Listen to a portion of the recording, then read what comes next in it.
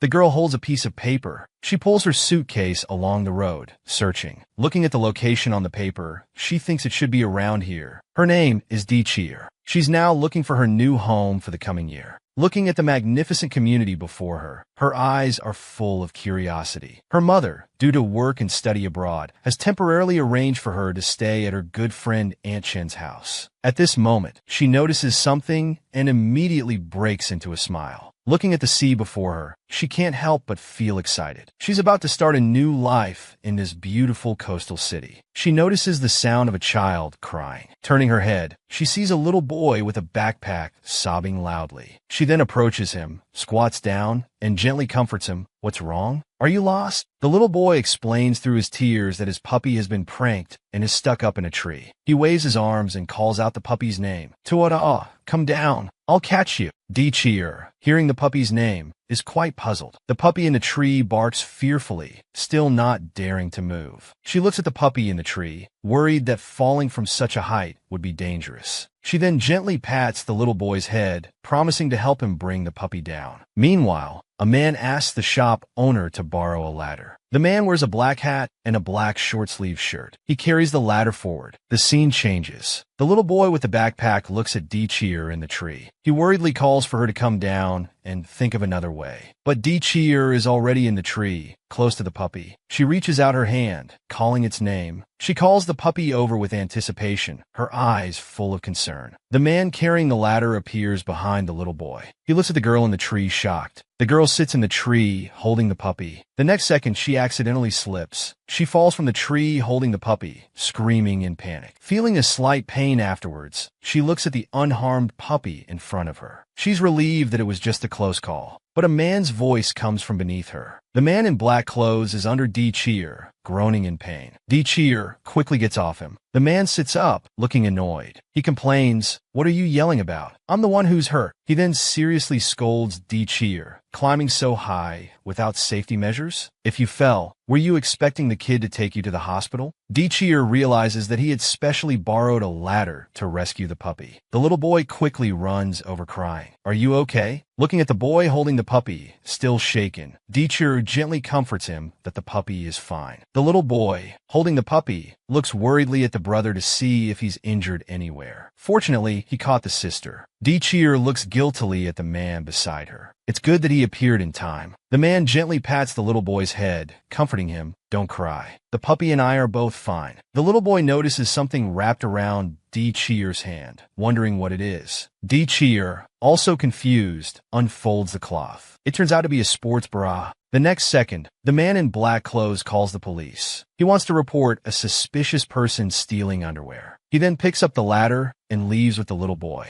Dichir watches them go, embarrassed by his nonsense accusations. She also pulls her suitcase and walks in the opposite direction. She thinks to herself that today has been really unlucky. She arrives at the address on the paper. Looking at the house in front of her, she's finally found the place. As she raises her hand to ring the doorbell, she thinks back to that boy, feeling confused and upset. Just as she's wondering why no one is answering the door, the man in black clothes appears behind her. He informs Dichir that no one is home and he's here to open the door for her. Dichir looks at the man in front of her, realizing it's the same guy from earlier. Watching the young man skillfully open the door, she can't help but ask him if this is Ms. Chen's house. The man turns to look at her. This is indeed his home. Dichir stands there, stunned. What's going on now? She now looks at the two brothers in front of her very awkwardly. They both introduce themselves apologetically. Looking at the two men in front of her, she learns that the one in black clothes is the younger brother, Jiang Yinglian, and the other is the older brother, Zhang Zixuan. From now on, they'll be living under the same roof. So Dichir awkwardly greets them both. Zixuan gently and politely shows concern for Dichir. He's afraid she might not be used to being here. Looking at the shy girl in front of him, he decides to call her Xiao Qi from now on. Zixuan looks at her with a faint smile, his eyes curving into crescents. Xiao Qi also relaxes as she looks at him. He really is a gentle person. Looking at the cold Jiang Yinglian on the other side, she feels he can't compare to Zixuan at all. Jiang Yinglian turns to look at Di Qir. He warns her not to touch things in the house carelessly. Seeing the two of them at odds, Zixuan laughs out loud. He comforts Xiao Qi not to mind, saying Yinglian is actually easy to get along with. Di Qir also smiles and responds that brother Zixuan is not only handsome, but also makes people feel comfortable. Then Zhang Zixuan takes Xiao Qi to the second floor. Her room is next to Yinglian's, and his room is over there. They can ask for help anytime. Di Qir opens the door, looking delighted. Her luggage has also been delivered. Looking at the spacious and clean room, she thinks she can settle in tonight after tidying up a bit. Zixuan turns and walks to the door, ready to leave. He tells her to call him if she needs anything. Di Qir leans on the desk with both hands, looking out the window. She can see the sky just by looking up. At this moment, the phone rings. It's Anshin calling. Di Qir quickly answers the phone, informing her that she has arrived. Listening to the enthusiastic Anshin on the other end, Di Qir feels very happy to be here. Then, she learns that there's a gift prepared for her in the bookcase. She gets up to look for it in the bookcase. Looking at the bookcase full of books in front of her, Di Qir is very excited about her gift. Next to the books, there's a delicate little box. She reaches out to take the little box from the bookcase. Then she carefully opens it, looking inside with anticipation. Looking at the various small items in the box, she thinks Aunt Chin's girlish heart is so cute. She then takes out a blue hair tie from the box, deciding to use this first. Zixuan comes to Xiao Qi's door. He wants to take her out to buy groceries and get familiar with the neighborhood, but he's surprised to find that she has tied her hair in a ponytail. She raises her hand to touch her newly done hairstyle. Looking at Xiao Qi's new hairstyle, Zixuan compliments her, saying she looks cute. Di Qir thinks that although they are brothers, they are not alike at all. Zixuan has such a good personality and is so polite. She really likes this warm feeling. Then she sighs that the younger brother is not so easy to get along with. Then, realizing something, she quickly covers her mouth in panic. She looks embarrassedly at the still gentle Zixuan, feeling that her words were too impolite. Then Zixuan's words surprise her. The two are not actually blood brothers. Di Qir suddenly realizes that she just noticed their surnames are different. It turns out that Yinglian's mother passed away early, and Zixuan's mother, Aunt Shun, married Yinglian's father. But Uncle Jiang is often not at home, so now it's just the three of them in the house. Remembering that lonely figure, Xiao Qi realizes that he, like herself, often doesn't have family around. The scene changes. Jiang Yinglian leans against the bookcase, looking at the gift for Di Qir inside. He stares at it with furrowed brows, lost in thought about something. The midday sun is particularly bright. Di Qir and Zixuan return home after taking a stroll.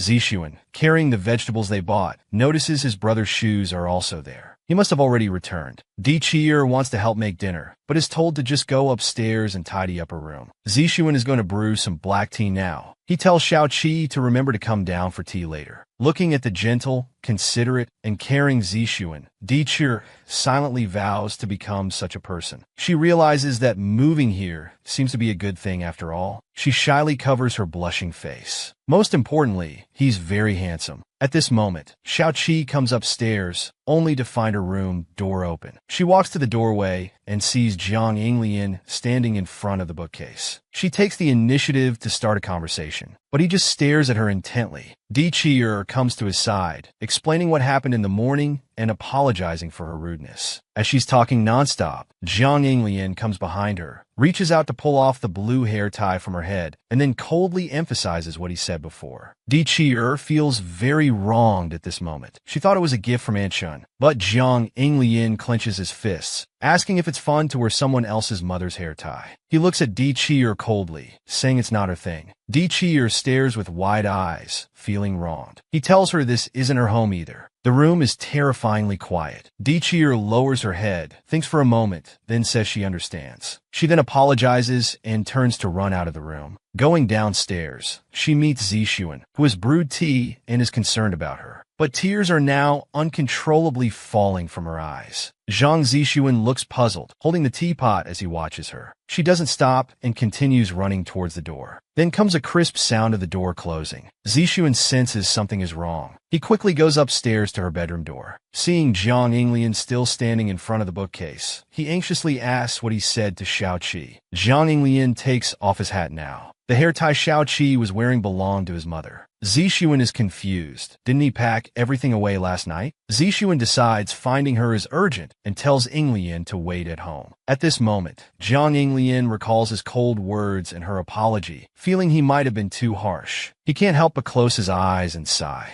The next second, he also rushes out to look for Xiao Qi. He anxiously makes phone calls along the way to inquire about the situation. But Zixuan can't get through to her phone and is very worried. It's so dark now, he hopes she doesn't get lost. Zhang Inglian is trying very hard to search everywhere. He's been to all the places he can think of. Suddenly, he thinks of something. Standing in the bustling crowd, he hangs up his brother's call. Then he calls Aunt Shin to ask where Di Chier's home is. He is seen weaving through the flowing crowd, anxiously running towards the train station. His heart is shouting that she must be there. After nightfall, everything is quiet. Di Chier sits on the sofa in her own home, sighing helplessly. She raises both hands to cover her face. She can't believe she just came home to hide like this. Looking at the clock on the wall, she realizes it's already 11 o'clock. She hurriedly looks for her phone, needing to call Aunt Shun to let her know she's safe. But she finds her phone has run out of battery and shut down. She feels extremely guilty. The charger is still in her suitcase. Her rashness might have made them very worried. Remembering Zhang Yinglian's initial warning, she still wore the hair tie and showed off until he said those words to her face. She forces herself to think that living alone is fine, but tears still flow uncontrollably. Her heart is also very sad. She hugs her legs and buries her head in her arms. This is all self-deception. Di Chier leans against the glass door of the balcony, lost in thought. Various emotions are brewing in this home where she's all alone. Looking at the vast moon outside the balcony, she thinks she should get used to being alone. She decides to wake up early tomorrow to apologize to Aunt Shun and bring back her luggage. Di Chier sighs and then cheers up, constantly encouraging herself. Then she wonders how to tell her mom about this. As she thinks about it, she becomes discouraged again. She leans on the doorframe, closes her eyes, and ponders. Tomorrow, she must apologize properly. Zhang Yinglian must still be angry now.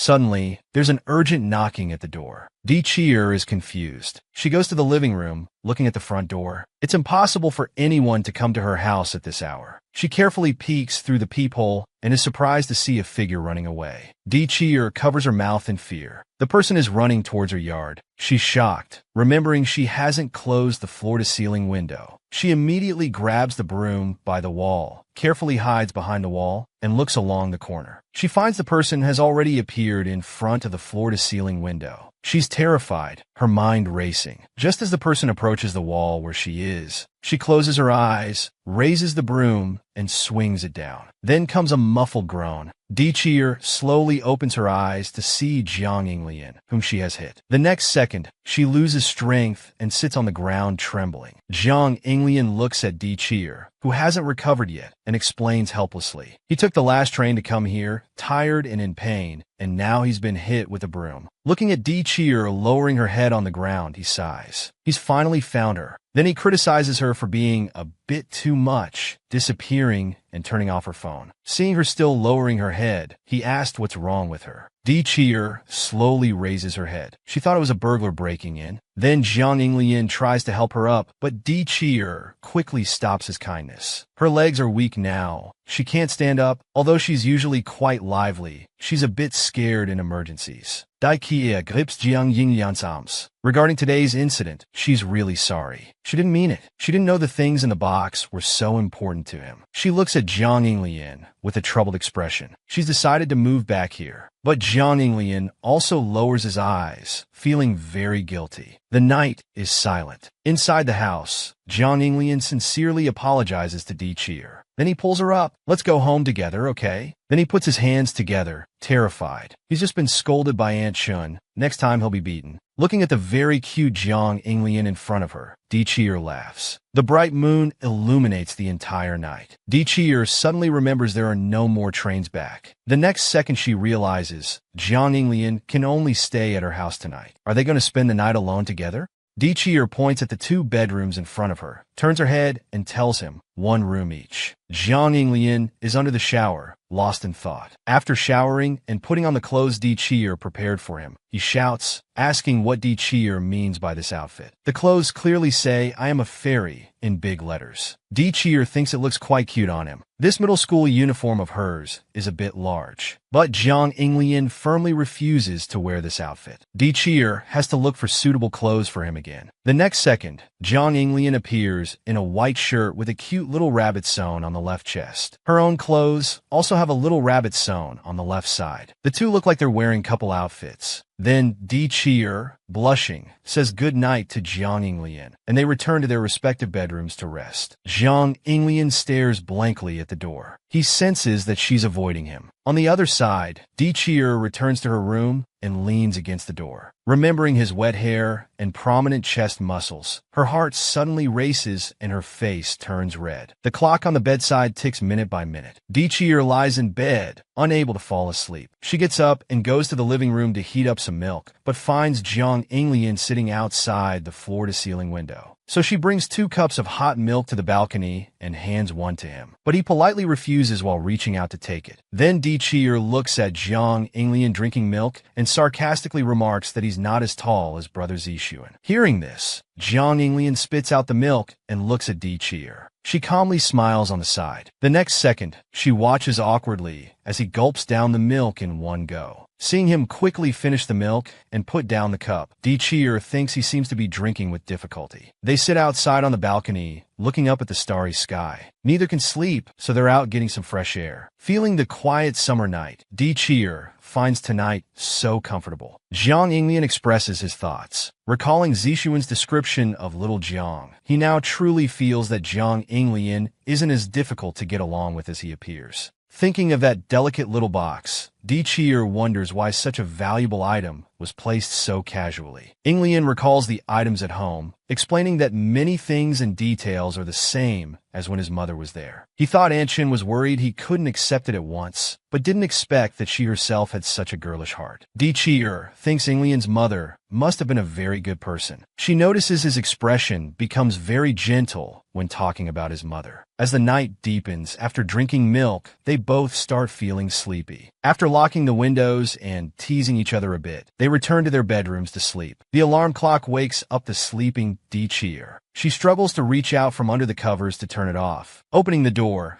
she finds Inglian already up and sitting on the sofa. He looks at the sleepy Cheer in front of him. He turns his head, covering his eyes in embarrassment, telling Cheer to tidy up before coming out. Seeing her exposed half-shoulder, Di Cheer realizes her pajamas are a bit too big. On this lively morning, they take the train to their new home. Listening to the train vendor's calls, Di Cheer is attracted by the scenery outside the window. The train crosses mountains and ridges, and they return to this coastal city. Looking at the azure sea outside the window, Di Cheer marvels at the beautiful scenery, but her heart grows increasingly uneasy. Thinking of her actions yesterday, she worries that Aunt Chun and brother Zixuan might dislike her. Inglian ponders for a moment and shakes his head in denial. Aunt Chun has been clamoring for another daughter in the family. Until they return to this new home, Di Cheer realizes he was right. Aunt Chun excitedly greets and hugs her, seeming very eager for her arrival. Seeing such an enthusiastic Aunt Chun, Cheer finally relaxes. At this moment, she notices Zixuan staring at her and hurriedly explains that she made them worry yesterday. Zixuan smiles gently at her. Seeing such a gentle brother Zixuan, Di Cheer feels very reassured. Jiang Inglian remains silent on the side. Just then, Aunt Chin's loud shout comes from behind. She pushes a rack of clothes in front of Di Cheer, expressing her excitement for her to wear these cute outfits. Aunt Chun holds Cheer's hand, hoping she'll treat this as her own home. Turning back to see Jiang Inglian watching her, Di Cheer puts on a gentle smile. Aunt Chun suddenly remembers she has a meeting soon. She reluctantly holds Di Cheer's hand, saying she needs to rush back to the company now. Just as she's leaving, she suddenly remembers she wants to give Di Cheer a proper welcome today. So she instructs Zixuan and Inglian to take Cheer to buy ingredients for dinner. She also reminds Di Cheer that she's looking forward to seeing her in those pretty dresses. Then she closes the door tightly and turns to leave. The two brothers pat Cheer on the shoulder, suggesting she shouldn't have high expectations. Zixuan suggests buying more ingredients so he can cook himself. Di Cheer behind them feels very confused. The two change their shoes at the door and call for Di Cheer to come downstairs. She comes down wearing one of the dresses Aunt bought. Seeing the two silent, she thinks she doesn't look good in it. Mei Qingxiang Zixuan smiles and compliments her, saying she's very cute. He also teases the blushing Yinglian, but receives an angry shout in return. Zixuan extends his hand to welcome Cheer, introducing her as the new sister in the family. Cheer smiles and places her hand in his palm. Without realizing it, she has already been accepted. In the supermarket, a little boy tugs at his father's clothes, pointing at the products in front. That's definitely his favorite flavor. Suddenly, the little boy notices Cheer outside the window, recognizing her as the sister who helped him before. He runs towards her, but stops in his tracks as he gets closer. He sees two big brothers accompanying the sister, looking very close to her. Cheer pushes the shopping cart, happily gesticulating. They quickly bought the ingredients. Thinking about tonight's dinner makes her feel elated. Zhang Yinglian turns to get Lingshi. Just as he's about to get up, he notices Zixuan behind him. Zixuan smiles and tells him to go ahead. He'll wait for them here. Xinji Diqin waves and turns to follow Xiao Jiang. Watching the two figures in front of him, Zixuan lowers his head and smiles. Seeing Cheer stuffing the basket full of snacks, Xiao Jiang feels helpless. Cheer turns her head and smiles softly. Shopping at the supermarket is truly a happy thing. Yinglian holds up the branded snacks, thinking she's too easily satisfied. But Cheer gives examples from everyday life. Those small details are very real. The most important happiness is being able to choose things you like with people you like. Xiao Jiang blushes upon hearing this. He wonders what she means. Feeling a bit ambiguous, Xiao Jiang directly asks Cheer. The answer he gets is that she was happy shopping with her mom when she was little. Xiao Jiang scratches his head, speechless. So she was talking about family. At this moment,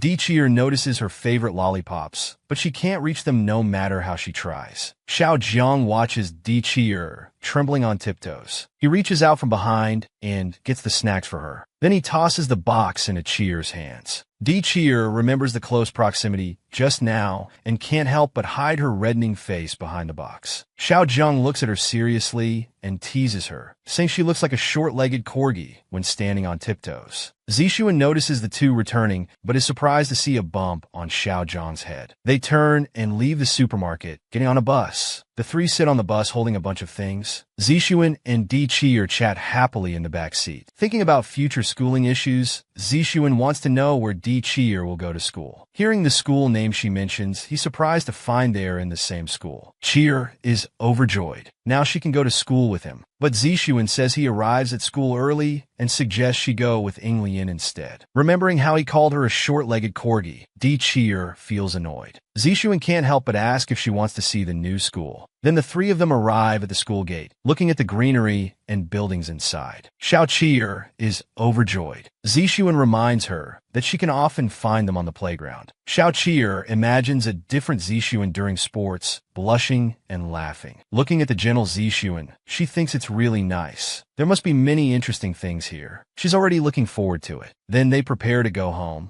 Zhang Yinglian stands with hands on hips, looking at the two, sensing an unusual atmosphere. As night falls, after witnessing everything that happened in the kitchen, Cheer realizes that Aunt Chung is a kitchen disaster. Looking at the failed dishes, Aunt Chung feels very distressed. Zixuan comforts her and takes over, chopping vegetables and cooking himself. The dining table is full of rich dishes. Aunt Chung keeps putting food on Cheer's plate. Looking at the bowl full of food, Zixuan reminds his mom that if she serves so much, how will Cheer eat it all? Cheer sees the harmonious atmosphere and can't help but laugh. This is the liveliness she's missed for a long time. On the other side, the little boy is constantly feeding his puppy. He remembers the sister and two brothers he met during the day and starts crying. He realizes he has two handsome rivals and can only hug his puppy for comfort, feeling wronged. The next morning, Cheer and Zhang Yinglian meet at the bedroom door. They greet each other. Seeing Cheer still yawning, he guesses she just woke up. He turns to go downstairs, telling her breakfast is ready downstairs. He reminds her there are ingredients in the fridge for lunch. Cheer gives an okay gesture assuring him not to worry. She brushes her teeth in the bathroom, thinking she remembers everyone else has gone out, so she'll be alone at home today. Suddenly, she notices the underwear left aside. She shouts for Jiang Yinglian from the bathroom. Di Qi'er runs downstairs, grabs his hands, and angrily asks why he didn't wash his changed clothes. Jiang Yinglian reminds her not to spray toothpaste foam on him. At this moment, he remembers his unwashed underwear and realizes there's now a girl in the house. He puts down his bag and goes up to wash them. Di Qi'er's voice comes from outside the door, asking where he's going later. Hearing he's going to a friend's for tutoring, she remembers the person mentioned before. Jiang Yinglian, hanging clothes nearby, explains that the school assigns classes based on grades. Di Qi'er doesn't like this special class assignment system. Jiang Yinglian thinks she's worried about not doing well and wants to take her along for tutoring. He looks at Di Qi'er, seriously asking about her middle school exam scores. But Di Qi'er says she can't remember and turns to find her report card. Looking at the scores on the report card, Jiang Yinglian exclaims that she's actually a top student. He feels embarrassed for suggesting tutoring to her. He then calls his friend to cancel, shouting into the phone that he's found someone even better to study with. Di Qi'er looks at Xiao Jiang in confusion as he asks her to tutor him instead. They sit at the table to study together. Di Qi'er seriously explains the patterns in these problems. She circles areas that are likely to be tested and suggests he try them first. As for English, she suggests they start memorizing vocabulary together in the morning, encouraging each other to improve. Jiang Yinglian looks at Di Qi'er reading, remembering the things they've been through. He suddenly realizes how serious she is when doing things. He lowers his head and smiles, seeing Jiang Yinglian's head almost touching the table. She taps him with her pen, reminding him not to lower his head too much. Jiang Yinglian isn't used to being close to girls, but he doesn't mind Di Qi'er's actions. He doesn't even think of avoiding them. He can't help but blush, lowering his forehead. Looking at Di Qi'er's features, he realizes he's never observed a girl so carefully in his memory. Jiang Yinglian inadvertently calls her name, then praises her for being good. Jiang Yinglian leans on the table, meaning that she's similar to his brother, able to manage herself, focus on studying, and be a good child in adults' eyes. Then he raises his hand to support his face. It's just that her two braids seem a bit too childish, somewhat at odds with her top student identity. Di Qi'er crosses her arms noncommittally. How is she childish? She turns her head and pokes him, saying she doesn't want to be like some people who cram at the last minute before exams. Then she compares him to his brother again. They both look at each other angrily. Jiang Yinglian dismisses it, saying he can definitely do well in studying. Then he provokes Di Qi'er. Provoked by the bet, Di Qi'er doesn't back down either. She slaps the table, stands up, and asks what they're betting on. Xiao Jiang suggests that the winner gets to ask one thing from the loser. Di Qi'er generously tells him she'll continue tutoring him until the start of term exam. To win, he needs to get into Class A. Seeing Jiang Yinglian agree, from that day on, they wake up early every day to memorize vocabulary. But Xiao Jiang, looking at the sleeping Xiao Qi'er nearby, angrily shouts that she can even sleep while standing. When reciting Chinese texts, he's constantly disrupted by Xiao Jiang. While doing exercises, both of them fall asleep on the table. Di Qi'er opens her sleepy eyes, wondering how she fell asleep without realizing it. Looking at Jiang Yinglian in front of her, she sees he's also asleep. She then reaches out to take his exercise book. Checking it, she finds that he has completed all the parts she circled. The problem-solving methods and answers are all correct. It turns out he's even smarter and more hard-working than she imagined. Di Qi'er stares at the sleeping Jiang Yinglian at the table. During this time together, they seem to have grown closer. In the exam room, everyone is discussing intensely. Jiang Yinglian, sitting by the window, is the subject of discussion. He sweats profusely as he looks diagonally up at Di Qi'er. How did she end up in the same exam room as him? He sighs involuntarily. He can see her little tuft of hair with just a glance up. Soon, the teacher arrives and calls for silence from the front of the classroom. Then the students start passing out the exam papers. After receiving the exam paper, Di Qi'er notices someone looking at her. Turning her head, she finds it's Jiang Yinglian. She can't help but make a throat-slitting gesture, implying he can't beat her. Behind her, Jiang Yinglian grips the exam paper tightly with a stern face. The little girl dares to provoke him. His hand holding the paper trembles with anger. Di Qi'er, you're too arrogant. Looking at her already seriously answering the questions, he thinks, bring it on. Time passes minute by minute. A pair of hands raises to call the teacher. It turns out to be Di Cheer. She has finished the exam and wants to turn it in early. Jiang Yinglian looks up surprised. Then he widens his eyes in disbelief. He thinks this isn't like her usual style. He holds his pen against his chin, wondering what she's up to. Di Cheer raises her hand and makes a face, sticking out her tongue provocatively. Then she opens the door and turns to leave. Still answering questions, Jiang Yinglian lowers his head with a stern face. He won't lose to her. The surrounding classmates all feel the deep resentment. Even the teacher thinks the children in this classroom are scary. Jiang Yinglian seriously answers the questions on his paper. He's determined to get into Class A to show her. Walking out of the classroom, Di Cheer, standing outside, takes a deep breath. She finally dared to turn in the exam early for once. Remembering Jiang Yinglian's expression just now, she finds it hilarious and can't help but laugh. Then she walks happily towards the other end of the corridor. You should have been motivated, right? A few days later, the day to see the results of this tutoring arrives. Students rush to the bulletin board to check the rankings. Noisy discussions surround the board. Di Cheer and Jiang Yinglian, looking at the crowded scene in front of them, are shocked that coming a little late resulted in so many people. Jiang Yinglian, beside her, finds it troublesome. The class assignments will be announced in the afternoon. While observing, Di Cheer becomes impatient. Don't they want to know the results sooner? Jiang Yinglian looks at the somewhat nervous Di Cheer in front of him, puzzled. Isn't her getting into class a sure thing? At this moment, he turns around and tells her to wait here. He'll go to the front to check the results. Watching Jiang Yinglian squeeze into the crowd, Di Cheer clenches her hands tightly. She's not just anxious about her own results, but the outcome of their joint efforts. On the other side, Jiang Yinglian searches hard for their names on the bulletin board. After scanning round and round without success, he finally finds their names near the end. He stands there in disbelief. She wonders why there's no news after such a long time. Then she opens her eyes to look for Jiang Yinglian. She sees him making a victory sign in the crowd. Jiang Yinglian makes his way back through the crowd. She and Di Cheer happily high-five each other. The excited Di Cheer can't stop praising, while Jiang Yinglian remains silent with a red face. Realizing this, Xiao Cheer quickly lets go of their hands. She apologizes, saying she got too excited just now. Jiang Yinglian walks ahead, turning his head. This is just the beginning of the competition. Di Cheer walks beside him with her hands raised above her head. Now let's have a showdown. A blue-haired woman stands behind, watching the two leave. Then she approaches the bulletin board to look at the rankings. As night falls, the lights come on. Anshin excitedly looks at Di Cheer and Yinglian. She hugs the two treasures who got into the same class to her chest. Suddenly remembering she prepared a gift for Xiao Qian, she turns to go inside to find it. Then she comes out holding a peach blossom-shaped hair tie. She made this herself last night. Anshin encourages her, saying at the best age, don't be afraid of difficulties. Face them head on. She will be by the side of her three treasures, guarding their growth. Di Cheer, touched, has tears in her eyes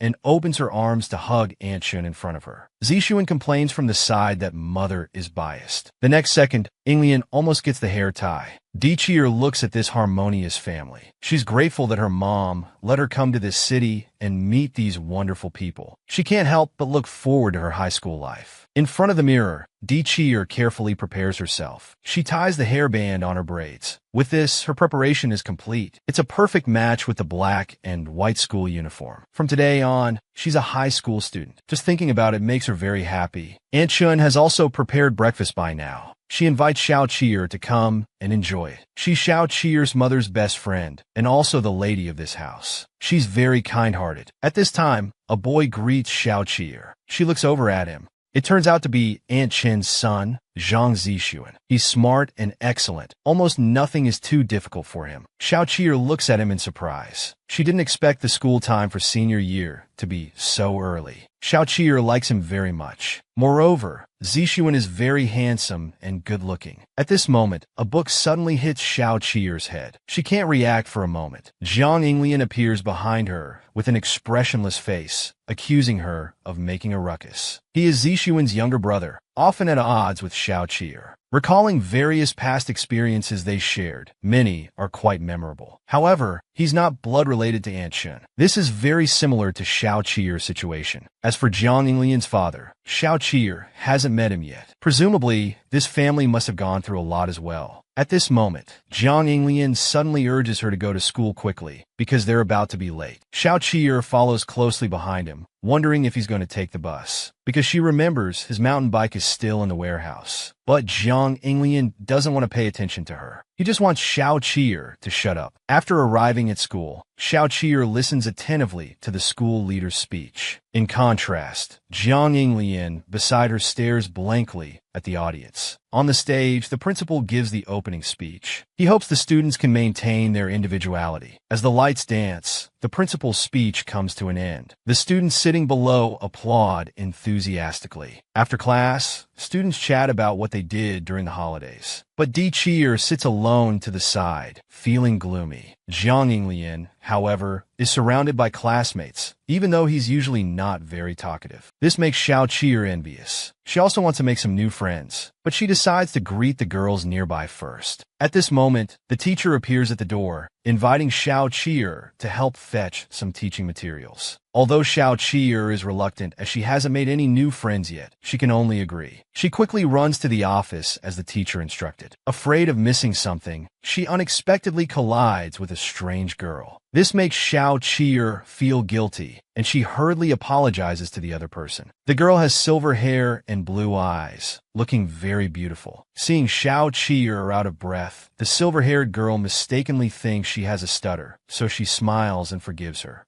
She advises Xiao Qier to be careful, then says goodbye and turns to leave. Xiao Qier watches her retreating figure, feeling a fondness for this person. But she quickly remembers she has something to do, so she hurriedly turns and walks towards the office. The two of them walk back to back in opposite directions. What Xiao Qier doesn't know is that the silver-haired girl quietly turns her head, watching Xiao Qier's retreating figure with a smile on her face. As night falls, stars light up the sky. With a creak, the wooden door of a coffee shop slowly opens. In the dim light, a few people walk in together. A boy's sidelong glance falls on a walking girl, instantly attracted. He can't help but look a few more times. Then he calls his companions to look too. To him, those girls are incredibly cute, especially the silver-haired one, whose appearance is truly breathtaking. However, his companions tell him it's best not to have any ideas about that girl. Those girls are from West City No. 1 High School, a famous key high school. Most students who can attend West City No. 1 High School either come from powerful and wealthy families, making them unapproachable, or have excellent grades. They are all very impressive people. Listening to his companion's description, the boy thinks things aren't as absolute as they imagine. The brown-haired boy beside them listens to their debate, feeling a bit speechless. Suddenly, the silver-haired girl notices two familiar figures outside the window and walks over. She sees Jiang Yinglian and Di Qier walking together past the window. They look very close, almost like a couple. The silver-haired girl is very puzzled. She remembers they were also close on the day of the exam results. She wonders what their relationship is. The blonde girl, sitting opposite, notices and asks about her condition with a worried expression. Like one in front of her doesn't respond, just quietly looking out the window. The next morning, Di Qier is about to have breakfast when she's told that Jiang Yinglian has already left. This early departure was communicated to Di Qier through Aunt Shun. Aunt Shun is a bit worried that something might have happened to him. Di Qier waves her hand, reassuring her not to overthink it. Class has officially started. The teacher is taking attendance at the podium. However, at this moment, the classroom door suddenly opens. Jiang Yinglian appears at the door, out of breath. He's actually late. The teacher looks embarrassed. The bell has just rung, so she tells her it doesn't count as being late. Jiang Yinglian finally breathes a sigh of relief, grateful for making it to class on time. After she sits back in her seat, Di Qier behind her looks at her in confusion. She doesn't understand why Jiang Yinglian arrived later than her when she left first. She guesses Jiang Yinglian must have had something to do, so she decides to ask her. Di Qier calls out to Jiang Yinglian, trying to keep her voice low. However, no matter how she calls, there's no response. This behavior makes Di Qier angry. She decides to get back at her, so she crumples up a note and throws it hard at Jiang Yinglian. The note flies over and lands on the textbook. After some internal struggle, Jiang Yinglian finally opens the note. It's Di Qier expressing concern for her. After seeing the content of the note, she falls into silence. Cheer carefully watches her every move from behind. To her surprise, Jiang Yinglian puts the note away. This disappoints Cheer, so she decides to get back at Jiang Yinglian after class. As soon as class ends, a classmate tells Jiang Yinglian that a beautiful girl is looking for her. Cheer overhears their conversation and becomes angry. She then notices that the beautiful girl mentioned is actually the silver-haired girl. At the same time, the silver-haired girl notices her and greets her enthusiastically.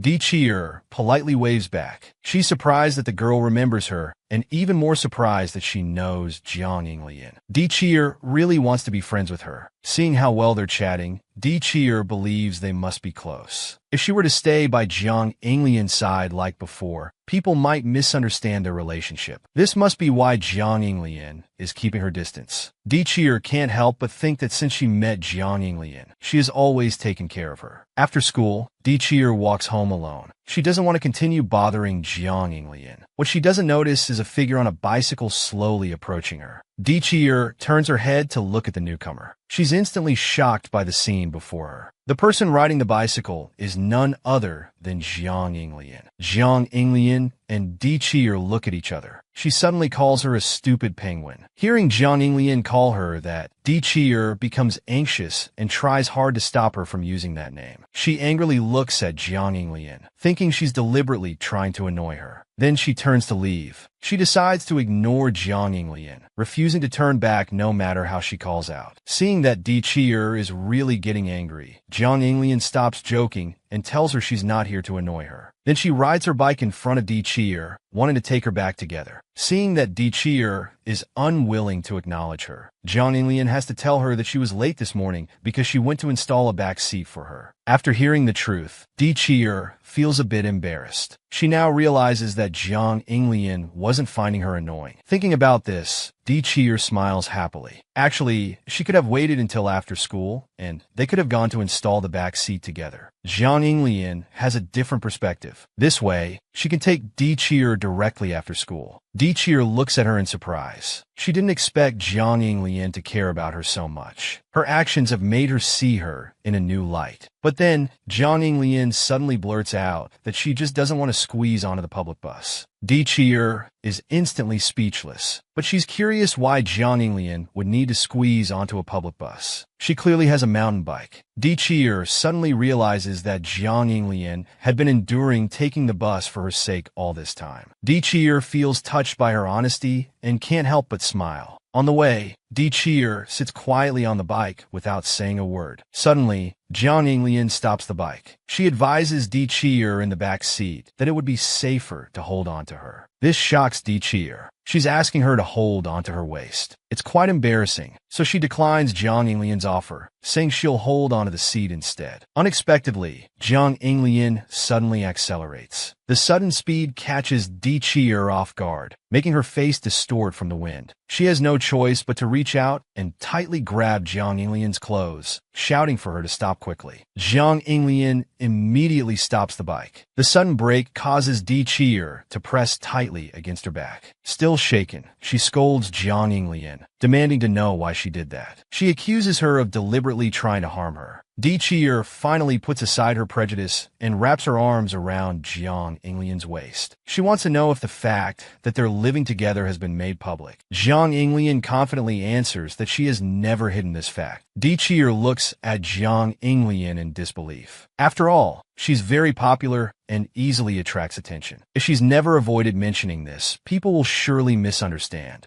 Jiang Yinglian tells her it's not worth hiding. Living together is just a fact. Cheer agrees with her thinking. They indeed have a straightforward relationship. Even if it's revealed, there's nothing wrong with it. She just hopes it won't cause trouble for Jiang Yinglian. Jiang Yinglian stops the bike again, feeling touched by her words and actions. She doesn't care about others' gossip, but if it's from the girl in front of her, she doesn't mind. Hearing her explanation, Cheer asks why she didn't reply to her note earlier. Jiang Yinglian argues that she did reply at the time, but Cheer just didn't receive it. Then they continue riding, heading home under the sunset. As night falls, they finally arrive home. Jiang Yinglian turns to tell Di Qi'er that she'll put the bike in the garage first, then turns to leave. At this moment, a white car suddenly appears not far behind. Jiang Yinglian notices the car, but still turns towards the garage. The silver-haired woman in the car watches his back and tells the driver not to pick her up in the future. But she doesn't understand why Jiang Yinglian and Di Qi'er are living together. What's going on?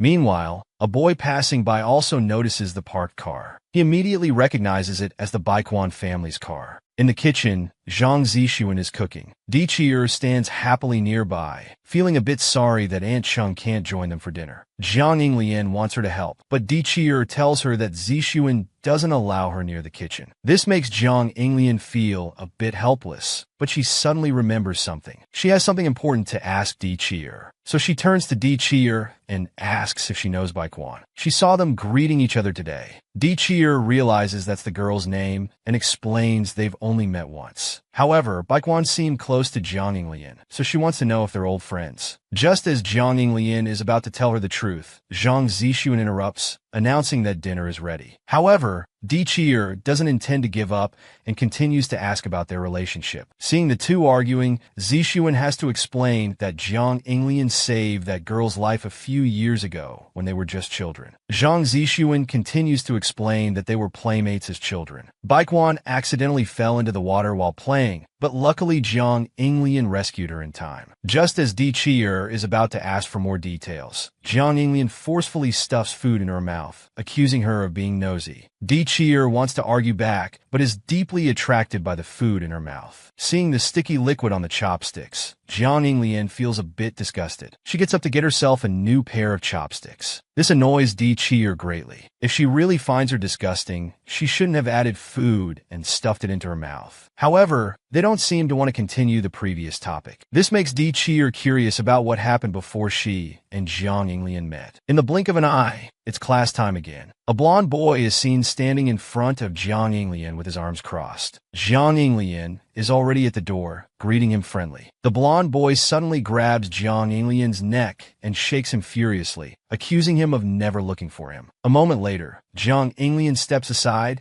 and tells him the news about Zhu Yang getting into the affiliated school. Hearing this, the blond boy feels a bit sorry for Zhu Yang. If the accident hadn't happened back then, they would still be good friends. As the two are chatting enthusiastically, they don't notice that Baikuan has already spotted them. Baikuan immediately turns to say goodbye to her two friends. She plans to go chat with Jiang Yinglian. However, she suddenly notices a familiar figure appear beside the two. Baikuan looks carefully at that girl and realizes it's Di Qi'er. Di Qi'er is seen struggling to carry a stack of books, with Jiang Yinglian blocking her way. The two look at her back and plan to help her, but she refuses. The blonde Aining, looking at her back, can't help but sigh that she's cute. Jiang Yinglian tells him that girl is his tutor. He had told Aining before that a new person moved in, and this new person is her. Aining looks at Jiang Yinglian. He doesn't believe what he's saying. Jiang Yinglian looks at the complaining Aining, feeling a bit helpless. After Aining calms down, he asks if Baikuan knows about this. Jiang Yinglian shakes his head in denial. Hearing their discussion, Baikuan feels uncomfortable. Meanwhile, in the office, Di Qi'er hands over the class assignments to the teacher. Then she gently closes the office door, preparing to return to the classroom to continue the lesson. Suddenly, a call comes from behind. Someone is calling her name. Di Qi'er turns around and realizes it's Baikuan, who has appeared behind her at some point. To Baichuan's surprise, the other person also calls out her name. Di Qi'er is also curious about how Baikuan knows her name. They both point out that Jiang Yinglian told them. Then Baikuan invites her to taste some desserts together. Hearing this, Di Qi'er's heart blooms with joy. This is the first time she's been invited by someone, so she tightly grabs Baichuan's hand, happily telling her she will definitely come. Baikuan gestures her not to tell anyone else. This will be a secret between Di Qi'er and herself. She doesn't want others to know. They then agree to meet at the school gate after class. For now, they need to go to class. After saying goodbye to Baikuan,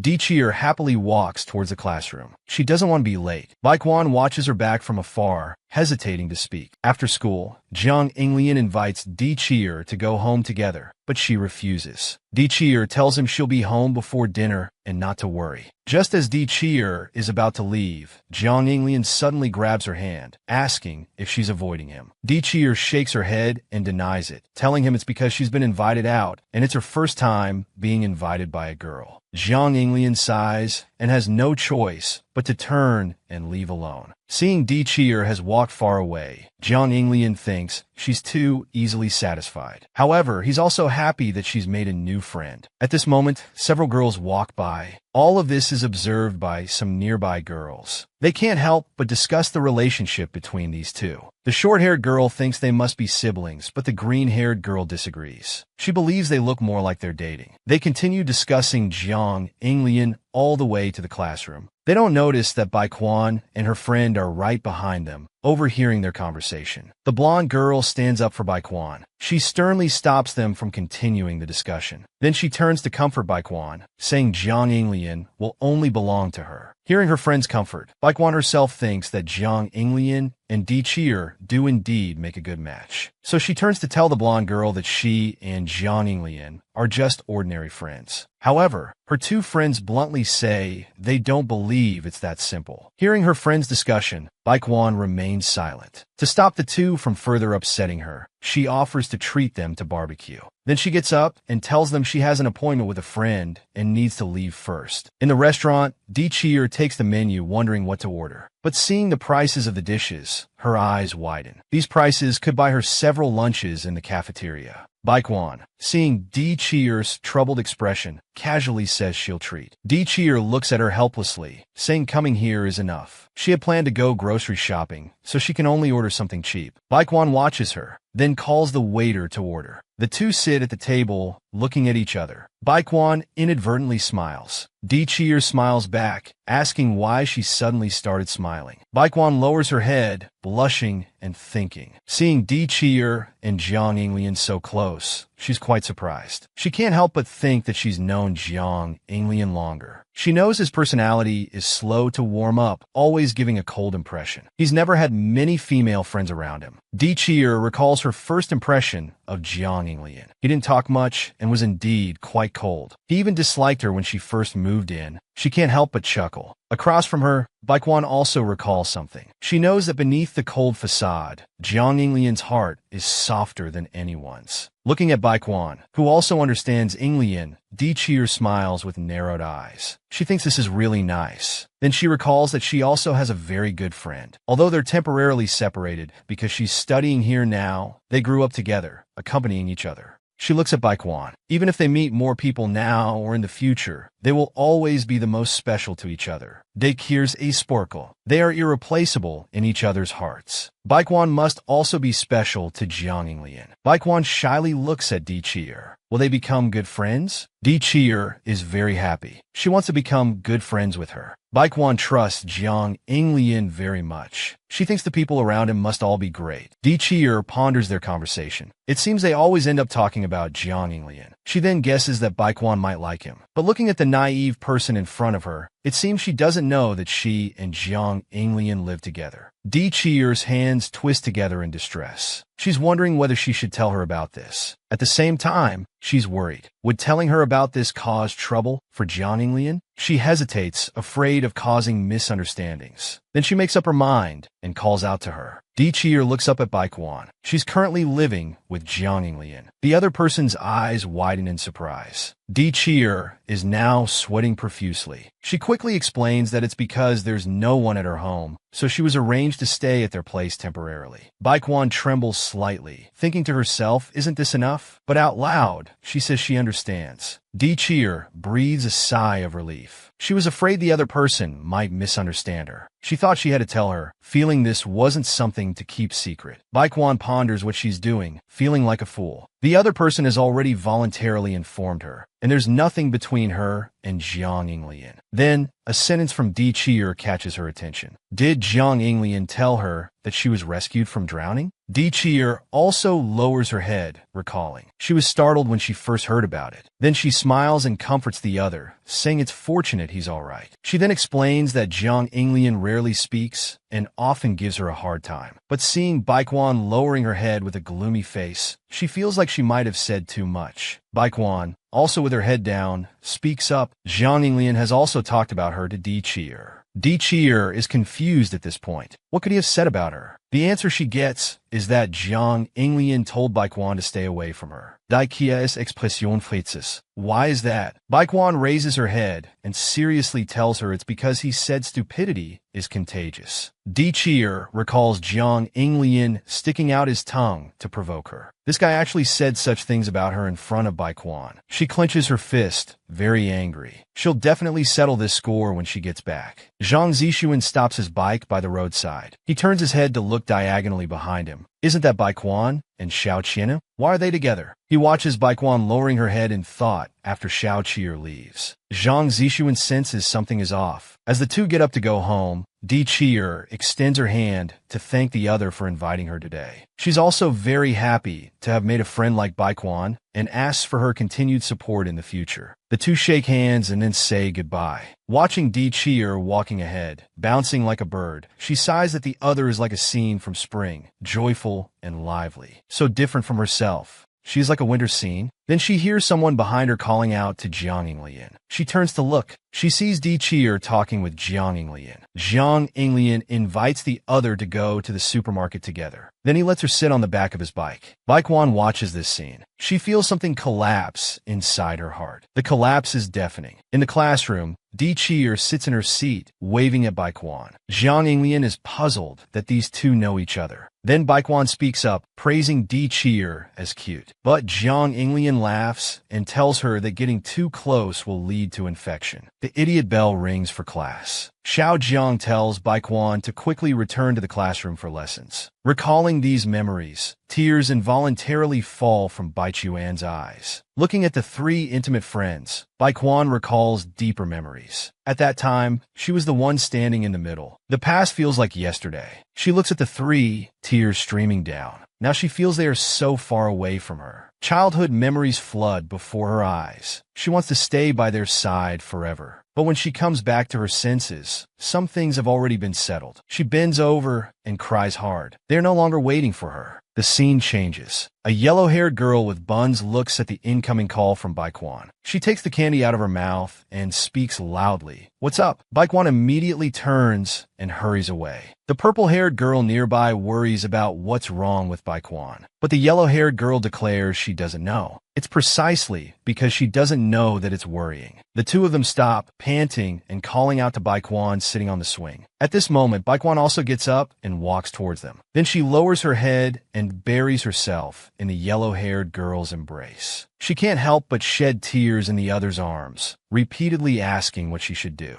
But the yellow-haired girl puts her mouth close to the other's ear, telling her that she will always stand by her side. Recalling his childhood dislike for pure milk, he received the distributed pure milk. But it seemed none of his classmates wanted to exchange their milk. Only Inglian and the other two enthusiastically exchanged with him. They became companions. On the other side, Ainian squints at Di Cheer in front of him, starting to introduce himself. Jiang Inglian reminds him not to get too close. The next second, Ainian locks his neck from behind. The other doesn't understand his envious feelings at all. He pulls and scolds the other for being heartless. Di Cheer wonders from behind what they're talking about, but Ainian responds that she's cute. He comes in front of Di Cheer, holding her hair, imagining how charming she would be with long hair. Suddenly, Jiang Inglian grabs Ainian's hand, warning if he's done flirting. Can they go to the supermarket? Ainian looks at Jiang Inglian's intimidating gaze, puzzled by his intense reaction. Di Cheer remains silent beside Jiang Inglian. Suddenly, she blurts out lemon. The two turn their heads in confusion. Di Cheer smiles and explains that she smells a lemon scent on Jiang Inglian. She finds this faint fragrance very pleasant. unpleasant. Anian bursts into laughter nearby. Dichir emphasizes that there really is a lemon scent on him. But Anian is amazed to see Jiang Inglian blushing in his lifetime. He pinches his chin, pondering the two in front of him. The situation isn't simple, he thinks. No wonder he was so nervous when he touched the little braid earlier. He muses that he will definitely support them.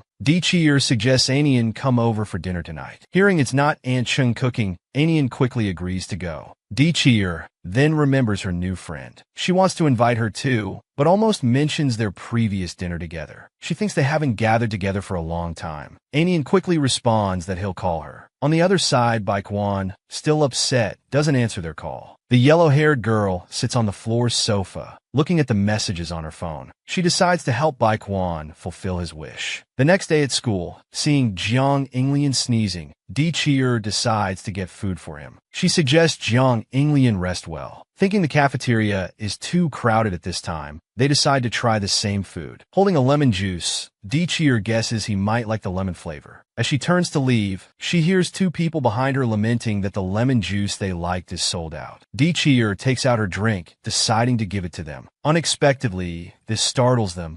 The two in front quickly leave. Dichir hears them discussing her, wondering why they're avoiding her. Then she overhears them, saying she's the girl always with Jiang Inglian. They insult her, calling her shameless, a country bumpkin, and saying her pigtails look rustic. Dichir guesses they're saying this deliberately for her to hear. In the classroom, Dichir and Jiang Inglian are eating their favorite food. Recalling the incident at the supermarket, she can't help but ask if her hairstyle really looks bad. Unexpectedly, he says it looks stupid. Jiang Inglian thinks she's concerned about Anian's words. Dichir claims it doesn't matter. Jiang Inglian looks at her seriously. They sit together eating. He says the hairstyle does look a bit stupid, but it's also very cute. Dichir laughs and blames him for always calling her stupid. She finds herself unable to refute this in her heart, but still feels a bit uneasy. On the sofa, Jiang Inglian, with a worsened cold, is resting. Dichir comes over to feel his forehead, reminding him to take medicine on time. Turning her head, she finds Aunt Chung and Zixuan staring at her. Dichir looks at them puzzled, but quickly explains that nothing is wrong. Zixuan and Dichir are both concerned about the sick Jiang Inglian. Anshin also instructs Jiang Inglian to contact her by phone if anything happens and offers to drive him to school. Zixuan, standing nearby, thinks of something and suggests that he could ride Inglian's bike and take her to school. Dichir hears that she can go to school with brother Zixuan, and her face beams with a joyful smile.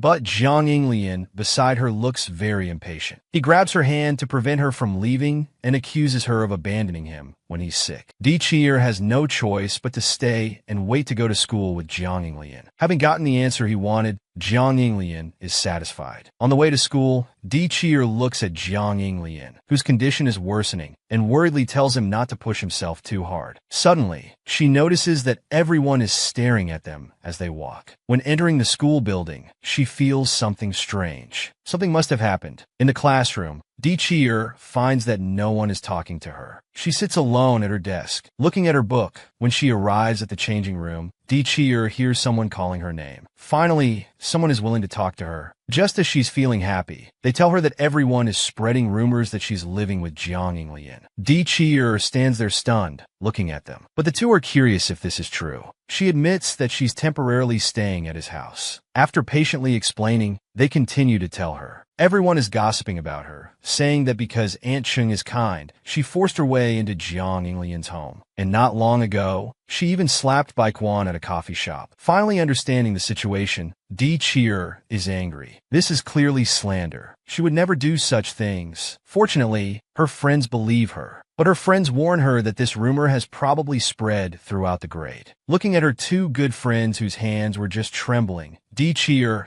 doesn't want her issues to implicate her friends. So she asks them to keep their distance for now. Seeing Dichir's determination, her friends understand her thoughts. They look at Dichir with concern, then are urged to leave by her. She lowers her head in thought. Who is spreading these rumors about her? She must find out. At the sports meet, students are constantly complaining to the coach. He comforts the many students, reminding them to rest in the shade after running, not to sit down immediately, and not to drink cold water. Jiang Inglian is in the sunlight, irritably tugging at his collar, and panting heavily. The classmates beside him think he's crazy for running so fast while sick. Di-Cheer, ahead, looks back at Jiang Yinglian. He indeed didn't obediently take sick leave to rest. She notices his back is soaked through and worries he'll catch a cold. She then turns and runs upstairs to get him clothes. Luckily, she brought a change of clothes when leaving home. In the classroom, people are sitting and chatting leisurely. The purple-haired girl is glad she skipped PE class on such a hot day. The ponytailed girl opposite refuses to skip next time. This semester, they finally have the same class as Class A, and she wants to see more Jiang Yinglian. The girl standing by the window suddenly calls everyone over. She spotted a girl downstairs who looks like Di-Cheer. The girl beside her looks at the two messy pigtails and agrees with the guess. Everyone speculates that Di-Cheer might have forgotten something and returned to the school building. The girl at the window thinks she's quite cute, but has a very deep scheming nature. Baikuan looks at the book in her hand, listening to the discussion by the window. The yellow-haired girl lowers her head and speaks up. She has an idea. On the seats, Jiang Yinglian and a classmate are resting. The classmate beside him is moaning continuously, saying if he were Jiang Yinglian, he would have taken sick leave and skipped class. But Jiang Yinglian brings water to his lips, saying some exercise will make him feel better. The boy looks at him sympathetically, thinking he must be very uncomfortable holding out for so long without telling them. But Jiang Yinglian thinks he's talking about the fever. He only started having a fever when he woke up this morning. Hearing the boy mention Di-Cheer, he wonders curiously what's wrong with her. Outside the classroom, a girl is talking to a boy in front of her. They are both being polite and deferential to each other. Then the girl turns and waves goodbye as she leaves. Zixuan, holding his textbooks, looks at the time on his watch. Calculating that class is about to end, he plans to get up and look for Yinglian. Turning his head, he sees Di-Cheer running with clothes in her arms. A girl from upstairs calls out to Di-Cheer. Just as she's confused and looking for who's calling her, the next second, a bucket of water is poured on her head. The surrounding classmates notice the commotion and start whispering among themselves. As they're discussing whether to approach, Jiang Yinglian quickly puts his jacket over Di-Cheer's head. Then he grabs her hand and walks forward. He turns his head to glare at the perpetrators upstairs. The two girls quickly hide. That day, the only one who came to Di-Cheer's side through the crowded onlookers was Jiang Yinglian. Zhang Zixuan also looks up at this moment, his eyes widening in shock. The scene changes. Anshin opens the door, carrying food. Seeing the two brothers in the living room, she wonders where Xiao Qian is. Zixuan explains that she's in her room doing homework. Looking at these sensible children, Anshin is relieved that she doesn't have to worry about them at all. She then asks how Yinglian is feeling. He tells her not to worry, he's much better. Then Anshin goes upstairs. She wants to check on Xiao Qian. After opening the door, she sees her sitting at the desk studying. She excitedly calls out to Xiao Qian. She turns her head to look at Anshin, who has returned, equally delighted. Anshin wonders why her nose is red. Di-Cheer explains that she might have washed her face too vigorously. Zixuan calls out to Yinglian, who has a book covering his face, telling him not to blame himself alone. Yinglian removes the book and sits up. He asks if his brother has mind-reading abilities. Zixuan says he just knows him very well. But Jiang Yinglian closes his eyes in thought. He was too slow to notice. He had no idea before this incident happened. Zixuan comforts him, saying not to regret it now. If this is just the beginning, then they'll have to protect Xiao Qian from now on. Jiang Yinglian recalls that she doesn't have many acquaintances here and isn't an outgoing person in class. He wonders why such a thing suddenly happened. He must find out who's behind this. Zixuan advises Yinglian not to look so worried, as his mother would immediately notice. He then calls out to his mom upstairs that it's time to come down and make dinner. Jiang Yinglian remembers holding Di-Cheer's hand at that time. Her eyes were wet with tears, but she asked him not to tell Anshin about this. Jiang Yinglian's call comes from outside the door. She comes to the doorway and looks at Di-Cheer at the desk. Then he hands her the physics test paper. He can't solve the last big question, but Xiao Qian declares that tutoring costs 100 per hour. Watching Jiang Yinglian open the door and leave, she quickly explains that she was just joking. Anshin pokes her head out from behind the wall. She wants Zixuan to help her look at two pieces of clothing. There's a noise from the living room. Zixuan sees Yinglian moving a table in the living room. He wonders what he's moving the table for. Jiang Yinglian, without looking back, lifts the table, saying he's going to find Di-Cheer for tutoring. Watching Yinglian insist on going upstairs, Zhang Zixuan thinks it's fine. Di-Cheer looks at Jiang Yinglian in front of her, who has his hands on his head. She asks if his fever has gone down. Then she hands him her notes and answers, asking if there's anything he doesn't understand. Jiang Yinglian sits at the desk, wondering why she doesn't turn on the main light. Di thinks this light is quite comfortable for doing homework. She then gets up and turns on the light. The whole room instantly brightens up. Jiang Yinglian looks at her red face and red nose, lowering his head in silence. She suggests if he wants to see something. The next second, she takes out her middle school student ID. Looking at the young Jiang Yinglian in the photo, Di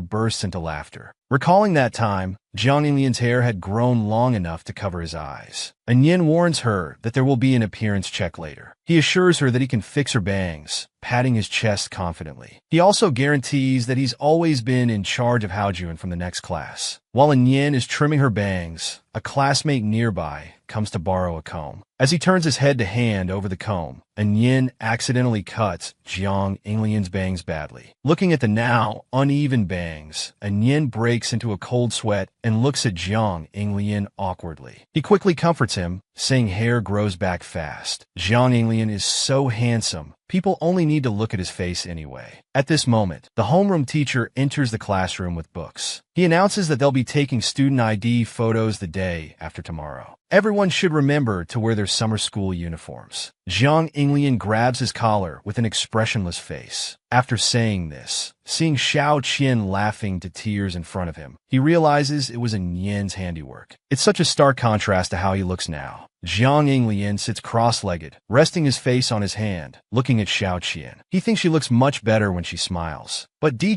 insists she's always smiling. Jiang Yinglian quips that she'd better not smile, as her forced smile looks awkward. Di taps his head with a pen, telling him to hurry up and write the test paper. At this moment, Jiang Yinglian asks her to show her student ID card too, but Xiao Qi'er refuses his request. He insists it's only fair, saying she needs to compensate him. Then, reluctantly and strangely, she takes out her student ID, but she still won't let go of it. She's afraid he'll mock her. Jiang Yinglian assures her not to worry. He will definitely mock her. He then snatches the photo from her hand. Di panics, looking at him holding her photo, shouting at him not to look. He reaches out to hook her hand, but Jiang Yinglian raises his hand, not letting her reach it. She anxiously looks at his lowered hand, wondering if he's already seen it. Di stares at Jiang Yinglian in front of her. Realizing they're too close, his face suddenly turns red. She turns her face away, not daring to make eye contact anymore. Suddenly, Di tells Jiang Yinglian to look up. Then she lunges for the photo in his hand, but he easily dodges. Jiang Yinglian immediately turns around and starts examining the photo, teasing her. Di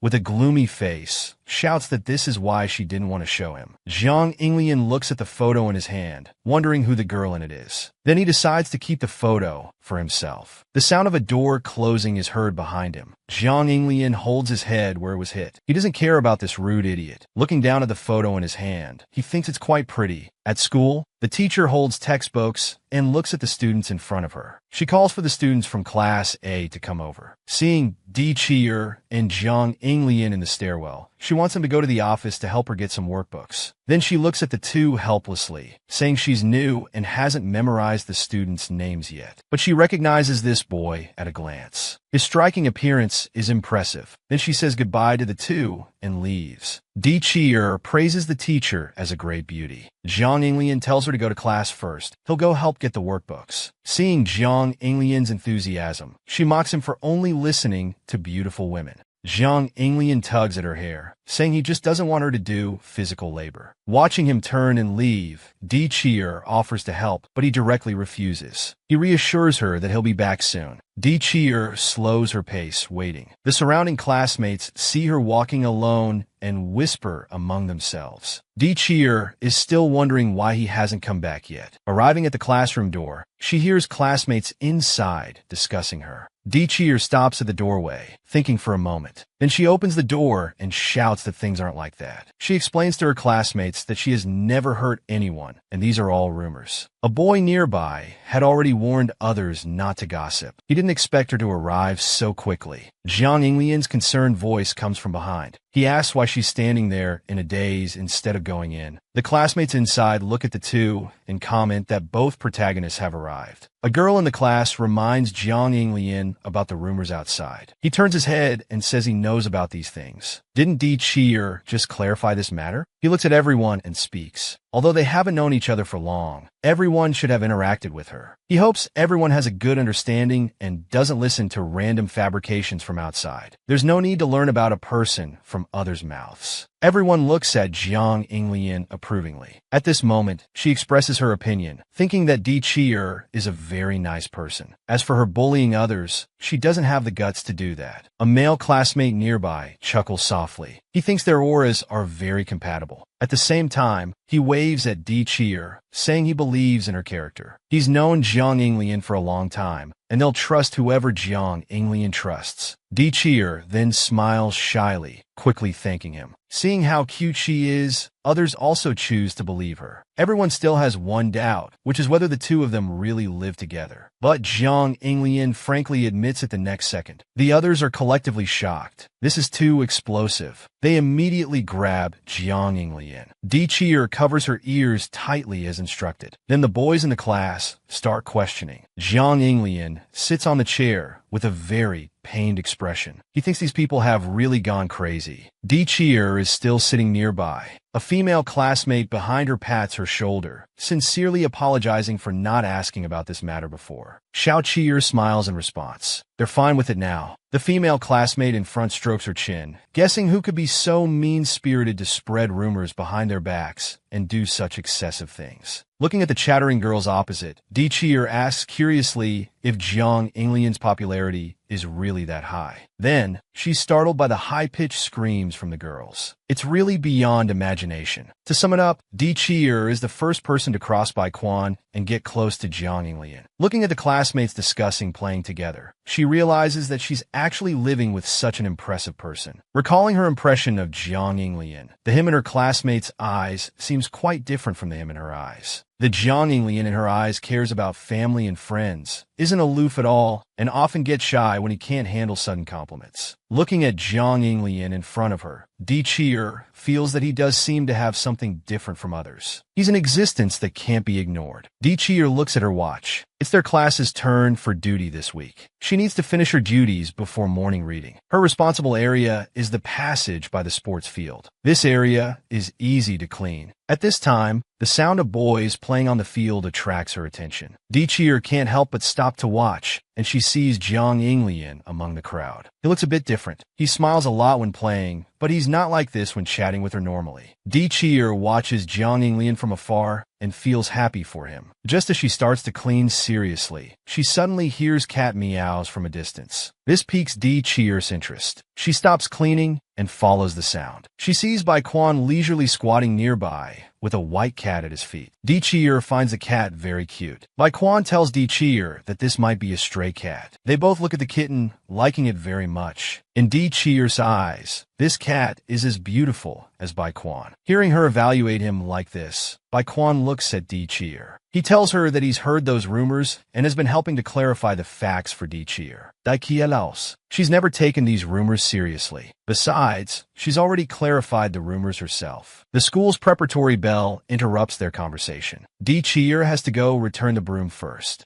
Bai Quan stays where he is, watching her leave. Di Qi'er suddenly turns back, expressing her gratitude to him. She's very grateful that Bai Quan helped clarify those rumors for her. Bai Quan looks at him, feeling a mix of emotions. The person stuck in the quagmire is thanking the bystander who's on dry land. He can't help but curse the other person silently, thinking they're such a foolish person. Just as Bai Quan is about to get up and leave, a few delinquent youths walk over. They plan to smoke here. A blue-haired boy looks at Bai Quan, his peripheral vision sweeping behind him. He also notices the white cat, sitting there all alone and helpless. Early the next morning, Bai Quan puts down a box of cat food, as usual. However, he finds that no matter how much he calls, the cat doesn't respond at all. After school, Di Qi'er and Jiang Inglian are about to go home together when they hear Yin calling from behind. It turns out that Yin has also heard about Di Qi'er being wrongly accused. He feels very angry about Di Qi'er's situation. But looking at Di Qi'er's retreating figure, Yin feels that she doesn't seem to be affected. Jiang Inglian sighs and tells him that Di Qi'er won't show it. She's very strong-willed. After hearing this, Yin suddenly becomes dejected. He accuses Jiang Yinglian of being domineering, saying that no matter who he likes, they all revolve around Jiang Yinglian. Last time Bai Quan went to Jiang Yinglian's house, he didn't call him. He had seen Bai Quan's family car parked at Jiang Yinglian's doorstep. Jiang Yinglian then remembers that he did indeed see a white car. At the time, he just thought it was a bit suspicious. So he turns to Yin, confirming the identity of the car again. The other person gives an affirmative response. Recalling the previous incident with Bai Quan, Jiang Yinglian is suddenly shocked. Meanwhile, on the other side, a male student gives Di Cheer a gift box. It's a gift that everyone chose together for her. It's because of the previous rumor incident. They want to apologize to Di Cheer. Then they hand the gift box to Di Cheer, hoping she can forgive them. Di Cheer smiles shyly. Seeing everyone's sincerity, she has no choice but to accept the gift. Then she sits back in her seat and starts searching for her textbook in the desk drawer. Suddenly, she feels something fluffy. Di Cheer is very curious about what it is, so she bends down to check, but is startled by what she sees inside and screams. Jiang Yinglian and Yin, who are outside the door, hear the scream and immediately poke their heads in to look at Di Cheer, asking her what happened. They see the white cat lying on the desk, covered in wounds, looking very pitiful. Soon after, the teacher pushes open the classroom door and walks in. Seeing the students discussing in a frenzy, he asks everyone to return to their seats. Looking at the tidy classroom, he notices that 2 students are missing. It seems they've skipped class. Just as he's puzzling over this, a student tells him that something big has happened in the classroom. Di Cheer and Jiang Yinglian arrive at the infirmary. After examination, the doctor tells them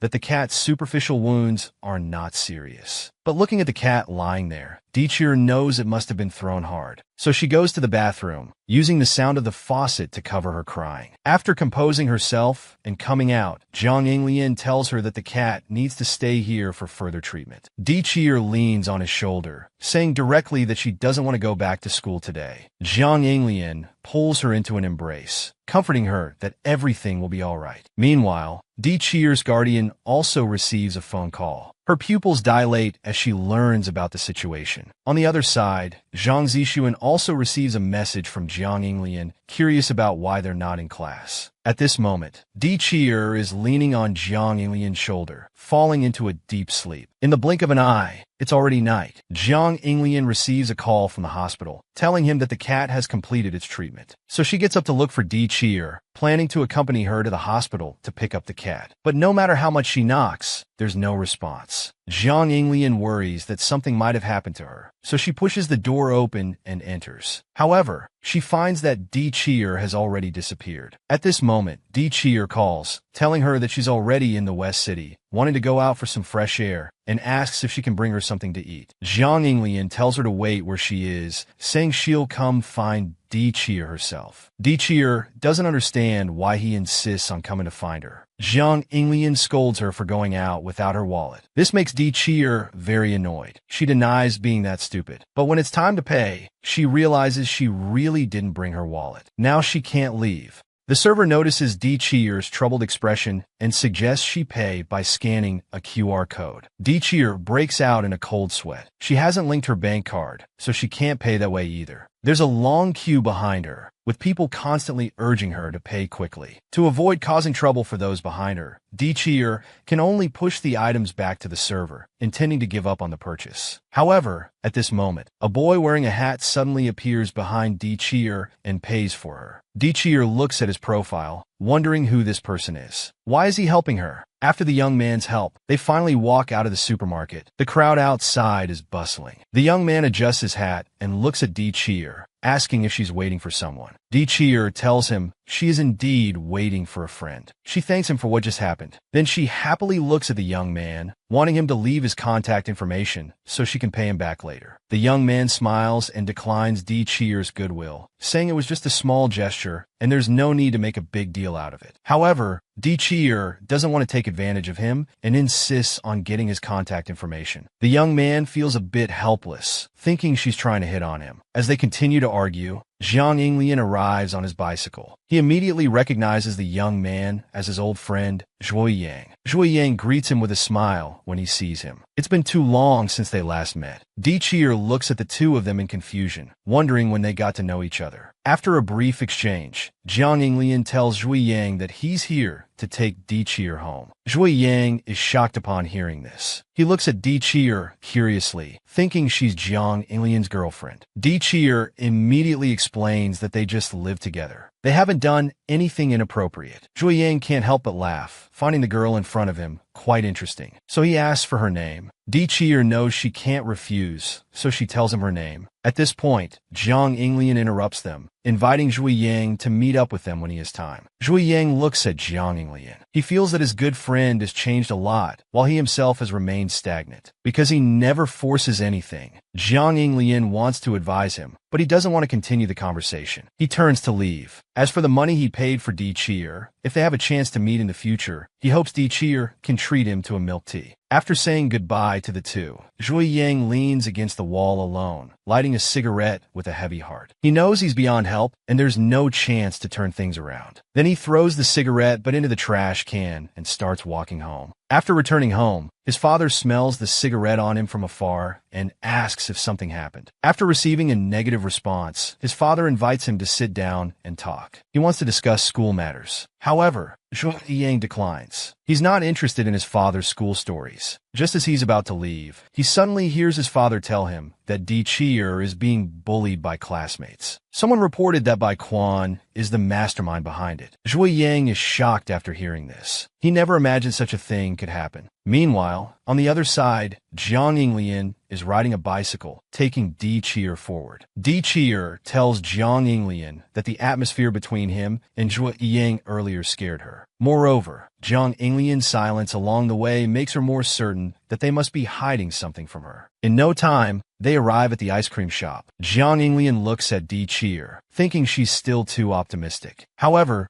Di Qi'er has a different view. She believes that answers can't be obtained through anxiety. Jiang Yinglian's face darkens. He doesn't want Di Qi'er to hide her emotions in front of him. Di Qi'er doesn't understand his intention, so she changes the subject, telling him that the coffee shop next door isn't bad either. Jiang Yinglian feels confused. He doesn't remember Di Qi'er ever going there. Faced with his questioning, Di Qi'er almost mentions Bai Quan's matter. She then pretends to bump into something, trying to brush it off. Seeing her action, Jiang Yinglian feels a bit speechless and directly asks if she knows who's behind the rumors. Di Qi'er suddenly raises her head. She also wants to know who's framing her. Seeing her mouth full of food, Jiang Yinglian immediately pulls out a tissue and covers her mouth. Then he quickly withdraws his hand, his eyes full of disgust, telling her to clean herself up. After cleaning up the crumbs around her mouth, Di Qi'er asks Jiang Yinglian again who's slandering her. At the same time, Bai Quan arrives at the shop entrance. He pushes open the coffee shop door and walks in. The waiter, seeing his appearance, can't help but secretly praise him, then starts to arrange a free seat. But Bai Quan declines, saying his friend has already reserved a seat. As they're talking, Bai Quan notices someone greeting him from behind. He immediately walks over and sits opposite the person, joking that he can't believe they invited him out. Sitting across from him is Zhang Zixuan, his childhood playmate. A freshly ordered red tea is placed on the table. Bai Quan picks up the red tea, wondering what the other person wants. Zhang Zixuan looks at him seriously, saying he doesn't like beating around the bush. The next question he asks stuns Bai Quan. He's surprised that brother Zixuan knows he knows Di Qi'er. He saw them at the shop after school a while ago. Bai Quan also admits that he knows Xiao Qi'er. He's quite interested in her. Zhang Zixuan can't help but smile, continuing to probe. How would you explain that day? The day Di Qi'er was splashed with water. He saw it was Nana who did it. She left the windowsill in a panic at that time. Bai Quan remains calm, saying he has no connection with that person. But aren't Bai Quan and him good friends? He remembers they were often together since middle school. Bai Quan breaks into a cold sweat looking at Zhang Zixuan. Why is he saying such confusing things? These matters have nothing to do with him. But Zhang Zixuan tells him to stop. Yinglian and Qi'er have already taken the injured cat to the hospital. Bai Quan clutches his chest in shock. What does he mean by injured cat? He didn't do that. Then he immediately covers his mouth. But Zhang Zixuan catches the important information. So, everything else was done by you guys, right? Zixuan senses that there are others involved in the prank, feeling that the matter has become more serious. He lowers his head in thought. He should have met with Bai Quan earlier. Perhaps things wouldn't have developed to this point. He doesn't want to interfere in their issues, but he doesn't want Di Cheer to be hurt anymore. The appearance of the white dress has made this matter too tricky. Looking at the red tea on the table, Zhang Zishuan knows they haven't really moved on from the past. But let's end it here. In his memory, the woman in high heels asks him to greet his grandmother. The elderly person in front kindly asks for her name. The answer is Zhui Yang. The elder likes this child very much. He speaks up, wanting to keep Zhui Yang. The woman beside him is also very happy to hear this. They can be with Dad now. The elder lowers his head at this moment, coldly responding that only Yang can stay. A group of elementary school students stand in front of the bus. They happily share their joy with their companions. Anian stands to the side with something on his mind. The elementary school graduation trip is going to be a beach camping trip. Bai Quan in front notices his dejection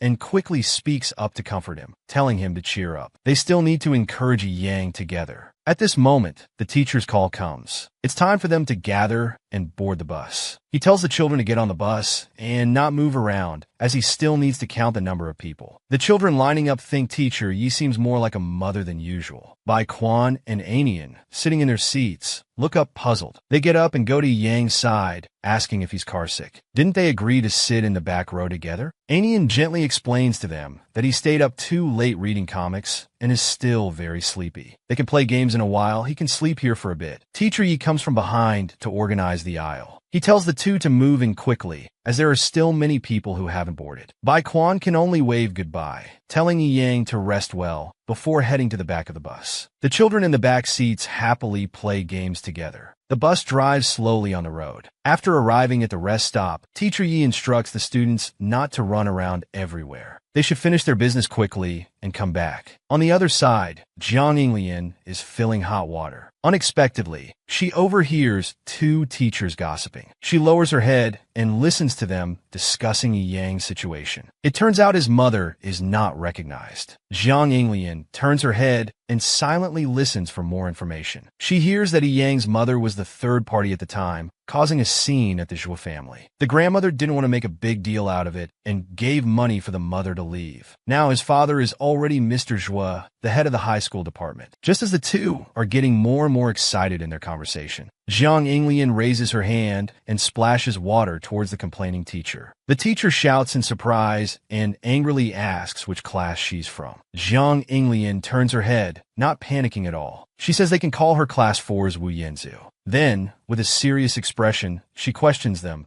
saying it's not good to gossip about others behind their backs, especially with students around. The two, caught red-handed, hurriedly explain that they were just trying to understand the students' situations. Jiang Yinglian responds seriously, asking if teachers don't teach them to be upright and honest. The two quickly declare that they just feel sorry for the child and have no ill intentions. Jiang Yinglian, holding her water cup, speaks righteously. She says she can hear teachers speaking ill of her good friend, then turns to leave. Turning her head to glance at the two, she says she'll give 10 points for next week's classroom evaluation. The two, still in their internship period, feel like the sky is falling. Bai Quan and Anian notice Jiang Yinglian returning, wondering why it took her so long to get hot water. The three of them had agreed to eat egg rolls together when Yang wakes up. Then they board the bus to continue their journey to the destination. On the beach, everyone happily grills food together. It's their first time having a barbecue by the sea. Teacher Yi keeps reminding them to eat the food only after it's fully cooked. Yang sits alone on the beach behind, watching his classmates having fun together, silently hugging his knees. Jiang Yinglian and the other two come to him, asking what he's doing here. The three try to make suggestions to Yang,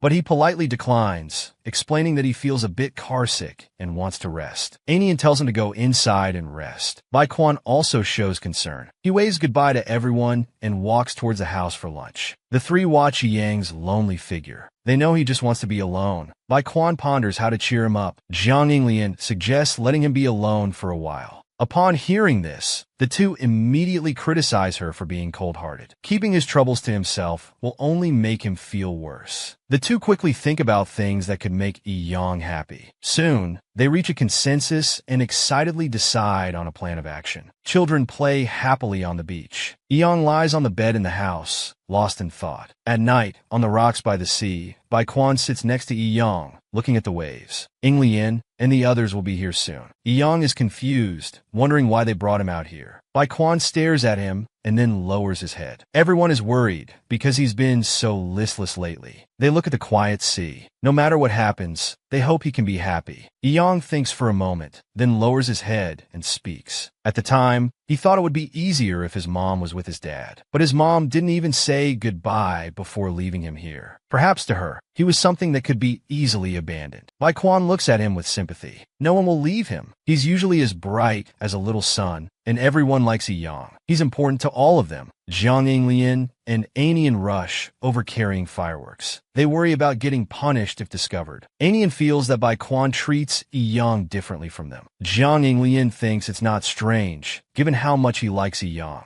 Jiang Yinglian looks at the two on the distant rocks and the sea. She feels like the waves are getting bigger. Yang, with his back to Bai Quan, watches the waves. His mom said she loved him before she left. He wonders what meaning like and love have for him. These words feel completely unreal. Bai Quan hurriedly explains that he's not lying. He never lies in front of him. Everyone really likes him. Bai Quan stares at Yang with wide eyes. He just said he doesn't need it. Then he throws a shell at Yang's silhouette. He's such an unreasonable guy. Everyone's been trying to find topics to approach him. They think of Yang for everything. Even tonight, they wanted to set off fireworks to surprise him. He rushes to Yang's side, explaining. Everyone hopes he can be okay. He really wants him to cheer up and not ignore everyone. Bai Quan comes in front of Yang, continuing to persuade him. Even if he keeps being depressed, his mom won't come back. After saying this, Bai Quan realizes he got carried away. He lowers his head, knowing he said too much. Then he reaches out to grab Yang's hand to explain. But Yang raises his hand and shakes off Bai Quan's grasp. Bai Quan is thrown off balance, stumbling a bit. The waves behind are getting bigger. The next second, he accidentally falls into the sea. Seeing this from afar,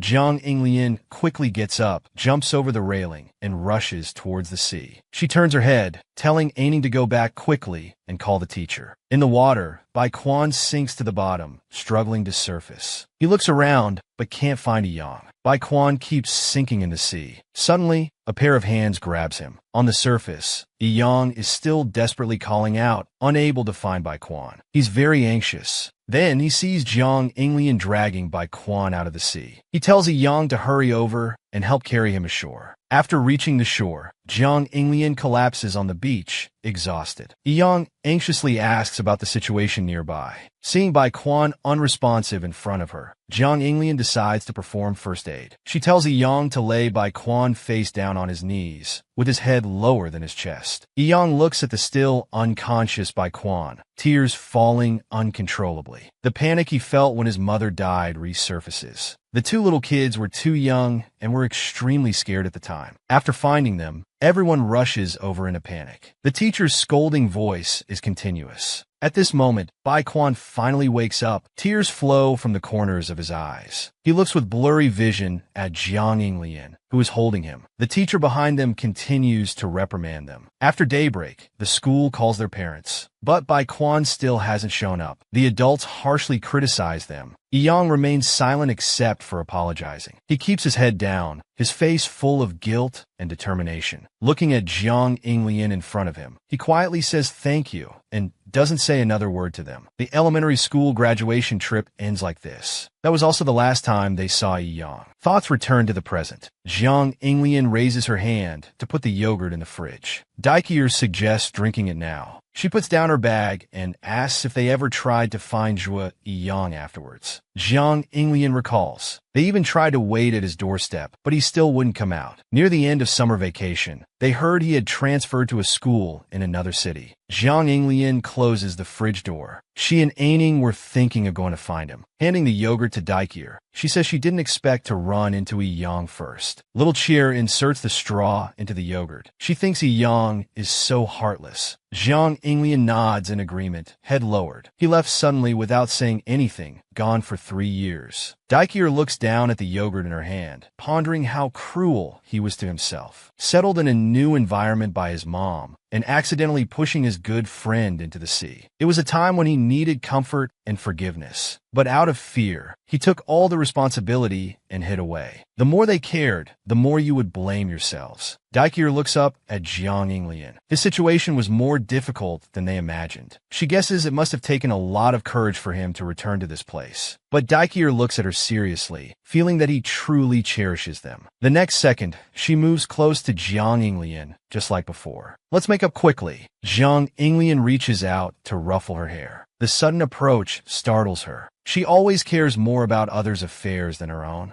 Daikir and Jiang Yinglian argue emotionally. This isn't the time to think about others. She'll handle her own matters. Daikir is happy that she's listening to what she's saying. She smiles with a red face, cheering her on. This way, when Baikwan and Anian know she's here, they'll surely be very happy too. Then she remembers something else she wants to ask. Jiang Yinglian sees her mischievous smile and senses something's off. The next second, Daikir drops a bombshell. Does he like Baikwan? The other person is so shocked she spits out her yogurt. She wonders why Daikir is asking such a strange question. It's absolutely impossible. She explains that she and Baikwan are childhood friends who grew up together. And that's not her type anyway. Thinking that someone as excellent as Baikwan doesn't catch Jiang Yinglian's eye, Daikir feels her standards are too high. Then she wonders what kind of girl she likes. Jiang Yinglian stares at her and starts describing her ideal type. After the last sentence, Daikir is a bit confused. Isn't she describing herself? Jiang Yinglian immediately denies all those requirements. Daikir clutches her stricken heart. She glares at this annoying person in front of her. She would never be with him. Jiang Yinglian scornfully mocks that she doesn't know which unfortunate person would like her. Suddenly, Jiang Yinglian leans close to Daikir. She asks what she wants her to do. In the office, two women look at the glass door. The director is still working overtime. Could it be that the leaders weren't satisfied with today's meeting? The other thinks it's because of that phone call. In the classroom, Jiang Yinglian wonders if there was physics homework last night. A classmate explains that they messaged her about it yesterday. Then, Jiang Yinglian turns to look at Daikir. Did she do the physics homework? She replies that it was Jiang Yinglian who reminded her to do it. A helpful classmate nearby offers to lend her homework to copy, but is rejected because her handwriting is harder to read than the problems themselves. Jiang Yinglian turns back to look at Daikir's light chuckle. That smile is more troublesome than all the difficult problems and troubles. Anian catches Jiang Yinglian, who hasn't fallen yet, wanting her to accompany him to the school store during break to buy snacks. Anian looks at Jiang Yinglian beside him, wanting to know where they'll go play together during the October holiday. Jiang Yinglian ponders for a moment before answering, the library. She thinks about how her bet with Daikir has just begun and can't help but sigh. Anian angrily tells her to bring Daikir along. It's a good chance to connect and get closer. They agree to contact each other then. A man brushes past Jiang Yinglian. He turns his head and calls her name. The two look at the unfamiliar man before them. He explains that they all know him. After all, a high school boy living with a female classmate is quite rare. Anian glares at them from behind. What's with that sarcastic tone? Jiang Yinglian holds Anian back, wondering what the man wants. The man raises his hand, telling them not to be nervous. He's just greeting the girl who lives with him. He heard yesterday's incident was quite big. They didn't expect it at the time.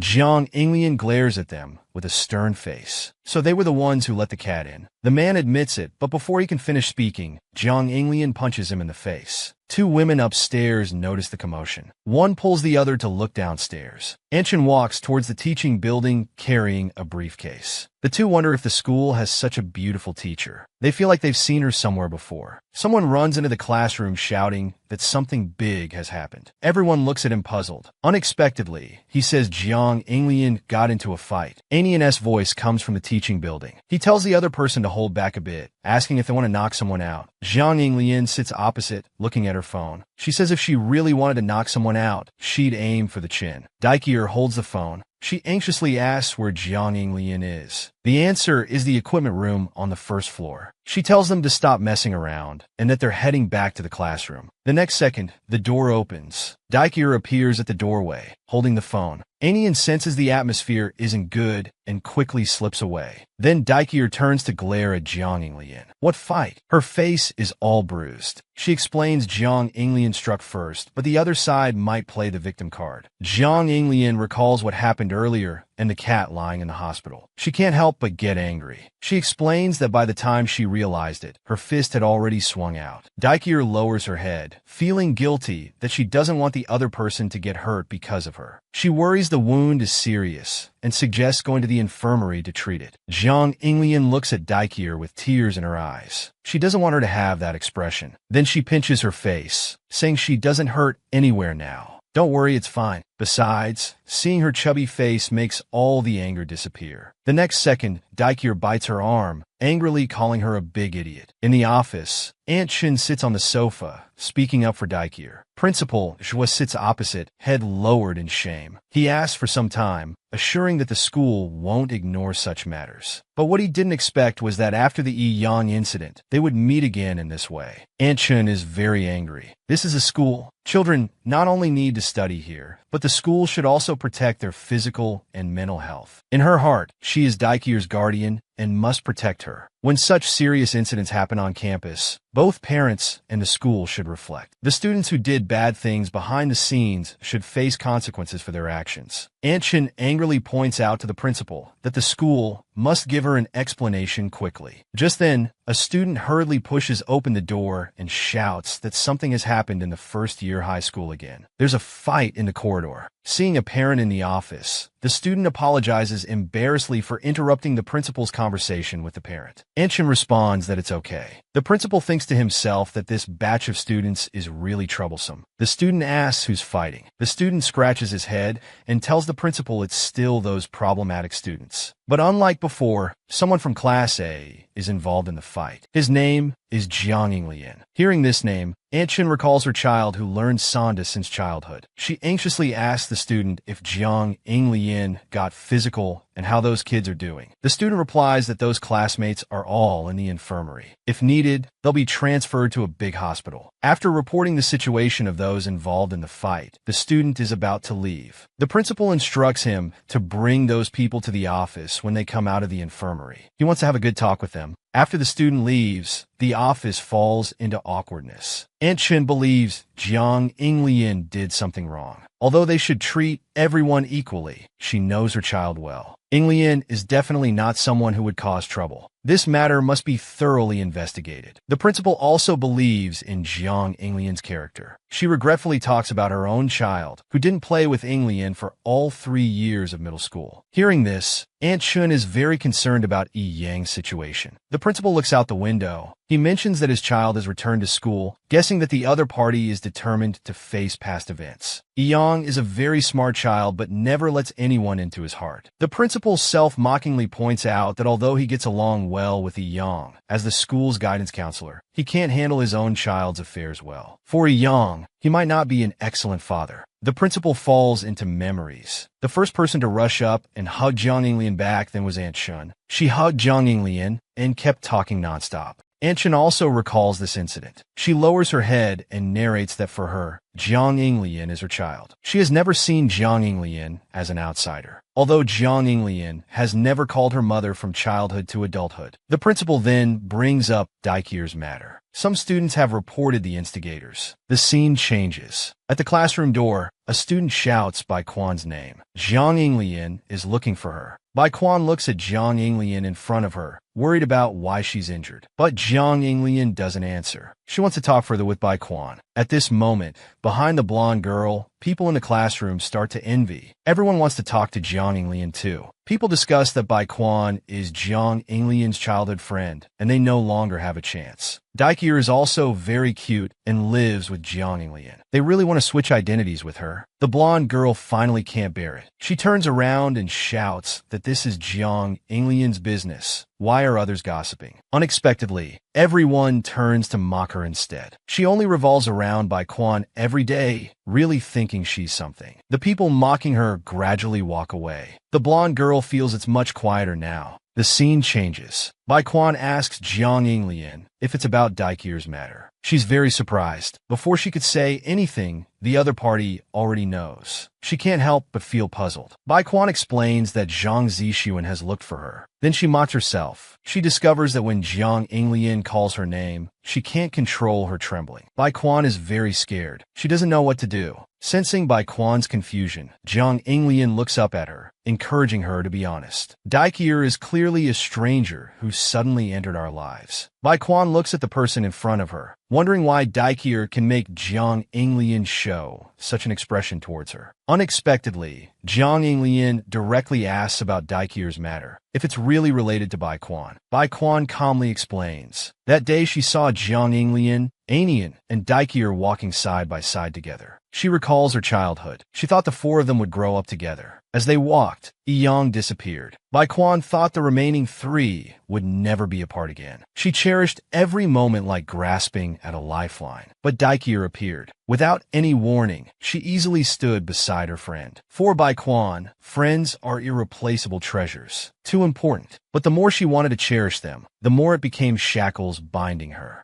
Baekwon admits it was she who told people around her that it would be better if Daikir wasn't there. From that sentence on, it was all because of her. Rumors targeting Daikir were everywhere in school. Without Baekwon's knowledge, people bullied Daikir. This wasn't what she wanted. It had already gone far beyond her imagination. Baekwon, in tears, holds Jiang Inglian's hand, begging for forgiveness. She pleads not to be looked at with disappointed eyes. Such a gaze is as terrifying as a death sentence. But Jiang Inglian pulls her hand away. She says she has no right to accept apologies on Daikir's behalf. Xiao Qi'er is the one most hurt. Only he has the right to forgive. Just like Yang, he would only accept Baekwon's apology. Looking at the cold Jiang Inglian, Baekwon questions if Daikir is so important to her, wondering if she has really fallen for him. Jiang Inglian doesn't respond. She mentions that Zhui Yang called last night. The school already knows about Baekwon's matter. Jiang Inglian advises Baekwon to confess early. The school will consider appropriate disciplinary action. Suddenly, a voice saying sorry comes from behind them. Daikir steps forward. Is what was just said true? He leans in to ask Baekwon. Seeing Daikir suddenly appear, Baekwon is stunned. He then questions, was Baekwon's approach just because Jiang Inglian wanted to be friends also fake? Looking at the girl in front of her, Baekwon can't respond. She then turns and runs away. Jiang Inglian is about to chase after Baekwon. Daikir grabs her sleeve. Even if she could catch up to Baekwon now, she definitely wouldn't say anything. Baekwon doesn't want to see Jiang Inglian right now. She touches her neck and apologizes to Daikir. Previously, because she wasn't very sure, she didn't tell him about Baekwon's matter. They also exchanged the drop phone. Xiao Qi'er expresses understanding. Before Baekwon admitted it, it was hard for anyone to believe that the gentle Baekwon would do such a thing. Then he's about to turn back to the classroom. Jiang Inglian looks at Daikir with concern. Why not go back together? Is Xiao Qi'er thinking of pondering alone again? She encourages him to say everything he wants to say. At this moment, Daikir is very emotional. He loudly denounces, why would strangers treat him like this? Don't these immature brats have a conscience? It's really infuriating. He thinks about how Baekwon wants to have Jiang Inglian, but doesn't dare to fight for it, worrying like a lost lamb. Daikir suddenly realizes that Baekwon is like an awkward child. While he was suffering from the harm at school, Baekwon's heart was also enduring torment. At this moment, Baekwon, crying, tells the blonde girl that she wants to admit her mistake voluntarily. Looking at the blonde girl, who doesn't know whether to cry or laugh, she gently comforts her. Baekwon, with tears, says she already knows she was wrong. But facing Daikir, she needs more courage. Fang Shiyu steps forward and points out that things have already developed to this point. Baekwon still hasn't sorted out priorities. Now everyone is facing school discipline. It's not a casual game of king. This matter has caused a huge reaction. Maybe Baekwon will not only face suspension, but in a more serious case, could be expelled from school. The blonde girl asks what this means. Fang Shiyu, hands on hips, looks at the two in front of her. She bluntly says she wants to quit. She's seen enough of this farce. During middle school, there were always voices discussing Baekwon behind her back. Some boys thought Baekwon's test papers were very ordinary. They believed teachers deliberately gave her high scores just to curry favor with her. Girls gathered around whispering. Yesterday, someone from the next class confessed to Baekwon. Not only is Baekwon good-looking, but her family background is excellent. It feels like the whole world revolves around her. Everyone complains about how big the gap between people is. The girls then think about how Baekwon doesn't have many friends. The scene changes. The blonde girl is questioning Fang Shiyu. The three of them have been behind the incident from the beginning, but now they want to walk away unscathed. Hearing the accusation, Fang Shiyu sighs. She folds her arms and asks what she has done to Daikir. Did she smear him or lay hands on him? The blonde girl is too angry to speak. Fang Shiyu continues, saying she's just a bystander. Only Baekwon is at the center of the incident. What she just said was only to scare everyone. But it doesn't work on Baekwon. Not only will the school not easily punish her, but her family will also clean up the mess. They won't let it go unattended. This way, the incident caused by Baekwon will also be ended by her. It's a good outcome for everyone. The blonde girl accuses Fang Shiyu of being disloyal. but she looks at her coldly. She talks about how number one high school is a school she worked very hard to get into.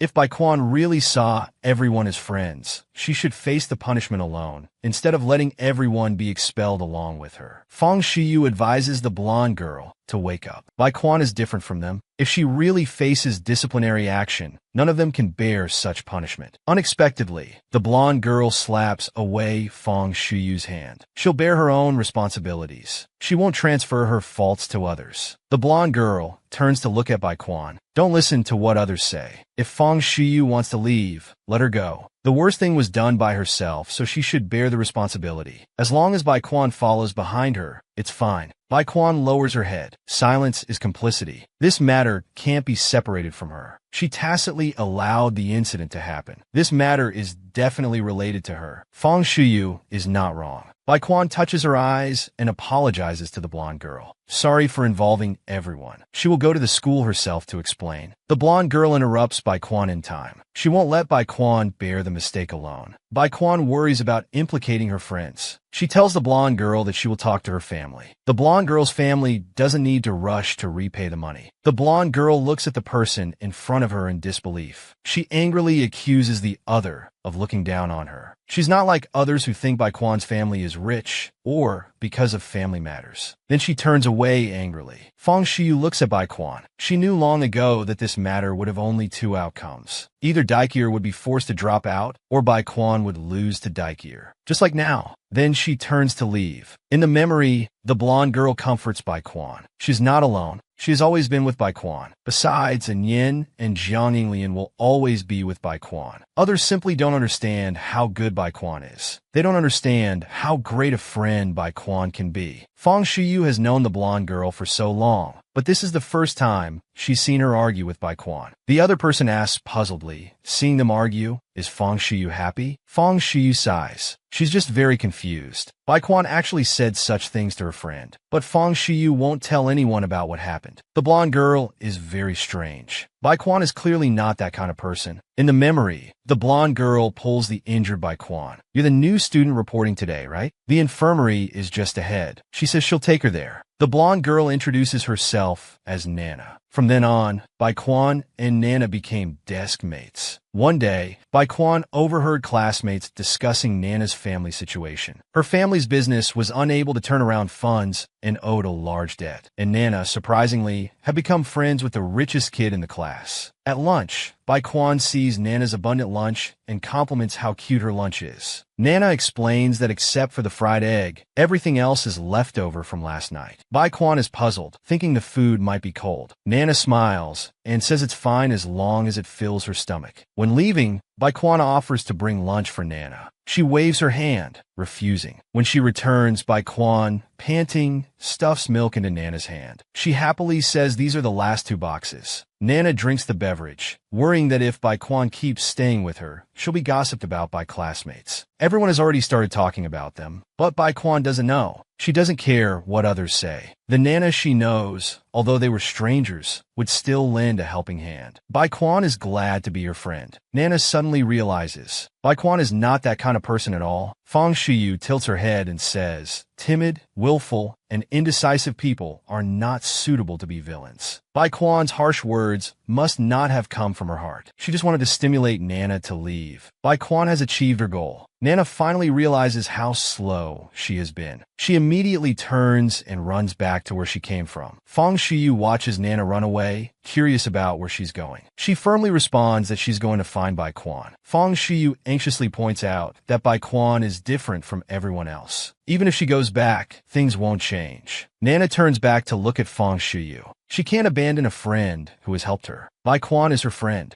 Fong Shiyu holds her head. It's hopeless. Indeed, she doesn't fit in with fools. The broadcast announces for named students to go to the academic affairs office. Daikir, about to push the door open, looks at the male classmate beside her. He asks why she's here. Before Daikir can answer, Jiang Yinglian unhappily asks why he's here. The male classmate explains it's because of fighting. He silently complains, wondering if there's no one from Class A who was called. The male classmate hesitantly touches his neck and apologizes to Daikir. About the cat incident, he's been very regretful since the prank. He's truly sorry for doing such a thing. Seeing Daikir's stunned expression, the male classmate asks Xiaoqi to hit him or scold him. He won't fight back. Unexpectedly, Daikir is very confused. She asks why he would do that. If they use mutual harm to balance things out, she will never forgive herself. Rather than discussing hitting and scolding here, it's better to think about how to solve the problem. Doing this won't change anything. Let's talk about it later. Daikir decides to go find the teacher first. The male classmate says he'll go too.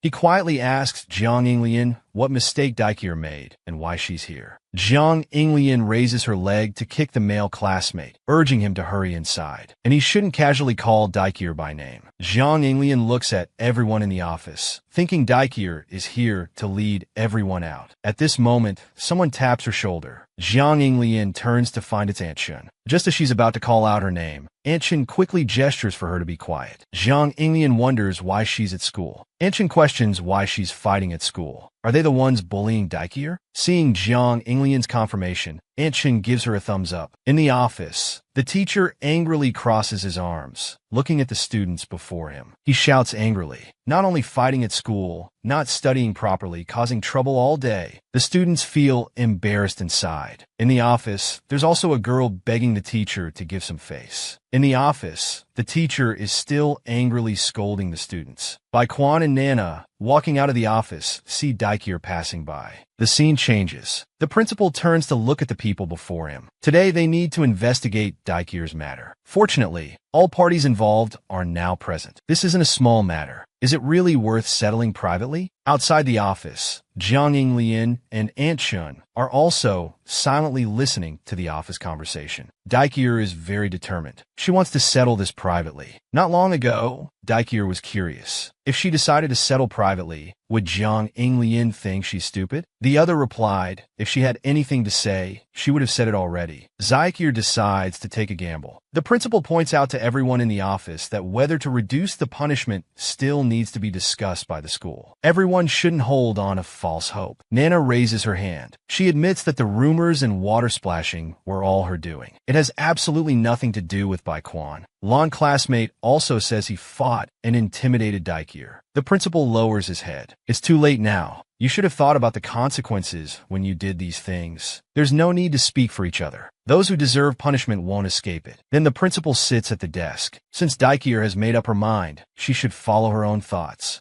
Outside the door, Aunt Shun crosses her arms and questions if this matter is ending just like this. She rolls up her sleeves, ready to rush into the office. Although Daikir is kind-hearted, she herself is not to be trifled with. Jiang Yinglian grabs Aunt Shun's shoulder, worried she might tear down the school, urging her to calm down quickly. Aunt Shun turns back and questions Jiang Yinglian. Can she tolerate this? Although Jiang Yinglian can't accept it either, she recalls that Daikir doesn't want her to interfere in this matter. Jiang Yinglian smiles and sighs, saying that perhaps they've never really understood Daikir. At this moment, the male classmate asks Daikir about the kitten. He decides to adopt it. Daikir refuses. If the male classmate only wants to alleviate some guilt, but isn't prepared for adoption, he should give up on adopting. Nana apologizes to Daikir. She admits she was wrong before and is willing to accept any conditions. Daikir refuses Nana. She turns and invites Baikwan, saying she wants to talk to him alone. The scene changes. The two come under a tree. Baikwan tells Daikir to speak freely. Now it's just the two of them. As Nana said, whatever conditions Daikir sets, Baikwan will fulfill them. Daikir turns and grabs Baikwan's collar. She's furious. She doesn't need compensation or apologies. Whether it's hating him or wanting him to disappear, Daikir wants to hear his true feelings. Baikwan pushes away Daikir's hand. Indeed, he really dislikes her. Baikwan accuses her of suddenly appearing in his life, seemingly always without worries. After experiencing so much, she can still thank him. The more he sees Daikir, the more Baikwan can see that his own heart is full of cowardice. Just like standing in front of Principal Zhuo earlier, he was too nervous to speak, but Daikir was so brave. Baikwan keeps apologizing. He's too envious of her. Bai Quan begs Daikier to scold him harshly or to criticize him. Then he accuses Daikier of still being able to smile at his ugly self. Xiaoqi smiles and hugs Bai Quan. She softly talks about making a bet. Daikier believes in the goodness at the bottom of his heart. For her, Bai Quan also suddenly barged into her life. In this bet, he was her only chip. This bet has already succeeded. Daikier has broken even. In the distance, Zhang Yinglian and Aunt Shun are whispering. Zhang Yinglian accuses her of eavesdropping on others and dragging her along. Aunt Shun explains that she was worried something might happen. She sighs that her children always like to act tough, especially Zhang Yinglian and Daikier. Aunt Shun stretches and prepares to leave. Zhang Yinglian is curious why she doesn't let Daikier know she came. Aunt Shun instructs Yinglian to come home early with Daikier after school. She'll have dinner ready waiting for them. Zhang Yinglian thinks to herself that in this world, perhaps forgiveness has a deeper impact on the heart than punishment. In the distance, Bai Quan is helping Xiaoqi remove a fallen leaf from her head. Xiaoqi jokingly says she's transformed into a little raccoon. On the school's notice board, the disciplinary actions are quickly published. From suspension to writing self-criticisms, everything is as Principal Zhuo said. No one who deserves it can escape. After this incident, that girl called Fang Shiyu was never seen walking together with Bai Quan and the others again. However, once Daikier encountered the girl in the corridor. As she passed by, she told her to eat well. Although there was no eye contact and no emotional fluctuation could be heard, watching the girl's departing figure, this remark left Daikier puzzled. On the weekend, she, Bai Quan, and Su Huan went to the pet hospital to pick up the discharged kitten. At first, the two were still worried, but when they saw Su Huan carefully holding the kitten on his shoulder, their worries were halved. Outside the pet hospital, Su Huan wonders why Daikier doesn't let Bai Quan give her a ride home. But she explains that she and Zhang Yinglian agreed to meet her here. She recalls the other's expression during the fight that day and can't help but joke that Daikier has raised a beast by her side. Remembering how angry the other was for her, Su Huan feels he really cares about Daikier's matters. Zhang Yinglian stops her bicycle, glaring at Su Huan, saying who wants to deal with him. She warns him to stay away from Daikier, then turns and calls out that it's time to go. Daikier and Su Huan awkwardly wave goodbye.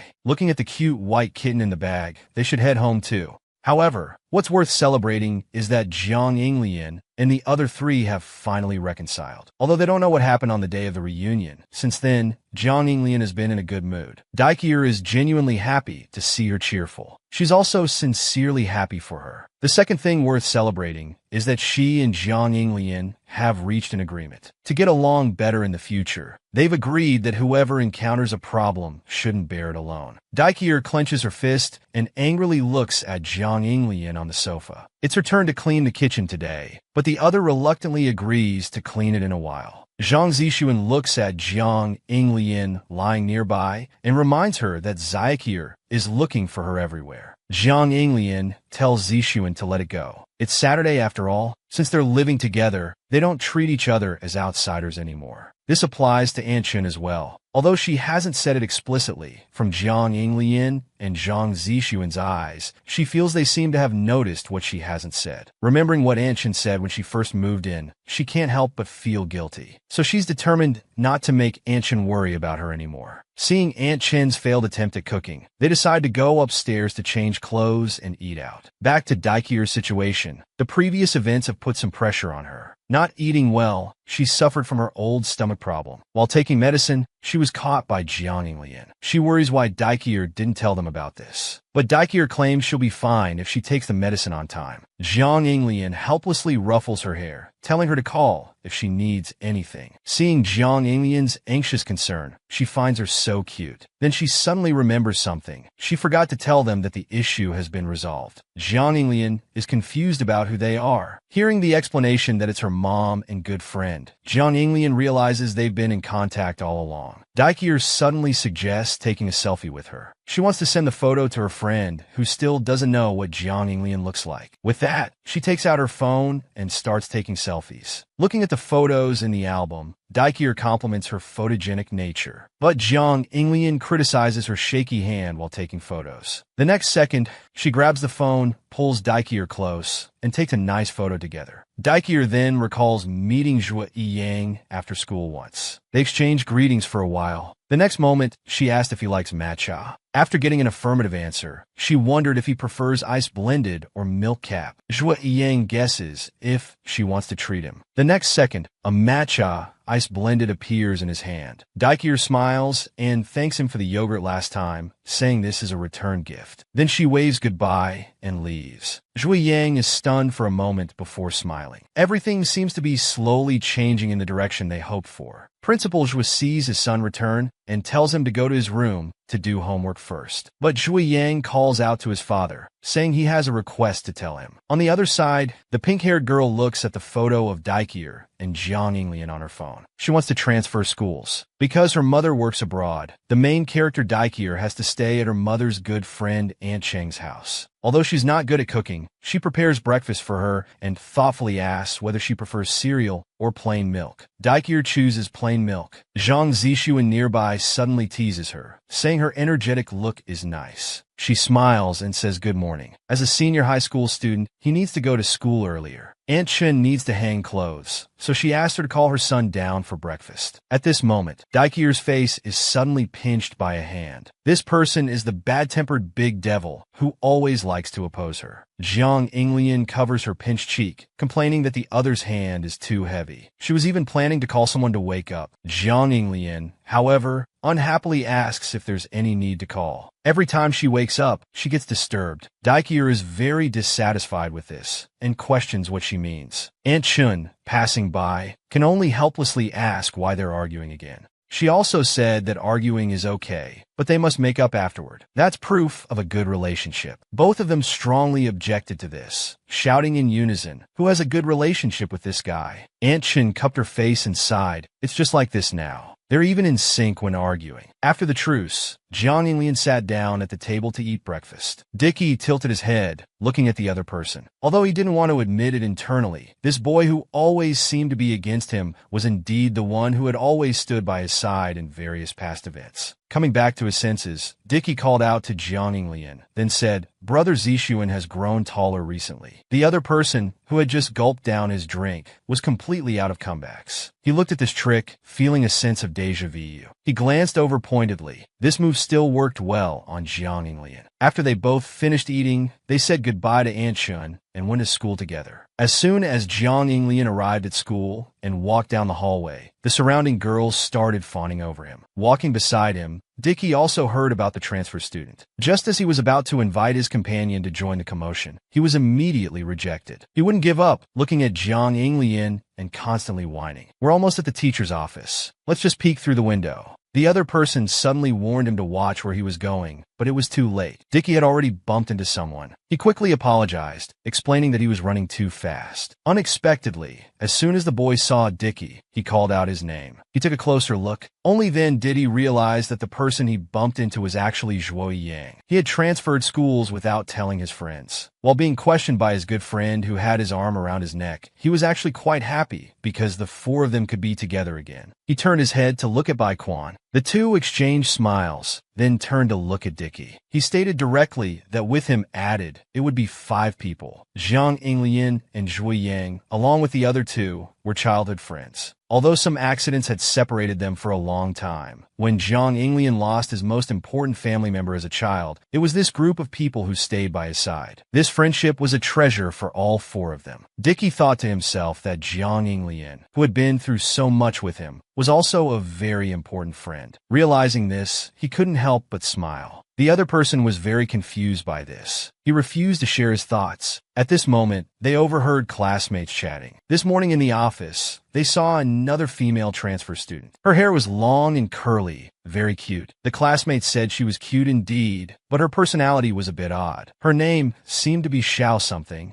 When he heard the surname Xiao, his expression became strange. Jiang Yinglian noticed his companion's expression. He put his hand on the other's shoulder and asked, "Are you okay?" At that moment, a girl quickly rushed over. She pushed him away and righteously warned, "Keep at least a meter distance when talking to Dicky. Don't think you're special just because you live together." Afterward, Zhuo Yang looked at Jiang Yinglian, rubbing his shoulder and asking, "Are you alright?" That little girl's slap looked pretty strong. His friend, with lowered eyes, said, "It's fine." Yu Xinian ran up and put his arm around Jiang Yinglian's neck, looking very excited. After that girl pushed people away, she directly ran off with Dicky. It was practically an abduction. At the scene, Jiang Yinglian ignored him, only lightly commenting, "You seem quite enthusiastic about it." Shui Yang evaluated Xiao Ran, thinking she was like a knight defending her master. Yu Xinian couldn't help but be curious, asking what Little Cheese Knight was called. "Is it called the Penguin Knight?" Jiang Yinglian, rubbing his shoulder, heard this and found it amusing. Then Dicky must be the Penguin Princess. The two being discussed were also chatting casually. "Why did you suddenly transfer here? How are your uncle and aunt doing recently? Where are you living now?" Xiao Ran patiently answered one by one. "Coming here was a sudden decision. Dad and Mom are doing well. I'm currently living at my cousin's place." The two haven't seen each other in a long time and miss each other very much. They hug each other with smiles, promising to play together like before and not fall behind in their studies. The scene changes to a classroom during a lesson. Yu Xinian raises his hand to report that Xiao Ran is eating instant noodles. The teacher angrily exclaims it's unacceptable and confiscates all the food. Seeing her snacks taken away, Xiao Ran's expression suddenly changes. She lifts up her desk, demanding the teacher return her spicy strips. As a result, she's sent out to stand in the hallway as punishment. Xiao Ran stands outside the classroom, still thinking about her unfinished instant noodles. She secretly holds a grudge against the teacher and Yu Xinian. At this moment, she inadvertently glances at a fruit tree in front. Inside the classroom, the teacher is lecturing and Yu Xinian is listening attentively. Suddenly, he hears a noise from outside. He turns his head and sees Xiao Ran leaning on the railing, reaching for the fruit tree. Frightened, he turns back to report to the teacher that someone is trying to grab fruit from the tree. Xiao Ran is scolded again. She grabs Yu Xinian's tie and warns him not to tattle again, or she won't be so nice. He criticizes her bold posture, saying, "Don't make such poses while wearing a skirt, please." Hearing this, Xiao Ran directly lifts her skirt, saying, "It's fine, I'm wearing long sports pants underneath." Yu Xinian can't bear to look anymore, feeling that she has ruined his image of a beautiful girl. Later, when meeting with his friend, Yu Xinian frankly says that sitting next to the new classmate has left him mentally and physically exhausted after a day. Just then, she walks by arm in arm with Di Chier. As they approach to greet them, he keeps staring at Jiang Yinglian, feeling annoyed inside. As they pass by, he secretly tries to trip him. Seeing the two about to argue,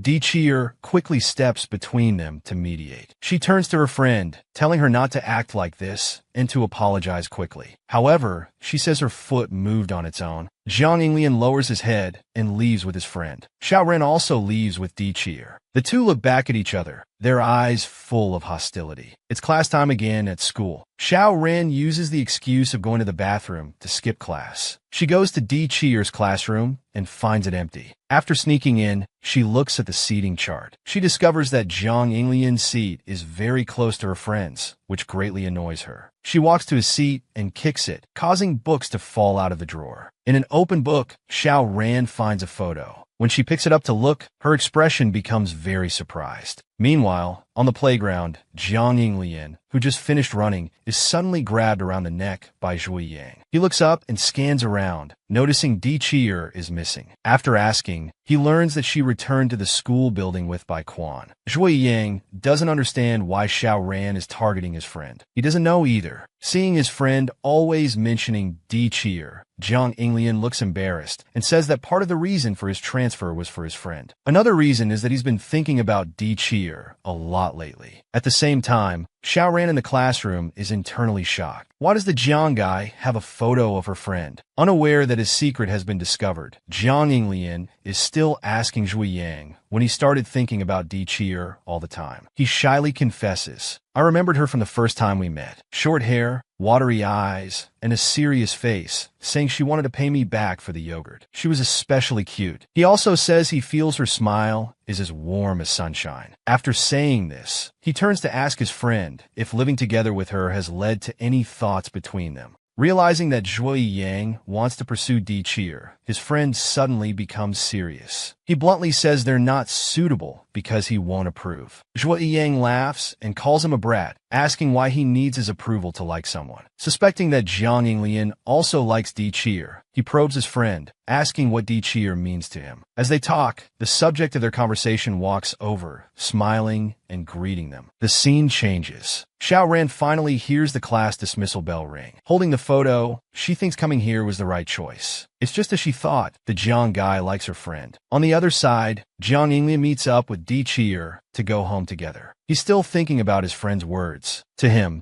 Di Qi'er's presence isn't very noticeable in a crowd. But once their eyes meet, he can't look away. Her small, thin frame, her love of laughter, chirping like a bird, attracts people's attention. Does he like Di Qi'er? How could that be possible? The scene changes. Jiang Yinglian is buying a drink when Xiao Ran appears nearby. This girl has her foot on a trash can, pointing at him with a domineering look. Give me a 28-year-old lemon drink. Although Jiang Yinglian is very annoyed, he still buys the drink for her. Xiao Ran takes it and chugs it down. After finishing, she can't help but exclaim how refreshing lemon drinks are in summer. Jiang Yinglian speaks up, telling her to say what she wants. Xiao Ran looks confused. He's guessed her purpose. Then, looking very seriously at Jiang Yinglian, she wants to know what his relationship with Little Penguin is. Hearing this, Jiang Yinglian suddenly blushes. Xiao Ran becomes even more curious. Why is he blushing? What exactly happened between them? To prevent her from overthinking, Jiang Yinglian quickly turns his face away and awkwardly explains that nothing happened. Then he recalls last night's events. He was playing a game with Yusinian and Zhuo Yang. They were playing very seriously when Yusinian noticed Jiang Yinglian wasn't talking. He thought the earphones were broken. Zhuo Yang explained that it must be too noisy, and he probably muted it at the start. Soon, they won the game. Yusinian shouted excitedly. Jiang Yinglian couldn't stand it. He begged him to spare him, saying his voice was too loud. Then he prepared to take a shower. Yusinian felt deflated and could only lie on his bed. Just then,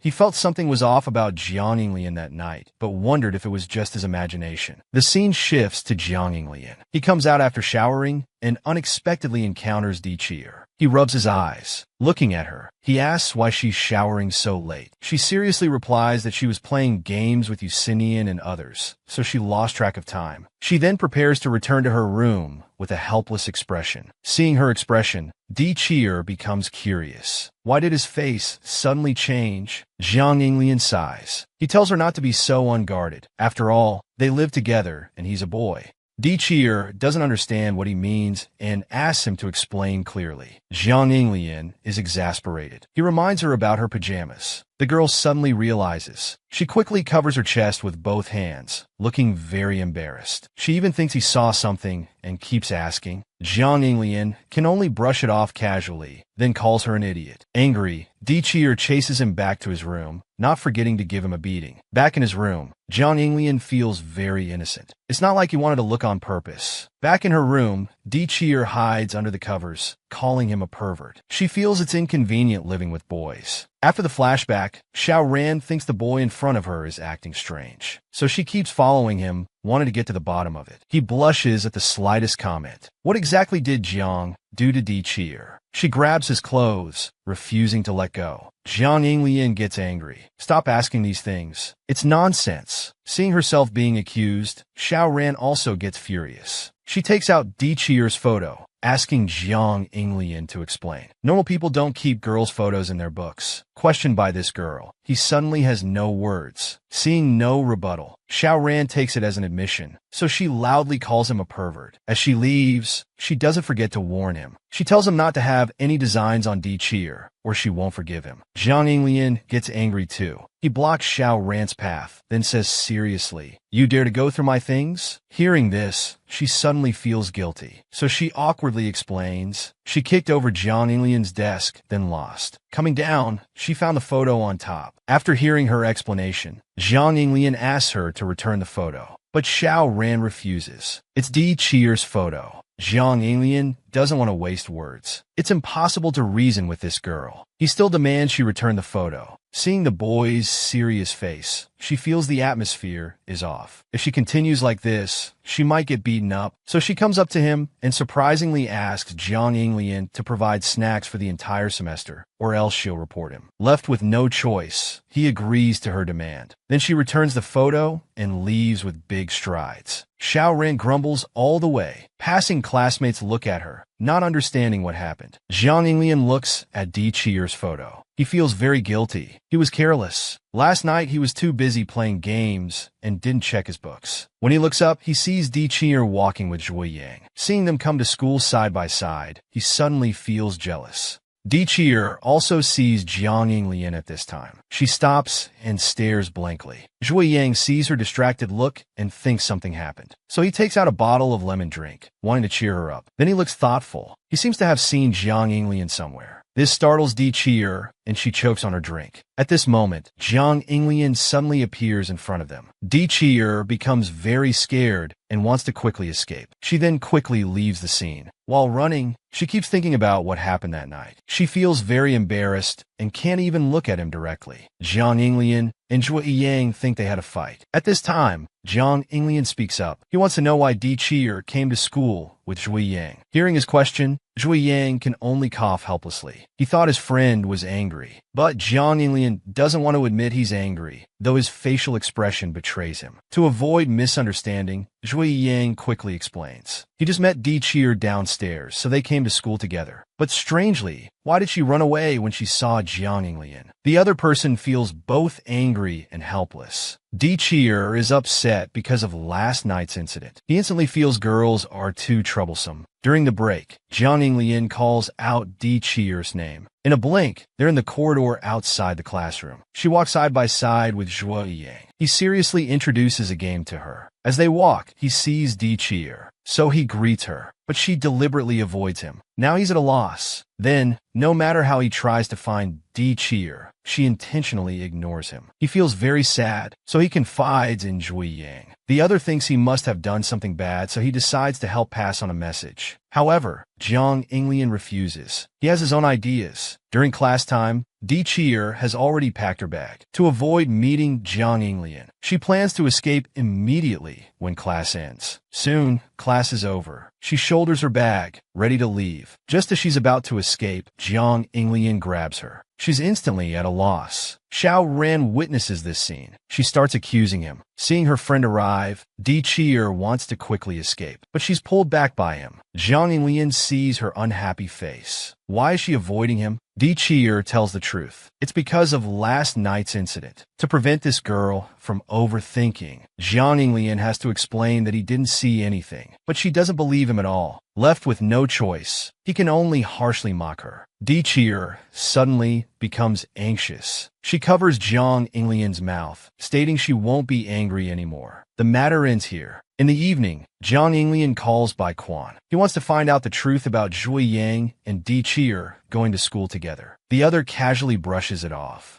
So they agree to play together during the National Day holiday. The National Day holiday is approaching. Yen Sherwin suggests everyone gather together. Xia Han hasn't been to Jiang Yinglian's house and wants to take this opportunity to visit. Di Chier is also very happy, but she can't make the decision. They need to get Jiang Yinglian's consent. Several people watch him from the window while discussing how to persuade him. Jiang Yinglian suddenly turns his head and sees Di Chier. She smiles and greets him, so he uses lip reading to inquire. Seeing their behavior, the other classmates misunderstand, thinking Jiang Yinglian has agreed. They become instantly happy. To verify, Di Chier comes to Jiang Yinglian and tells him about the classmates wanting to come over. Jiang Yinglian shakes his head, then looks at the classmates by the window. Those classmates, seeing his gaze, deliberately pretend to act. Jiang Yinglian suggests to Di Chier they can have a gathering, but outside. Otherwise, they'd have to clean up. Di Chier tells him not to worry about that. She'll help. But before Jiang Yinglian can agree, she takes it as his tacit consent. Jiang Yinglian suddenly remembers Yu Xinyan's words, so he chooses to consider it. After saying this, he turns and leaves. Di Qi'er stands there, feeling confused. The scene changes. Jiang Yinglian brings Di Qi'er home. His stepmother has booked a hotel and wants Jiang Yinglian to come and give his opinion. But because classmates are coming to play at home, he gestures to his stepmother that they should go by themselves. Since Jiang Yinglian has agreed to the request, several classmates are very happy. They discuss together what to prepare. On the other side, Cheng Jingru feels sorry that Di Qi'er can't go play together. But she's also happy that Di Qi'er can make new friends. So she leaves the house to Jiang Yinglian and Di Qi'er.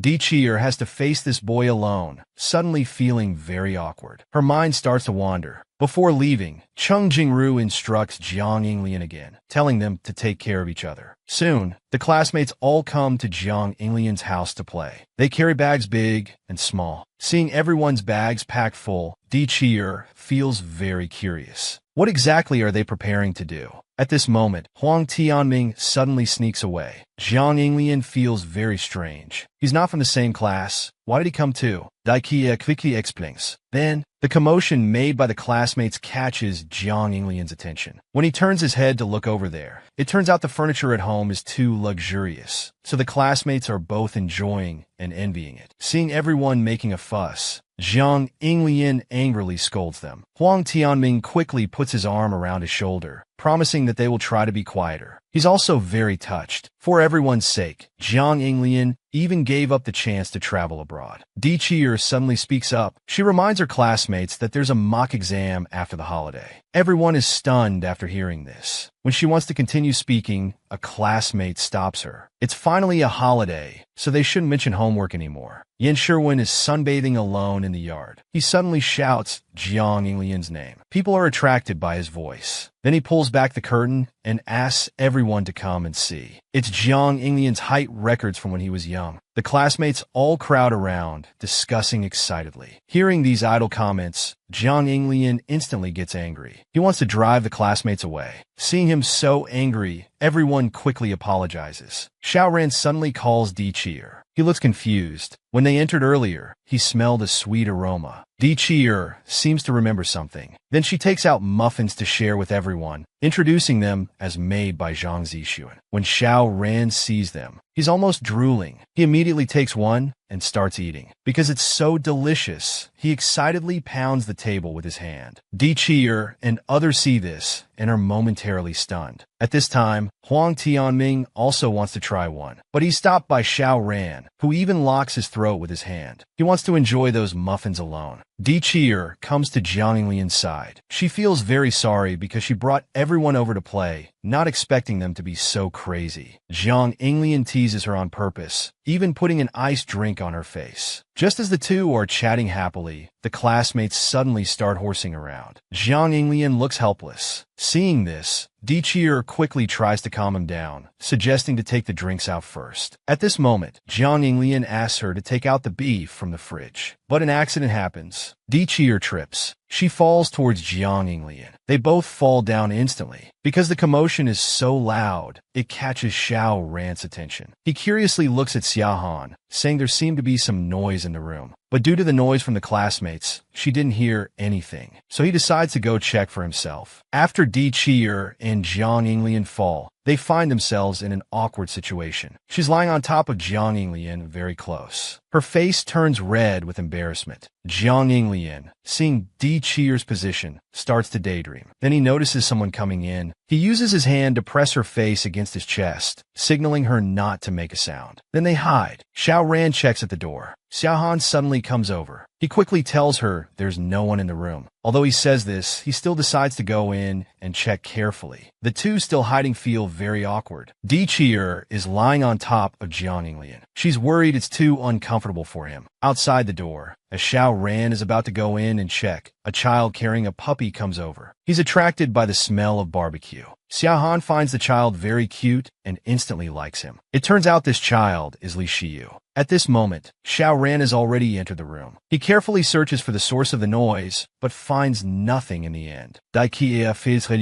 Luckily, that little kid saved the situation. Otherwise, they would have been discovered. Then she teases Jiang Inglian. It's his own home, yet they have to hide. He feels helpless hearing this and turns to leave. It turns out his words made Jiang Inglian angry. She instantly feels guilty. Jiang Inglian is now touching his neck. He recalls that scene just now, feeling the softness of having someone pressed on top of him. But when she thinks about her classmate's behavior, she gets very angry again. However, she forcibly holds it in. On the other side, Di Cheer meets Li Shiyu. They greet each other. It turns out they're already acquainted. Seeing that they know each other, Yin Sherwin introduces various snacks to the little one. Li Shiyu is very cautious because her mom warned her not to eat things from strangers. Seeing this, Di Cheer gently strokes her head. She wants to lend her phone to Li Shiyu so she can call her family. For the rest of the afternoon, Jiang Inglian never initiates a conversation with Di Cheer again. He keeps himself busy with his own things, deliberately avoiding her. Di Cheer can't stand it anymore. She actively tries to talk to Jiang Inglian, but he remains cold and doesn't even look at her directly. The busy day quickly passes. Jiang Inglian feels it's getting late and prepares to send his classmates home. Huang Tianming suddenly criticizes him, saying this isn't right. The second half hasn't even started yet. They plan to stay overnight at his house. This makes Jiang Inglian's face darken, so he directly informs them that his house doesn't have that many rooms, and nobody has taken a shower yet. Huang Tianming doesn't care about all that. He picks up his backpack and takes out clothes. He also takes out a game console, telling Jiang Inglian not to sleep and to play games together at night. This infuriates Jiang Inglian. After saying this, he asks Xiao Ran to demonstrate something. This girl takes out a small bag, pulls out the inner lining, and with a strong shake, a blanket appears. At this point, Jiang Inglian can't take it anymore. He directly opens the door and asks his classmates to leave. Everyone is at a loss with Jiang Inglian. To avoid being kicked out, they use Di Cheer as a shield. Xia Han and Yin Sherwin hug her, asking her to persuade Jiang Inglian not to make everyone leave. Jiang Inglian looks at everyone. He feels a bit angry and can only deliberately turn his head away, unwilling to deal with it. Realizing that Di Cheer also has no way, everyone is about to bring out their trump card. So Jiang Tianming hugs Jiang Inglian, threatening and pressuring him in various ways. Finally, they succeed. At this moment, Jiang Inglian looks at Li Shiyu. As it's getting late, he wants to take her home. Li Shiyu says goodbye to Di Cheer with a bit of disappointment. On the way, she looks at Jiang Inglian seriously, feeling very conflicted inside. It turns out her sister already has such a great person by her side, more handsome and taller than herself. But she also likes Jiang Inglian very much, because they are both very nice to her. Thinking about this, she suddenly feels very sad. She ends up crying and running home by herself. Jiang Inglian is stunned. He doesn't understand what's wrong with her. After returning home, he looks very displeased. It turns out his classmates are playing games, making a lot of noise. When everyone sees him come in, they invite him to play games together. Because the level is too difficult, Huang Tianming complains to Jiang Inglian. Then he hands the game controller to him, asking for help to pass the level. Die Kuier shouldn't come over. She looks at Jiang Inglian, and the next second signals him to come over. Jiang Inglian understands and goes over. He thought there was something important, but it turns out the girls are preparing to rest. Di Cheer asks them to play games more quietly. Jiang Inglian obediently agrees. But due to the room issue,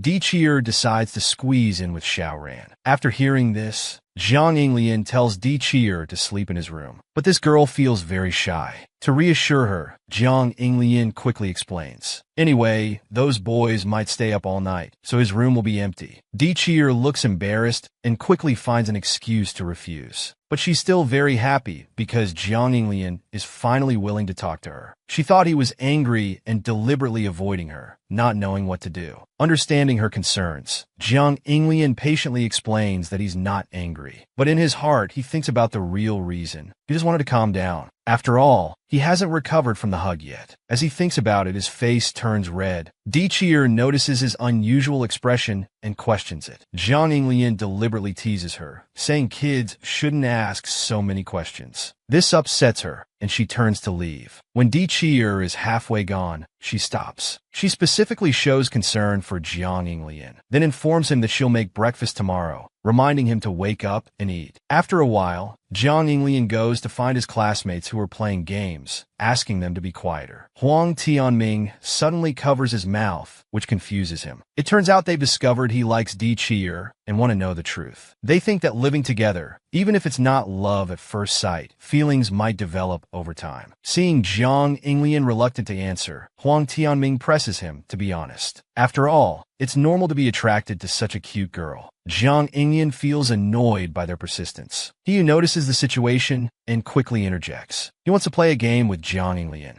The aim is to trick him into telling the truth. However, Huang Tianming sees through this tactic immediately. The game begins. He deliberately asks Jiang Yinglian some unimportant questions, which he answers honestly. Then he continues to ask about love. He wants to know how many girls have confessed to Jiang Yinglian, but he doesn't get any definitive answers. Then comes the crucial point. Huang Tianming deliberately probes, asking if he would reject Di Chi'er if she confessed. Jiang Yinglian instinctively shakes his head. After answering this question, he himself feels very surprised. His classmates are also stunned. To ease the awkwardness, he deliberately changes the subject, saying he doesn't actually dislike Di Chi'er. The previously noisy group suddenly falls silent. On Di Chi'er's side, she's also being questioned by two female classmates. But she's very honest, stating that she likes Jiang Yinglian and also likes Zhang Zixuan and Annie Chen, because they all take good care of her. Then she specifically explains that if it's about liking beyond friendship, she doesn't know. The two female classmates ask more questions about Jiang Yinglian, but she casually brushes them off. The situation becomes increasingly awkward. After a series of interrogations, the two female classmates can't get the answers they want and feel very helpless. But then Di Chi'er suddenly praises Jiang Yinglian, saying she finds him charming. The two female classmates get excited about this. But Di Chi'er doesn't understand what exactly attracts her. At this point, Yin Sherwin becomes curious. She notices that Jiang Yinglian rarely spends time alone with girls. She wonders what kind of person could make him fall in love. Then she starts praising him in various ways. Di Chi'er suddenly takes out photos that Zhang Zixuan sent from his travels. Everyone eagerly wants to see them. After looking, they all think Zhang Zixuan is super handsome. Listening to her classmates' discussion, Di Chi'er closes her eyes. In her mind, she thinks of Jiang Yinglian. Suddenly, she really wants to see him. On the other side, learning that Jiang Yinglian likes Di Chi'er, Huang Tianming feels schadenfreude.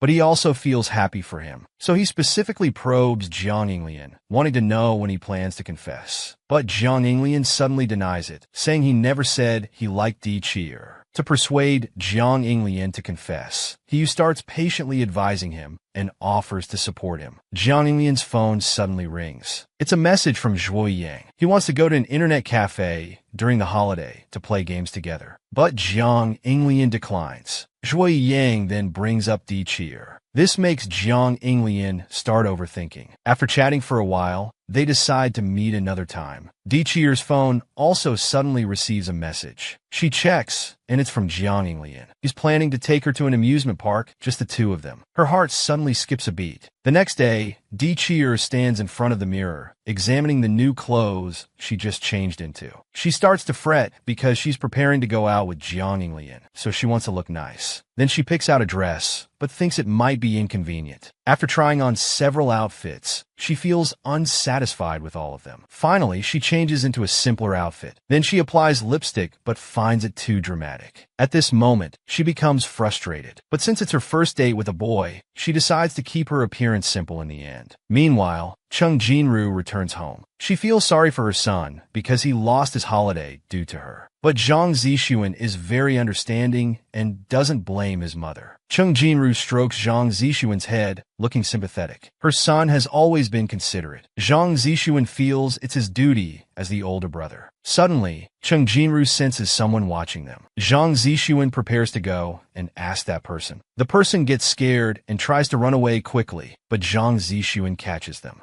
It turns out to be Xiao Ran. He explains he's not a bad person and is here to find Di Qian. When he learns that the people in front of him are Aunt Cheng and Zhang Zixuan, Xiao Ran takes off his hat. Then he reveals his identity and expresses his gratitude. They are all stunned. Xiao Ran looks at Zhang Zixuan and compliments him on the delicious pancakes he made, saying he really likes them. Zhang Zixuan is also very polite and tells him to come again next time if he likes them. When Xiao Ran asks if Di Qian is at home, Zhang Zixuan tells him she's already gone to the amusement park with Jiang Yinglian. Hearing this, Xiao Ran immediately decides to leave. Seeing the girl's disappointed look, Zhang Zixuan decides to follow her. On the other side, Jiang Yinglian is waiting for Di Qian at the amusement park. Passing girls are attracted by his good looks, so they try to get his contact information, but he refuses. Di Qian arrives at this moment. They're both happy to see each other. Because Di Qian is wearing too little, Jiang Yinglian worries she'll be cold when the temperature drops at night. Di Qian tries to take out her jacket, but realizes she accidentally left it at home. Jiang Yinglian is speechless. Bai Quan also comes to the amusement park. He's with Zhui Yang and Yu Xinian. Zhui Yang suddenly finds his drink too sour. Bai Quan suggests they swap drinks. But after drinking Bai Quan's drink, Zhui Yang can't handle it. It turns out to be a lemon-flavored drink. Seeing Bai Quan being so mischievous, Zhui Yang isn't angry at all, but gently strokes his forehead. After riding the pirate ship, Di Qian feels dizzy and uncomfortable. Seeing this, Jiang Yinglian teases her, saying she screamed louder than the kids in the back seats. After this profound experience, Di Qian doesn't want to ride the drop tower or roller coaster. But Jiang Yinglian doesn't mind. He says she'll get used to it. This makes Di Qian very helpless. But coming to an amusement park and not being able to ride those attractions suddenly makes her feel regretful. Jiang Yinglian suddenly suggests going to the ocean-themed park. There's a penguin exhibit there. So Di Qian angrily slaps his back, shouting that she doesn't want to go. This action irritates Jiang Yinglian. He criticizes her. They start arguing immediately. It turns out Di Qian's nickname is Little Penguin. He deliberately mentioned it, which triggered this conflict. Because of Jiang Yinglian's teasing, Di Qian is very upset. Seeing her unhappy, Jiang Yinglian quickly tries to comfort her. He says penguins are actually very cute and cool. Just as Di Qian is feeling touched, Jiang Yinglian suddenly mocks her again. This pushes her to the edge. Di Qian angrily turns around. Two passersby happen to walk by. Unexpectedly, she bumps into them. As she's about to fall,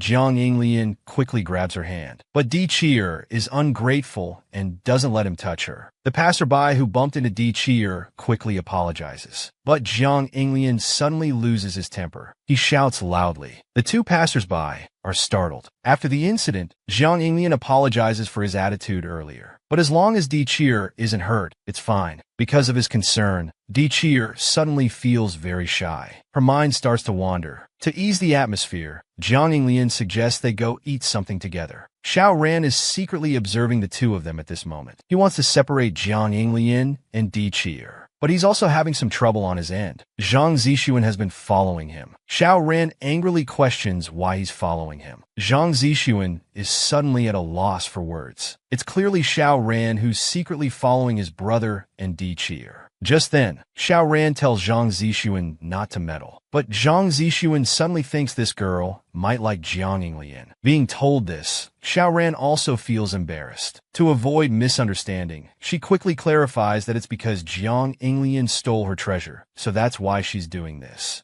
Hearing her explanation, Zhang Zixuan still persists. So he asks Xiao Ran another soul-searching question. Has it always been like this with boys who get close to Di Qian? Xiao Ran now speaks seriously. Of course, things weren't like this. In middle school, as long as she was around, boys couldn't get close to Di Qian. But Jiang Yinglian is different. The way Di Qian looks at Jiang Yinglian is different from how she looks at others. Zhang Zixuan now understands. So Xiao Ran is jealous. That's why she came here to monitor Di Qian and Jiang Yinglian. To avoid causing more trouble in the future, Zhang Zixuan starts advising Xiao Ran. You can do this now, but what about later? If Di Qian has someone she likes and chooses to be with that person, are you going to try to separate them like you're doing now? Xiao Ran is very reluctant. She believes the person who will be with Di Qian forever must be herself. Hearing her response, Zhang Zixuan can't help but laugh. Xiao Ran is even more straightforward than he imagined. She's just too cute. Then Zhang Zixuan explains to her. He's not trying to hinder Xiao Ran from doing anything. If she wants to do something, she should do it, but no one can control their own heart. Just like how he's worried about Xiao Ran. That's why he's been following her here. As for who Di Qi'er will end up with in the future, that's her own choice. After hearing Zhang Zixuan's advice, Xiao Ran seems to understand a lot. She even feels that. He seems to be troubled by this issue too. Since his brother is an excellent guy, Zhang Zixuan advises Xiao Ran not to worry too much. But even if that's the case, Xiao Ran seems unable to accept it. Images of Di Qi'er flash through her mind. Di Qi'er smiling, listening to other girls talking about Jiang Yinglian. If Di Qi'er and Jiang Yinglian got too close, Xiao Ran would forcibly separate them. The past is vivid in her memory, and this time, Di Qi'er might really be taken away by someone. Yet she can't do anything. She feels very distressed. Tears suddenly start pouring down. Seeing Xiao Ran so upset, Zhang Zixuan suddenly feels very guilty. He thinks what he said was too harsh, so he quickly apologizes. To prevent her from continuing to be sad, he immediately comforts her. He tells Xiao Ran not to worry too much. No matter what, she will always be Di Qi'er's best friend. This will never change, and she can also find the courage to stand up again from this. He comforts her while telling her not to cry. But Xiao Ran suddenly becomes angry out of embarrassment. She tells him to stop talking and punches him, knocking off Zhang Zixuan's glasses. At this moment, Xiao Ran realizes what she's done. She quickly helps look for the glasses, but when they find them, they're broken. Xiao Ran looks at Zhang Zixuan apologetically, only to see his nose bleeding. She feels very guilty. It's all because she hit him too hard. That's what caused him to get hurt. So she prepares to go buy an ice pack and tissues. Because Zhang Zixuan isn't wearing his glasses, his vision becomes blurry. Xiao Ran sees his condition and is stunned. But Xiao Ran still decides to quickly go buy the ice pack. She still needs to go after Di Qi'er. But in the next second, she finds that Di Qi'er and the others have disappeared. Zhang Zixuan advises her not to chase after them anymore. Then, to show his apology, he offers to be her personal guide around the amusement park. But because his glasses are broken, he asks her to help buy a pair of contact lenses. Xiao Ran immediately agrees to his request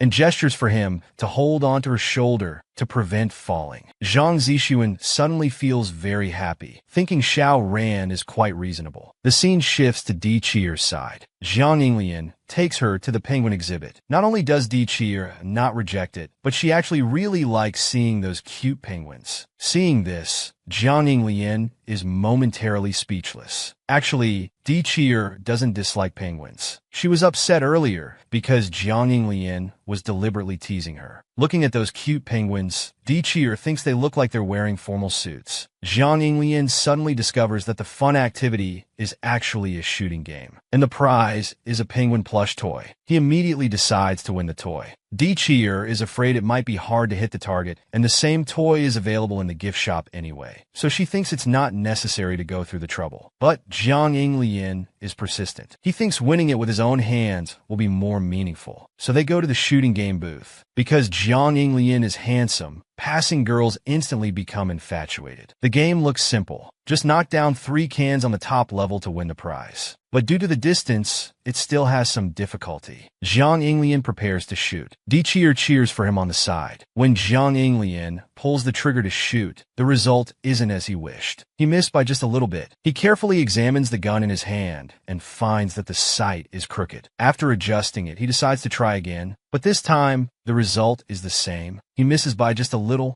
Di Qi'er continues to cheer for Jiang Yinglian. To not disappoint his crush, Jiang Yinglian doesn't want to give up. He's determined to win that little penguin. Di Qi'er also has full confidence in him. Sure enough, in the next few shots, he hits all the targets. Seeing this, the booth owner is instantly in disbelief and can only reluctantly go to get the prize. As Jiang Yinglian wins the plush toy, Di Qi'er praises him on the spot. Suddenly, Jiang Yinglian unexpectedly sees Bai Quan and a few other friends and quickly pulls Di Qi'er away. When the booth owner comes back with the prize, he finds they've already disappeared. He's completely at a loss now. On the other side, Bai Quan sees the penguin plush toy in the owner's hand. He wants to buy it separately, but the owner is unwilling to sell. It turns out it's already been sold to Jiang Yinglian, but the owner is also puzzled. Why did Jiang Yinglian and his girlfriend suddenly leave when Bai Quan and the others came. After confirming, Zhuo Yang seems to know who it was, so they also start playing the shooting game. Meanwhile, Jiang Yinglian leads Di Qi'er away, running until they're out of breath. Di Qi'er doesn't understand why they had to run. She suspects he might have encountered someone he didn't want to see, but Jiang Yinglian just brushes it off casually. When Di Qi'er turns her head, she suddenly sees a castle-like house with many people queuing up. Jiang Yinglian tells her it's a haunted house, and it was just built recently. Learning it's a scary attraction, Di Qi'er fearfully steps back. She doesn't dare to try it easily. Suddenly, a female ticket seller from the haunted house appears behind them. She enthusiastically invites the two to participate in the Horror Castles Couple Challenge. Di Qi'er is startled and quickly explains to her that they're not a couple. But for the sake of sales, the ticket seller keeps introducing and tempting them with rewards. But Di Qi'er insists on not participating. However, when the ticket seller mentions that the prizes are high-end food vouchers and a collector's edition game console, both of them are instantly interested. Jiang Yinglian happens to want to buy the newly released game console. Di Qi'er, on the other hand, thinks of Xiao Ran, believing she would really want the food vouchers. Di Qi'er and Jiang Yinglian instantly reach a consensus. They decide to overcome their fear and give it a try together, so they buy a couple tickets. As they prepare to enter the haunted house, two female staff members smilingly introduce the game's details. Then Jiang Yinglian leads Di Qi'er into the haunted house. He feels that the smiles of the two staff members just now gave him goosebumps. But suddenly he realizes that those two seem to be twins. Di Qi'er, however, thinks they're just deliberately dressed alike. As they're talking, Di Qi'er is suddenly terrified. The group of people behind them just now has suddenly disappeared. Seeing Di Qi'er's scared look, Jiang Yinglian advises her to calm down. With this jumpy behavior, they might get scared by Di Qi'er before even seeing any ghosts. Then the two continue on.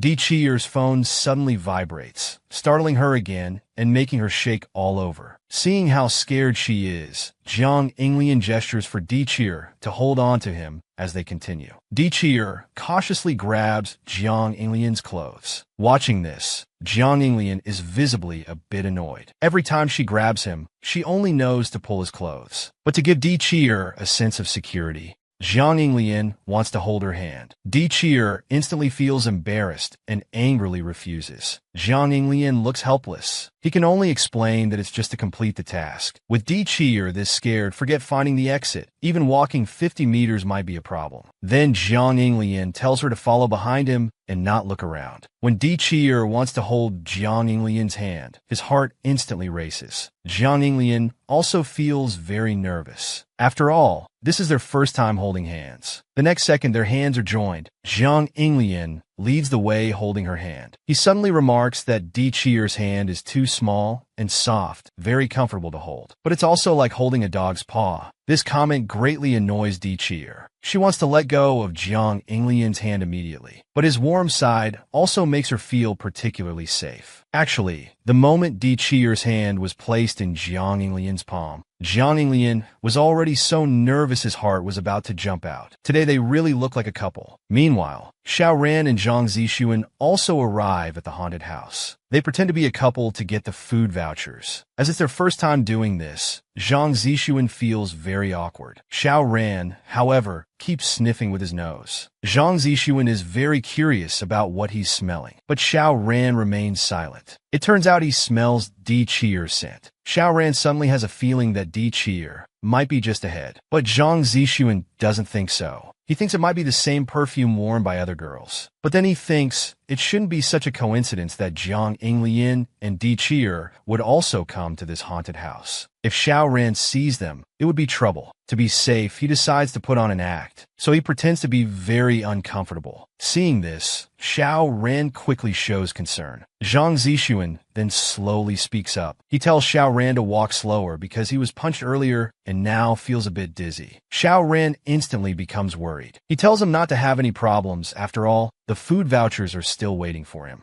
Zhang Zixuan feels helpless. The other's concern is not because he's worried about him. Although a bit unhappy, he still smiles and decides to accompany Xiao Ran to complete the task. Back to Jiang Yinglian and Di Qi'er. They come to a mysterious room. It's very dark inside. Dichier thinks that usually tasks are received from game NPCs, but there might be task clues here. However, Jiang Yinglian suddenly realizes a problem. Forget NPCs. Even the players who came in together earlier are nowhere to be seen. Suddenly, the vibration sound from the phone rings again. Jiang Yinglian doesn't understand what's happening, while Dichier is shaking with fear. When Jiang Yinglian turns his head, he sees a skeleton by the wall. He tells Dichier to look, but she doesn't dare to turn and look. Then they see blood stains on the wall. The details are very well done. Dichier gets more and more scared. She even thinks it wouldn't be strange if this place was really haunted. To keep Dichier from being afraid, Jiang Yinglian deliberately changes the subject, telling her to quickly find task clues. But to ease the tense atmosphere, Jiang Yinglian deliberately teases her again. It turns out Dichier is afraid of haunted houses. Hearing Jiang Yinglian say this, Dichier gets very angry and refuses to admit it. She immediately explains that it's because the atmosphere here is very uncomfortable. Besides, they've walked such a long way, there's really nothing to be afraid of. Seeing that she won't admit being scared, Jiang Yinglian suddenly warns Dichier that there's someone behind her. The next second, Dichier screams in fear and tightly hugs Jiang Yinglian. In the moment of their embrace, Jiang Yinglian smells her fragrance and his heartbeat quickens. Dichier, however, is very anxious. She keeps asking Jiang Yinglian if that person is still behind her. Jiang Yinglian, immersed in happiness at this moment, deliberately scares her to continue holding Dichier. The person pretending to be a monster, seeing this scene, even cheers for Jiang Yinglian. But by now, Dichier can't take it anymore. She bravely turns her head, wanting to tell the person pretending to be a monster to stop, but she finds no one there. Now Jiang Yinglian is in trouble. Thinking she's been deceived, Dichier gives him a beating. Jiang Yinglian feels very innocent, having experienced Dichier's fierceness. He doesn't dare to tease her anymore. The two continue walking forward. Dichier suddenly stops. She explains to Jiang Yinglian that she's not holding on to him because she's scared, but because she's worried about getting separated. Hearing this, Jiang Yinglian's face instantly turns red, so he decides to hold Dichier tightly. Meanwhile, Xiaoran has already discovered Dichier's trail. He thinks she's just ahead and prepares to catch up. Zhang Zixuan also hears Dichier's voice, but with Jiang Yinglian by her side, there shouldn't be any problem. To catch up with Dichier, Xiaoran runs through the haunted house. Other players are all scared. Dichier and Jiang Yinglian have now reached the exit. When they walk out, they happen to see the sister who introduced the haunted house game earlier. She has her back to them. Dichier wants to ask that sister something. When she turns around, she's gnawing on half a palm. Dichier is so scared she faints directly. Jiang Yinglian quickly hugs her and angrily criticizes that sister. When he learns that they've completed the task, Jiang Yinglian looks at the staff in bewilderment. Is there a mistake? They didn't even receive a task and just walked out of the castle.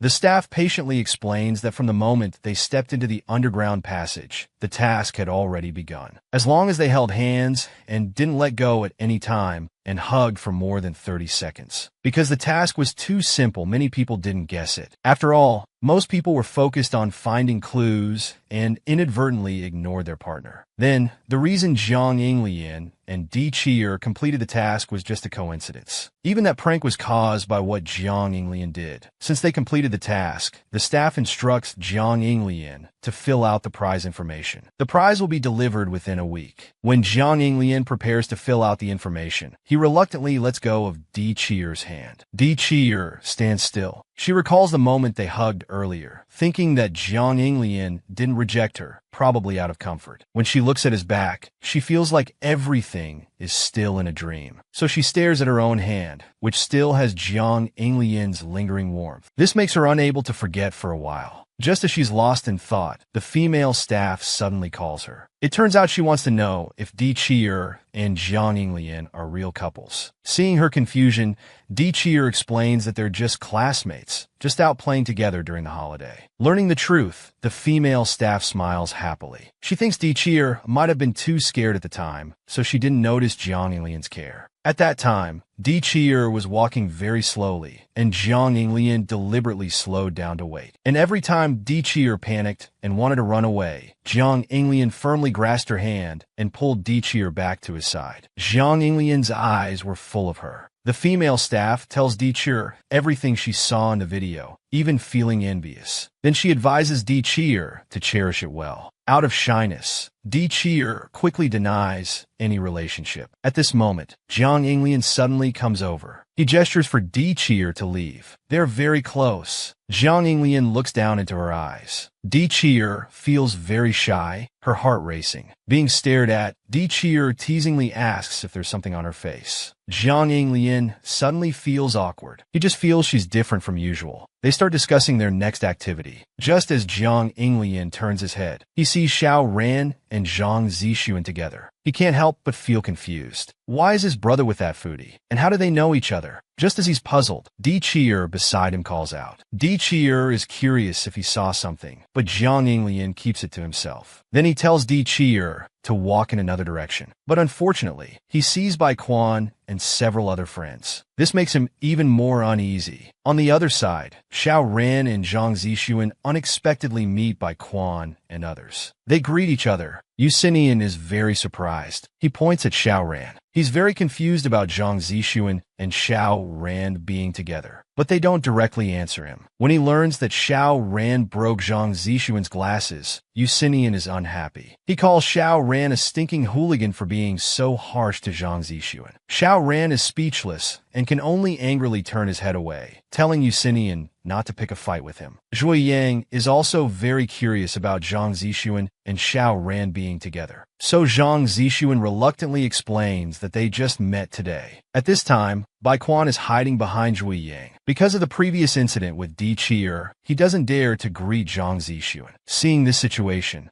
Zhang Zixuan takes the initiative to speak. He compliments the fox doll Bai Quan is holding, saying it's very cute. Bai Quan immediately links arms with Zhui Yang and explains that because the fox looks like Zhui Yang, he asked him to hold it. They're chatting happily here. Meanwhile, Xiao Ran and Yusinian are arguing heatedly, even coming to blows. When they calm down, Xiao Ran sighs, saying it would be better if Di-cheer and Jiang Yinglian were here too. But he thinks Di-cheer should be nearby. The scene shifts to Jiang Yinglian. To avoid those companions, he keeps running with Di-cheer. When they stop, Di-cheer notices something's off with Jiang Yinglian. She thinks he's acting very strange, always running with her today. She suspects Jiang Yinglian is hiding something, but he deliberately changes the subject. He tries to divert her attention by suggesting buying drinks. Di-cheer is also helpless and can only go along with Jiang Yinglian's idea. Watching him walk away, Di-cheer wonders if Jiang Yinglian has someone he doesn't want to see, but he doesn't seem to want to tell her. As she's thinking, she suddenly sneezes. It turns out the wind is picked up. Suddenly, someone puts a coat over her shoulders from behind. Di-cheer thinks it's Jiang Yinglian and immediately turns her head, but she's stunned to see it's Zhui Yang. Di-cheer wants to call out his name, but Zhui Yang gestures for her to be quiet. Then he gently strokes Di-cheer's head. After doing this, he turns and leaves. Zhui Yang returns to Bai Quan's side. He looks very happy. Seeing his expression, Bai Quan thinks something fun happened, but Zhui Yang just casually brushes it off. When Jiang Yinglian returns after buying drinks, he sees Di-cheer with her back to him, wearing a coat. This leads to a misunderstanding. When Di-cheer turns around and sees Jiang Yinglian, he comes up to her. So Di-cheer tells him about what just happened with Zhui Yang. But Jiang Yinglian's expression is cold. He tells Di-cheer to take off the coat. Seeing her not respond, Jiang Yinglian gets angrier. He thinks it's not appropriate for Di-cheer to wear this coat. Left with no choice, Di-cheer can only take off the coat. The next second, Jiang Yinglian takes off his own jacket. Then he gestures for Di-cheer to come over. He proceeds to put it on her himself. Because the jacket is too big, Di-cheer looks strange wearing it. Jiang Yinglian can't help but laugh, which makes her embarrassed and angry. But Jiang Yinglian suddenly becomes very gentle. Di-cheer instantly can't stay angry. At this moment, Jiang Yinglian notices that Di-cheer is wearing makeup today, so he specifically confirms it. Di-cheer shyly turns her head and explains that she's only wearing light makeup. But Jiang Yinglian wants to know if she put on makeup because of this date. Di-cheer then reveals her thoughts. It turns out she's different from Jiang Yinglian. He's so popular, but this is her first date with a boy. When she was preparing to go out, she didn't know what to wear. To make herself look more formal, she tried putting on makeup, but she was worried Jiang Yinglian would find it strange, so she didn't dare to apply lipstick too dark. Learning about her thoughtfulness, Jiang Yinglian immediately compliments Di Chier's makeup, saying it looks very nice. Di Chier suddenly suggests going on the Ferris wheel. He happily agrees. On Xiao Ran's side, things aren't going as well. Annoyed by Yusinian, he turns to leave. Watching Xiao Ran's back, Bai Quan feels regretful. They couldn't greet each other properly this time either, and it seems Xiao Ran doesn't like him. Zhang Zixuan suddenly calls out to Xiao Ran. He asks him to consider what was said today, but Xiao Ran can't accept it. He considers anyone who takes Di Chier away as an enemy, but he immediately lets it go. After all, it's not up to him. Only Di Chier can make the decision. He'll support whatever she wants to do. Hearing Xiao Ran say this, Zhang Zixuan feels gratified. He compliments Xiao Ran, saying he's a good girl too. As they're about to part, Zhang Zixuan wants to know if they can go on another date. Hearing this, Xiao Ran's mind goes blank. He shyly turns his head, then deliberately mocks Zhang Zixuan, saying his constant smile looks tiring. Soon they part ways. The female staff member who received Jiang Yinglian returns home. It turns out she's Fang Shuyu's sister. She tells her younger sister to relax and go out with classmates during the holiday. But Fang Shuyu thinks if she relaxes, she won't be able to get into Class A. Hearing her sister's words, the older sister starts to advise her. It's not necessary to get into the top class. After all, Fang Shuyu is so excellent. Then she recounts her encounter with Jiang Yinglian at the amusement park. He was taking a girl to the haunted house. Learning this, Fang Shuyu feels very disappointed. The older sister doesn't notice her sister's expression and continues happily narrating. Then she asks if her sister likes Jiang Yinglian. At this moment, Fang Shuyu seems to realize something. She realizes there's no need to have unrequited feelings for someone who doesn't like her. Jiang Yinglian takes Di Chier to ride the Ferris wheel, but it's under maintenance. In the blink of an eye, Jiang Yinglian leaves alone. He goes to find Zhuo Yang. He returns the clothes to him. It turns out he asked Zhuo Yang out so late to talk. Zhuo Yang complains that Jiang Yinglian is too much monopolizing Di Chier. Then he describes how Di Chier looked when she saw him. Di Chier was wearing a small tank top and short skirt. Zhuo Yang was very attracted. He even wanted to stay by her side a bit longer. Jiang Yinglian also stops hiding things. He tells about holding hands with Di Chier and describes it in detail. Zhuo Yang instantly becomes jealous. He asks Jiang Yinglian to stretch out his hand, wanting to indirectly hold hands with Di Chier. But Jiang Yinglian suddenly teases him, saying he also kissed Di Chier. This infuriates Zhuo Yang. He grabs Jiang Yinglian's collar and deliberately threatens him. Jiang Yinglian angrily pushes Zhuo Yang away. The next second, the atmosphere eases. Actually, Zhuo Yang doesn't believe what Jiang Yinglian said, because he knows Jiang Yinglian wouldn't do anything inappropriate. Not only does Zhuo Yang not believe it, but even Jiang Yinglian himself can't believe it. This girl suddenly entered his life, often bringing strange surprises. She revolves around him every day. She's also a bookworm. At first, Jiang Yinglian found girls troublesome, but since meeting Di Chier, he has fallen for her. Her smile alone can make him compromise. Speaking of this, he solemnly declares to Zhuo Yang that he likes Di Chier. If they both like the same person, then they're rivals in love. But this doesn't prevent them from being good friends. Seeing Jiang Yinglian become very serious, Zhuo Yang smiles happily, but he can understand him. After all, no one can control matters of the heart. Then Jiang Yinglian brings up Bai Quan's situation. He knows well that Bai Quan likes Zhuo Yang, so he deliberately probes the situation. He thought they would be together, but that's not the case. Zhuo Yang actually considers Bai Quan as his family, because they grew up watching each other. He has always treated Bai Quan as his most beloved sister. She is an inseparable part of his life. Zhuo Yang's words make Jiang Yinglian's skin crawl. As it's getting late, Zhuo Yang gets up to go home. Watching him leave, Jiang Yinglian makes a decision. If Zhuo Yang is serious, then he definitely won't back down. There are many people who like Di Chier, and he's mentally prepared for that. Jiang Yinglian advises Zhuo Yang not to hurt Bai Quan, but Zhuo Yang feels he has already hurt Bai Quan once. If he makes more beautiful promises, it would be ridiculous. Since Zhuo Yang really likes Di Chier, Jiang Yinglian wants to know the truth, but Zhuo Yang deliberately keeps it secret.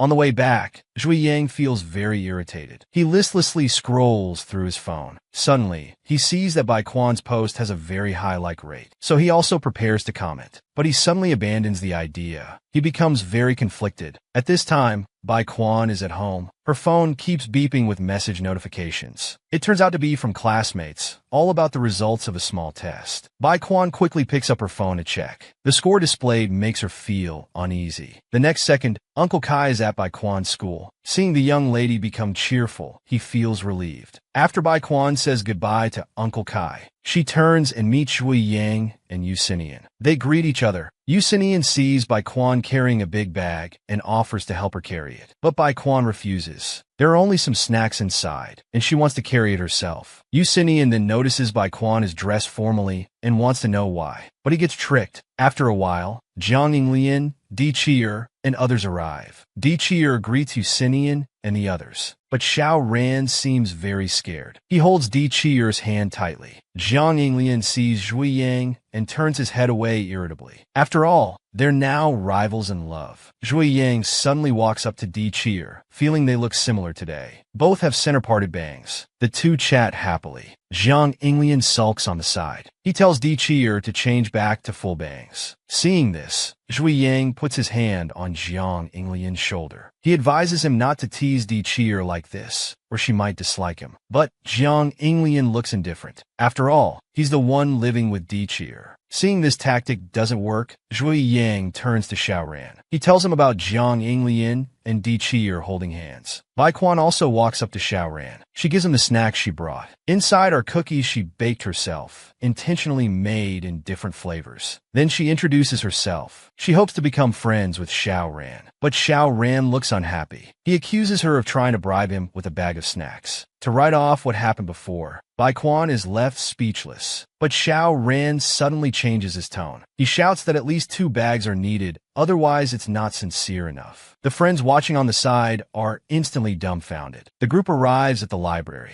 Since his brother is studying at home, Jiang Yinglian doesn't want to disturb him, so he can only come out to read. Yusinian starts to interject randomly, making everyone exasperated. The girls are chatting happily. Jiang Yinglian stares at Di Chier without moving. He starts to daydream, and Xiao Ran, the foodie, is eating snacks in big mouthfuls. Yusinian deliberately teases him for having a picnic. This remark irritates Xiao Ran. He snaps back at Yusinian directly. The two are full of hostility. Suddenly, they start arguing. Yusinian suddenly snatches Xiao Ran's snacks away, saying he can only eat after finishing his homework. This angers Xiao Ran, who wants to get physical. Di Chier quickly tries to persuade Xiao Ran. Yusinian hopes he will focus on reviewing and get good grades, so he shouldn't be angry. Soon Xiao Ran calms down. Di Chier starts to help him with his studies. Jiang Yinglian gazes at Di Chier. He's fascinated by her teacher-like appearance. Jiang Yinglian suddenly stands up to buy drinks. When Yusinian learns of this, he asks Jiang Yinglian to bring orange juice. Then one by one, they all make their requests. But Di Chier wants to accompany Jiang Yinglian. He immediately agrees. However, Xiao Ran is unhappy. He also wants to join in. The three of them leave the library together. Because Xiao Ran spoke loudly to Bai Quan earlier, Di Chier was frightened. So she advises Xiao Ran to get along better in the future. But Xiao Ran can't do it. Because Bai Quan hurt Di Chier before, he doesn't want to forgive easily. For those who hurt Di Chier, Xiao Ran considers them all enemies. But as long as Di Chier and Bai Quan become friends, he won't make things difficult. He will try to accept it. Having such a good friend, Di Chier feels very happy. The scene moves to the library. Yusinian has organized the exam materials. It turns out to be to help Xiao Ran. Zhui Yang and Bai Quan are also seriously discussing. Soon it's evening. Everyone is preparing to say goodbye.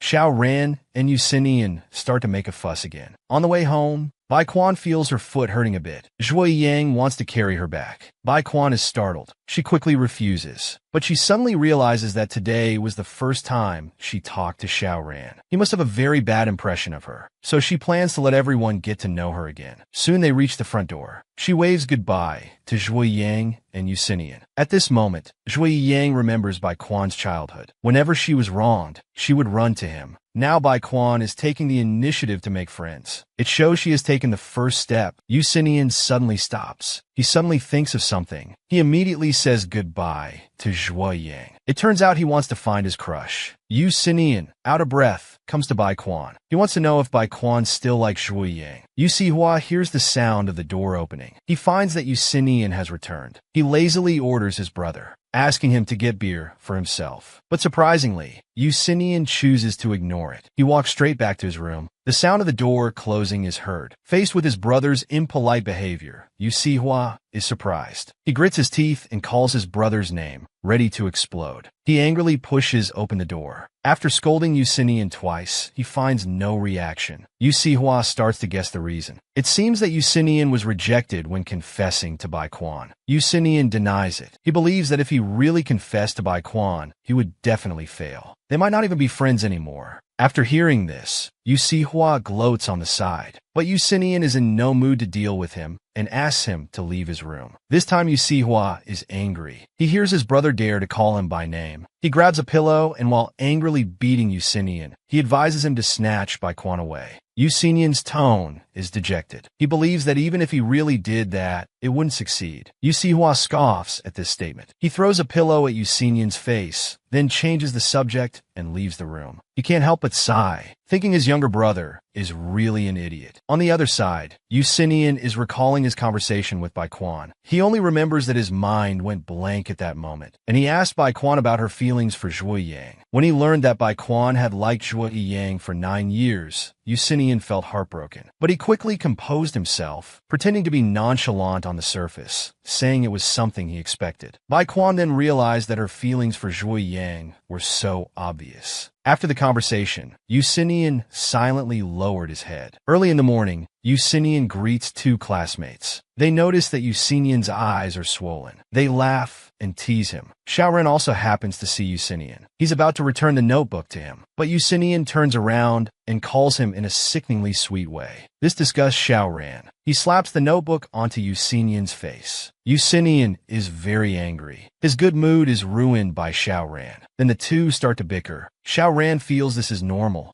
because this is how they usually interact. But Xiaoren still notices that something is off with Yu Xinian. He wants to know the reason. Yu Xinian tries to act like nothing happened. Xiaoren feels contempt for him, explaining that he was just asking casually. This time Yu Xinian becomes anxious. He takes the initiative to tell Xiaoren. It turns out he's heartbroken. He saw from one glance that the person Bai Quan likes isn't him. Yu Xinian silently comforts himself. He believes that time can heal everything. At the same time, he understands that no matter who Bai Quan likes, as long as she's happy, it's enough. At this moment, Di Qi'er and Jiang Yinglian happen to pass by. Xiaoren watches them chatting and laughing, thinking that no matter who Di Qi'er likes, he will always protect her. Suddenly, Di Qi'er throws a piece of candy to Xiaoren, telling him to eat it after class. Yu Xinian then realizes that these two are always thinking about each other. It's an enviable friendship. Xiaoren then tries to comfort Yu Xinian, but what he says is misunderstood by Yu Xinian. So Xiaoren gets angry and even tries to teach Yu Xinian a lesson. Afterwards, he actively thanks Yu Xinian, because Yu Xinian also helped him sort out his feelings. After resolving their issues, they return to their previous playful behavior. When he learns that the school's military training is in autumn, Zhui Yang is stunned. He angrily shouts at his father. His father only gives a casual explanation. Zhui Yang feels helpless about this. Suddenly, Zhui Zhihing remembers that his son has started smoking again recently, so he asks him to quit. But worried that Zhui Yang won't participate in the training, he comes up with several reasons to tempt him. Indeed, the old ginger is spicier. Zhui Yang takes the bait. Late at night, Jiang Yinglian notices that Di Qi'er's bangs have grown long and offers to trim them for her. Di Qi'er directly refuses Jiang Yinglian. She's afraid he might play a trick on her. Di Qi'er plans to go to a hair salon, but at this hour, they're all closed. So she turns her gaze to Jiang Yinglian, starting to guess if he's reliable or not. After some consideration, she decides to trust Jiang Yinglian. Jiang Yinglian asks Di Qi'er to close her eyes. He then realizes that her bangs have completely covered her eyes. This reminds Jiang Yinglian of an Angora rabbit. With the sound of scissors, Di Qi'er's hair falls to the ground. She slowly opens her eyes and feels a special sensation. The next second, she can't help but laugh out loud. Her reaction confuses Jiang Yinglian. It turns out that Jiang Yinglian's act of trimming her bangs makes Di Qi'er feel amazed. She has gotten used to Jiang Yinglian's presence around her. They've been through a lot together. He even helps her cut her hair now. This makes Di Qi'er look forward to what else might happen with Jiang Yinglian in the future. Hearing this, Jiang Yinglian has a sudden idea. He suggests that Di Qi'er help him with makeup. After Di Qi'er repeatedly refuses, Jiang Yinglian can only cough to cover his embarrassment. He suddenly calls Di Qi'er's name, revealing his true feelings. The first time he cooked for her and cut her hair, the first time he held her hand, and the first time they hugged. These are all experiences Jiang Yinglian has never had before. Di Qi'er has brought great changes to him. After hearing these words, Di Qi'er looks incredulous. She can't believe Jiang Yinglian can be so sentimental. She's touched inside, thinking she hasn't done much, yet Jiang Yinglian has always been so good to her. Di Qi'er considers it a blessing to have him as a friend. But Jiang Yinglian isn't satisfied with just being friends. He interrupts her and asks Di Qi'er to close her eyes. Then he starts cutting her hair. When he's sure Di Qi'er won't open her eyes, Jiang Yinglian slowly leans closer to her. Unfortunately, Jiang Yinglian's stepmother happens to return at that moment. Cheng Jingru sees Jiang Yinglian getting along well with Di Qi'er and feels very pleased. She takes out some snacks she brought back, intending to share with them. However, Jiang Yinglian decides to go out for a run, while Di Qi'er needs to return to her room to do homework. Cheng Jingru is on the verge of tears. It seems the snacks will have to wait for Zhang Zixuan to return. After returning to her room, Di Qi'er starts thinking about something. She realized that when her eyes were closed, Jiang Yinglian was very close to her. Meanwhile, Jiang Yinglian is facing the wall, reflecting on his actions. But this strange behavior causes passersby to gossip. So the two of them, each with their own thoughts, welcome the autumn training. The camp is surrounded by silence. The bus heading to the training camp slowly drives by, but the singing of two classmates echoes through the sky. This annoys the others because not only are they singing badly, but they've also turned a ballad into a rap song. This lively group activity makes Huang Tianming happy. At the same time, he notices that Zhuo Yiyang seems to be in a good mood too. It turns out he knows the training camp is co-ed, and Zhuo Yiyang is very excited about it. But when Huang Tianming reveals the truth behind the scenes, Zhuo Yiyang realizes it was all fake. He's been tricked by his father. On another bus, Yin Sherwin calls out to Di Qi'er and invites her to play a game. She notices that Jiang Yinglian has fallen asleep nearby. Di Qi'er explains on his behalf. Because several boys were up all night playing games, they barely slept. Di Qi'er looks at Jiang Yinglian's sleeping face. She can't help but recall that night when Jiang Yinglian leaned close to her. Thinking about this, her face instantly turns red. At this moment, the sleeping Jiang Yinglian leans on her shoulder. Di Qi'er feels shy about this intimate action, but she doesn't have the heart to wake him up. Suddenly, the bus brakes hard. Di Qi'er sees that Jiang Yinglian has just woken up, and he's leaning on her chest. Di Qi'er is both embarrassed and annoyed. She quickly gives him a violent shove. Jiang Yinglian, still groggy from sleep, doesn't even know why he's been hit. As the sky gradually darkens, everyone arrives at the hotel for the training camp. After the teacher in charge gives instructions about precautions, they leave with peace of mind. Yin Sherwin is excited and suggests that the classmates go sing together. But Di Qi'er, following the teacher's instructions, doesn't want to go out at night. What Yin Sherwin doesn't know is that Di Qi'er isn't in the mood to play. After returning from the bathhouse, Di Qi'er's mind has been occupied by something. As a result, when she's about to enter her room, she accidentally realizes she doesn't have her room key. Di Qi'er goes downstairs to ask the front desk for help. She explains her predicament. The front desk suggests she find a teacher, but Di Qi'er is worried that the teacher will find out about her roommates going out. This puts her in a dilemma. Di Qi'er chooses to borrow a phone from the front desk. She first calls Xiao Ran. At the barbecue stand, Xiao Ran waves his hand, ordering the owner to bring more lamb skewers. Yusinian thinks Xiao Ran can't finish them all, but Xiao Ran dismisses his concern as meddling. At this time, Di Qi'er finds that Xiao Ran's phone is not answered. She then calls Yin Sherwin, Xiaohan, and Bai Quan in turn, but no one picks up. Di Qi'er can only hold on to her last hope and call Jiang Yinglian. The buzzing sound wakes up the sleeping Jiang Yinglian. Jiang Yinglian answers the phone. On the other end, Di Chi'er is particularly excited. She tells Jiang Yinglian about her predicament, but then belatedly realizes she has woken him up. However, Jiang Yinglian's solution is to have Di Chi'er come to his room. When they meet, Di Chi'er awkwardly greets Jiang Yinglian. Jiang Yinglian notices she's only wearing a bathrobe and stares at her intently. He then pulls Di Chi'er into the room. When she learns that Jiang Yinglian's roommates are also out, Di Chi'er promises to leave as soon as possible. Seeing that she has misunderstood him, Jiang Yinglian explains. Then, looking at the nervous Di Chi'er in front of him, he sighs and slowly closes his eyes. To return quickly, Di Chi'er picks up Jiang Yinglian's phone, intending to contact her roommates. But no one answers. Di Chi'er feels particularly guilty. She's worried that staying in Jiang Yinglian's room will prevent him from resting well. So Di Chi'er turns to look at Jiang Yinglian and notices he seems unwell and has no appetite. She offers to boil some water for him. After getting the hot water, Di Chi'er prepares to hand it to Jiang Yinglian, unaware that her bathrobe pocket has been caught on a rod. She's about to take a step when she realizes something's wrong, and her hand accidentally touches the hot kettle. Jiang Yinglian looks concerned. He holds Di Chi'er's hands, his words full of care. Di Chi'er quickly assures him she's not hurt, but when she looks down, she realizes her bathrobe has come undone somehow. Jiang Yinglian sees this too.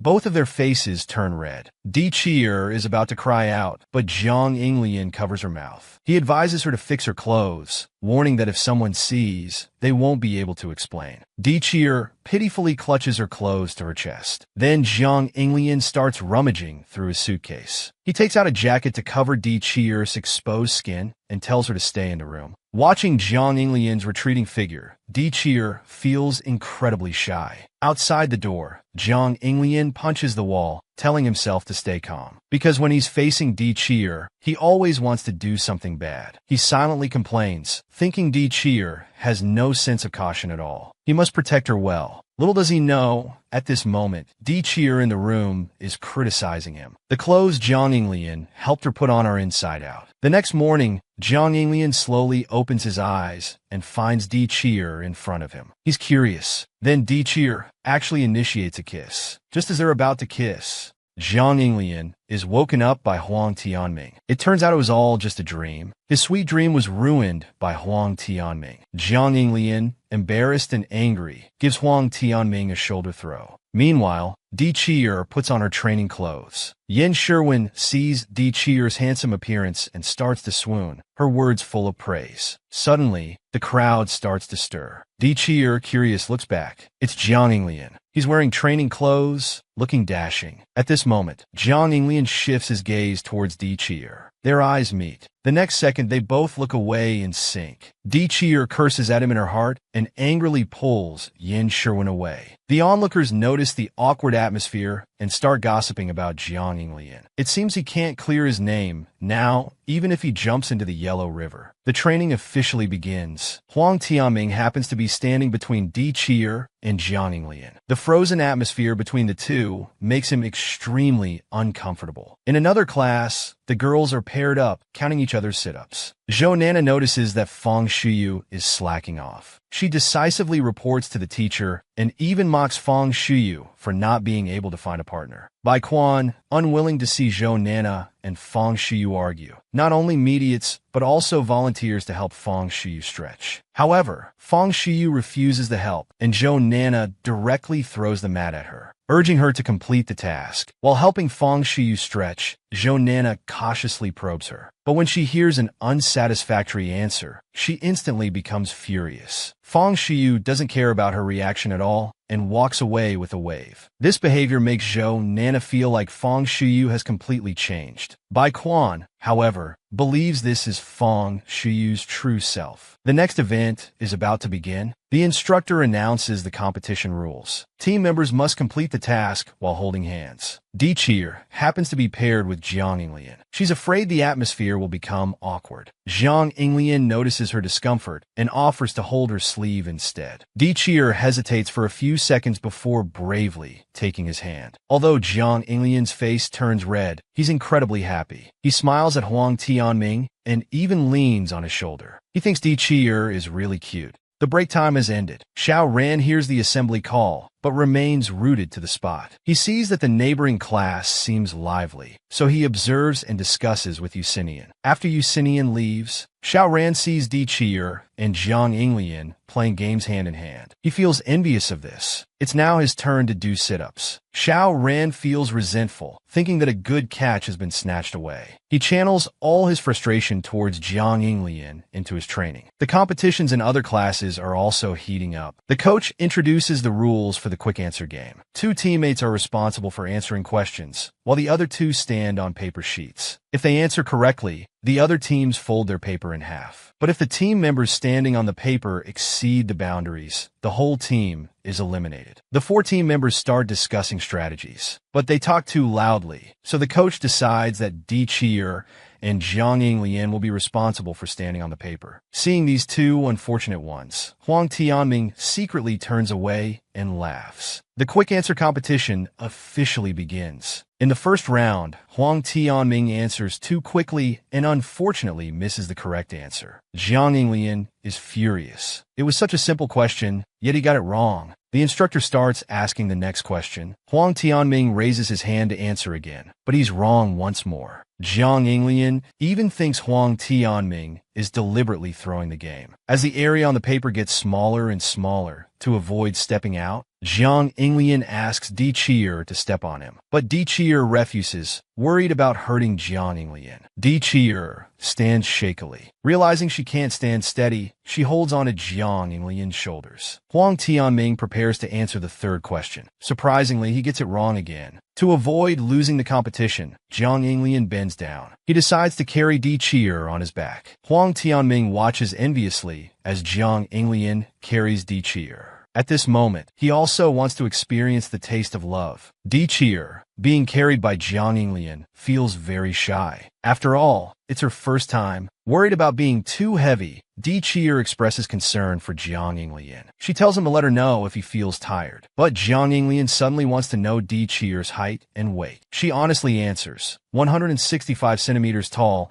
and only 80 Jin, 40 kilograms in weight. After hearing the answer, Jiang Yinglian thinks to himself, this isn't just thin, it's malnourished. So he feels Di Qi'er isn't heavy at all. But Di Qi'er is curious. She thinks Jiang Yinglian is asking these questions to trick her. There's a saying that when you carry the whole world on your back, of course it feels heavy. With these words, Jiang Yinglian bursts into laughter. The 2 start flirting and teasing each other. Jiang Yinglian suddenly advises Di Qi'er to gain weight, saying that yesterday he noticed she was so thin, almost skin and bones. These words remind Di Qi'er of what happened last night. She suddenly feels extremely shy. Due to nervousness, Di Qi'er suddenly tightens her grip around Jiang Yinglian's neck, startling him. As other classes have already moved on to other activities, while their class is still stuck on physical training, Zhui Yang becomes even more excited. However, these are mostly relatively relaxed group activities, so he prefers rock climbing and interior design more. At this moment, 2 boys are discussing Bai Quan. They feel lucky to be in the same group as Bai Quan. They'll be able to hug each other during the games later. Moreover, with such a good figure, having the chance to be in close contact is really exciting. Zhui Yang overhears all of this. He speaks up, calling the 2 disgusting, and then warns them. If they dare to touch Bai Quan, he'll break their ribs. As soon as he says this, an argument breaks out. The commotion attracts the attention of Bai Quan and others. Zhui Yang and the others start fighting. Fortunately, the class monitor pulls them apart. However, Zhui Yang's face is injured, but several people from Da's group are disciplined. Not only can they not participate in the tasks, but they also have to clean up all the class equipment. Zhou Nana sighs at this moment, surprised that even the principal's son would get into a fight. She thought Zhui Yang was like this as a child. Hearing this, Bai Quan quickly explains. Actually, everyone likes to play with Zhui Yang, but sometimes he suddenly starts fighting. And every time, he refuses to explain why.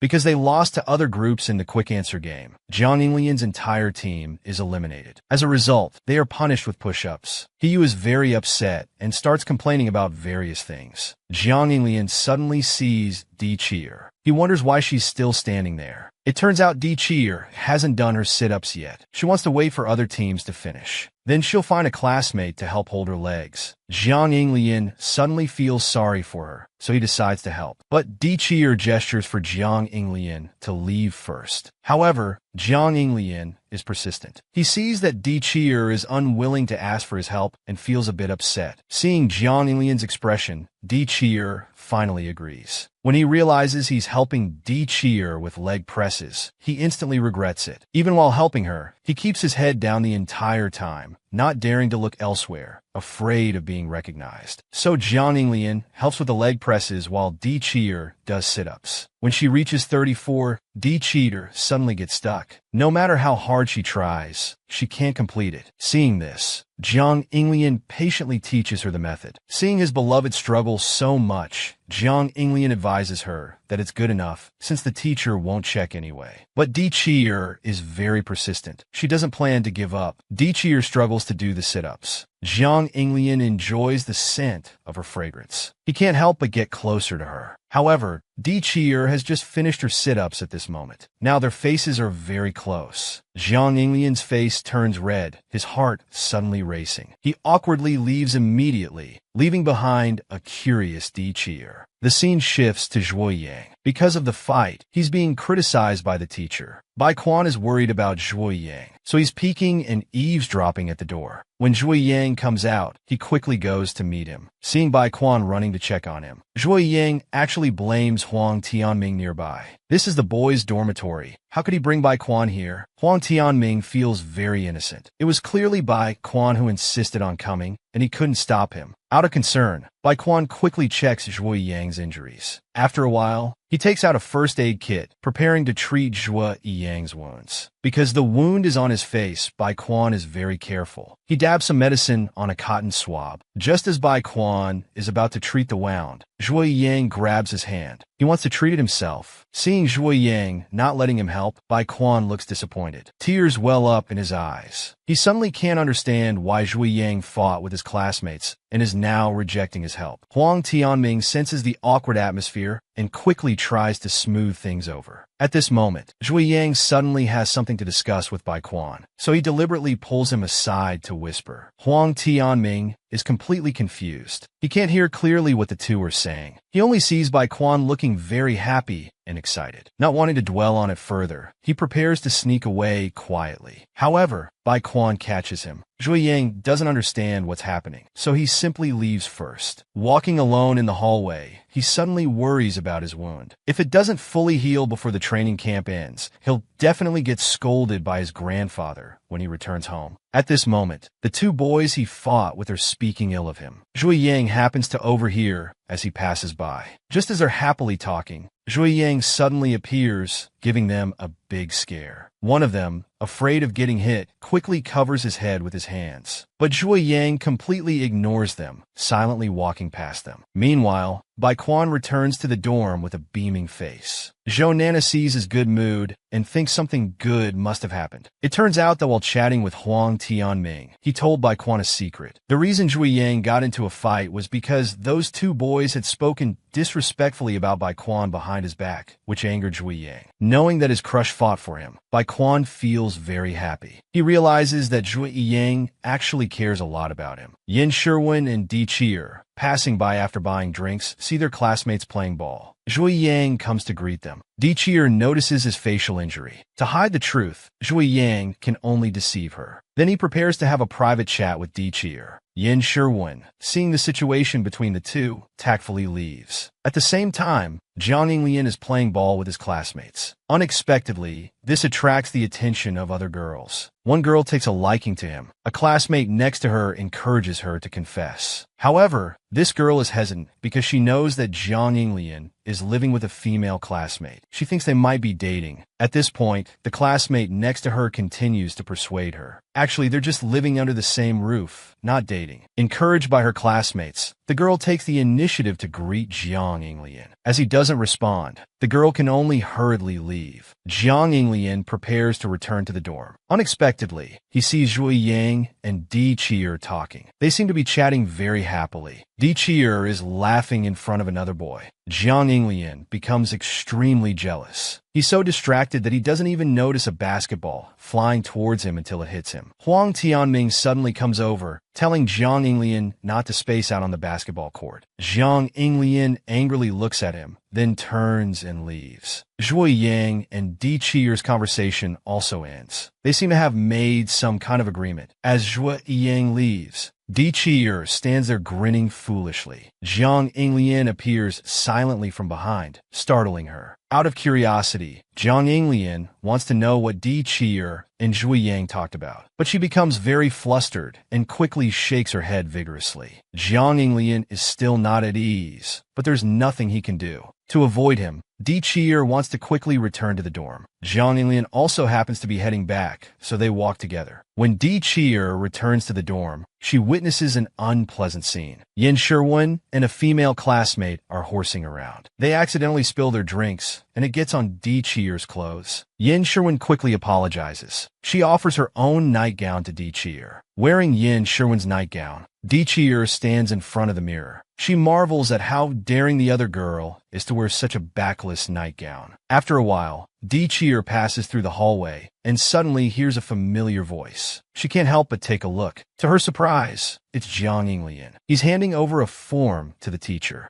Jiang Yinglian happens to turn his head and sees Di Qiyer in the nightgown. He instantly feels embarrassed. Di Qiyer also awkwardly hurries away. After returning to the room, Di Qiyer picks up a bag from the table, borrows a jacket from Yin Sherwin, and rushes out again. It turns out she wants to return the previous clothes to Jiang Yinglian. After doing this, she intends to leave. However, she remembers that her water seems to have been taken by Jiang Yinglian earlier, so she asks him to confirm. Unexpectedly, Jiang Yinglian has already drunk it. Di Qiyer suddenly gets very angry. That was the water she had drunk from. Jiang Yinglian is instantly dumbfounded. Doesn't this count as an indirect kiss? Watching Di Qiyer's retreating figure, Jiang Yinglian feels very helpless. On the basketball court, Jiang Yinglian is playing ball with his classmates. Zhuo Yang suddenly invites him to form a team for a match. Jiang Yinglian directly throws the ball to him. He demands a one-on-one match between the two of them. Zhuo Yang agrees to this proposal. Their duel begins instantly. To find out about Zhuo Yang and Di Qiyer's previous conversation, Jiang Yinglian takes the opportunity to inquire. Seeing Jiang Yinglian's jealous look, Zhuo Yang sets a rule. If Jiang Yinglian can win, he will reveal the secret. As soon as he finishes speaking, Jiang Yinglian quickly steals the ball from Zhuo Yang. The latter is momentarily stunned. Having gained possession, Jiang Yinglian immediately shoots with high accuracy. One shot after another, Jiang Yinglian wins against Zhuo Yang with a score of 5-3. The other has to admit defeat. Having won the game, Jiang Yinglian asks Zhuo Yang to disclose the matter. But Zhuo Yang is cunning. He tricks Jiang Yinglian with a scheme, then quickly slips away when the other is not paying attention. Seeing Zhuo Yang's evasion, Jiang Yinglian gets very angry. He stands up and calls out to him. But Zhuo Yang doesn't plan to say it himself. He tells Jiang Yinglian to ask Di Qiyer directly. The next day, Huang Tianming notices that Jiang Yinglian seems off. His face looks terrible, and he's not in the right state even during training activities. So he deliberately asks Jiang Yinglian for help. He asks him to move the decorations for the cultural evening to the next room. Jiang Yinglian listlessly takes the box and turns to leave. Because Di Qiyer and Zhuo Yang are being so mysterious, he's been overthinking all day and lacks energy for anything. When he sees Di Qiyer, he prepares to ask once more. Just as Jiang Yinglian musters up the courage to approach Di Qiyer, there's a commotion at the door. It turns out Huang Tianming is preparing to move things out when he suddenly enters, colliding with him. Huang Tianming, who's been hit, falls backward, consequently bumping into Jiang Yinglian behind him. Jiang Yinglian is pushed in front of Di Qiyer. He braces himself against the wall with both hands, coming into close contact with Di Qiyer. The two are very close, and at this moment, Di Qiyer's heart races. Her face turns red. Jiang Yinglian suddenly comes to his senses and verbally blames Huang Tianming. Di Qiyer, due to the contact with Jiang Yinglian, starts to imagine various scenarios. She even wants to throw herself into his arms. As for Jiang Yinglian, what should have been a simple matter has been messed up by Huang Tianming. He feels very angry. Huang Tianming has no choice but to try hard to comfort him. To cheer Jiang Yinglian up a bit, he reveals Di Qiyer's earlier actions. It turns out that when Jiang Yinglian turned his head to speak earlier, Di Qiyer's gaze never left him. Her face was very red, and she was staring at Jiang Yinglian in a daze. Only then does Jiang Yinglian realize that Di Qiyer's feelings might be the same as his. If he confesses, there might be hope. At night when sleeping, Huang Tianming's snoring is very loud, disturbing everyone in the dorm. They all suggest kicking him out. The next second, Huang Tianming is driven out. He feels wronged, wondering how they could bear to make him sleep in the corridor. Left with no choice, he can only grumble as he sleeps in the corridor. The moment he lies down, he suddenly feels it's quite cool here, so he quickly falls asleep. However, his snoring is still very loud, causing everyone to collectively open their doors. When he wakes up, he finds himself training by a small lake. In the blink of an eye, Huang Tianming goes to have breakfast with Hiyu. Jiang Yinglian suddenly greets them. Zhui Yang also appears at this time. He pulls Jiang Yinglian aside to have a private conversation. Huang Tianming and Hiyu secretly follow, observing them from a distance. Zhui Yang and Jiang Yinglian walk and discuss. Huang Tianming and Hiyu trail behind them. Just as Jiang Yinglian is walking with Yusinian, a girl's belongings fall to the ground. The girl quickly squats down to pick them up. Yusinian prepares to help her, but is politely refused. However, he still proactively steps forward to help. Jiang Yinglian also comes over to lend a hand. When the girl looks up, she happens to see Jiang Yinglian. She's very surprised. This girl has been secretly in love with Jiang Yinglian, so when she sees Jiang Yinglian, she becomes very shy. Jiang Tianming and Hiyu, who have been observing from afar, also appear. Jiang Tianming notices that Jiang Yinglian is acting strange today, being unusually obedient in doing things for the class. He wants to understand what exactly happened. Jiang Yinglian then explains. Because Hiyu had previously said that timing is very important, Jiang Yinglian made a decision. After the evening's activities end, he wants to express his feelings to Di Qiyer. Night has fallen, and the event has begun. Two girls are performing on stage. Bai Quan and others are watching from below. Yusinian suddenly asks Xiao Ran to share some snacks with him, but is refused.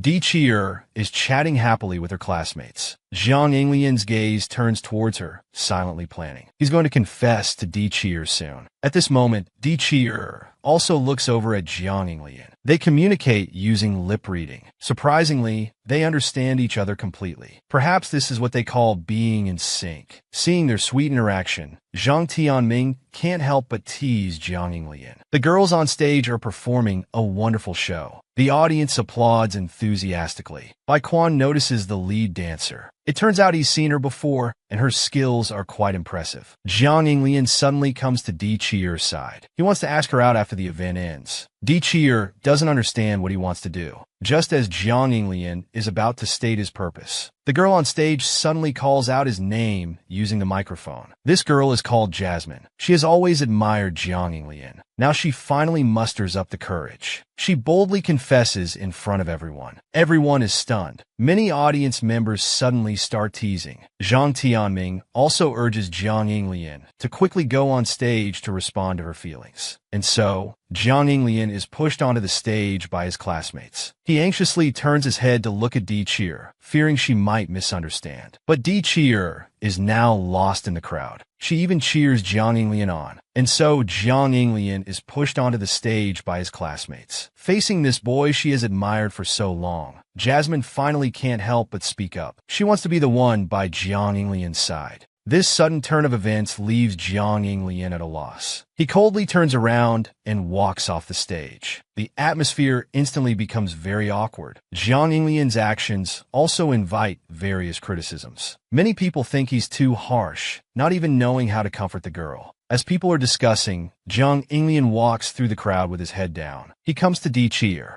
Di Chi'er expects him to say something, but Jiang Yinglian remains silent. Then he brushes past her. Die Stund. Jiang Yinglian feels very hurt at this moment. Even though he's full of passion, Di Chi'er's feelings towards him seem to remain within the bounds of friendship. He even feels that all his hopes have been shattered. Di Chi'er checks the rules while waiting for people. 5 minutes after the agreed time, Jiang Yinglian finally appears. As soon as he arrives, he finds that the other 2 people in the group have already left. Di Chi'er thinks the teammates are afraid of affecting the event, so she thoughtfully comforts him. The event scores are calculated individually, so it's fine as long as they complete it. But she only receives a cold response. She can't help but mutter, "What a cold attitude." On the other side, Yusinian and Xiao Ran are also doing their task. To complete the breakfast task quickly, Xiao Ran comes up with a sneaky idea. He wants to find a shortcut to reach the task's endpoint quickly. His companion scolds him not to think about taking shortcuts and to obediently follow the designated path. At this moment, Xiao Ran sees Di Chi'er, not far away. She's doing the task with Jiang Yinglian. Although he wants to walk with Di Chi'er, considering what happened suddenly last night, Xiao Ran chooses to give them some space alone. He lets Jiang Yinglian deal with things first. Thinking this, he pulls Yuxining away. The scene changes. Di Chi'er is worriedly looking at Jiang Yinglian. He refuses to share what's on his mind and just wants to end the activity quickly. Di Chi'er follows behind, guessing. Is Jiang Yinglian sulking because he was pushed onto the stage? Or is it because there are too many tedious tasks as a group leader and he's tired? Or is it because she didn't tell him about the discussion with Zhui Yang? But this matter was already agreed upon and can't be told to others. Di Chi'er can't break the promise. She can only tell Jiang Yinglian that if he has troubles, he can confide in Zhui Yang or her, because they're both his good friends. Jiang Yinglian thinks to himself that he doesn't want to be just friends with Di Chi'er.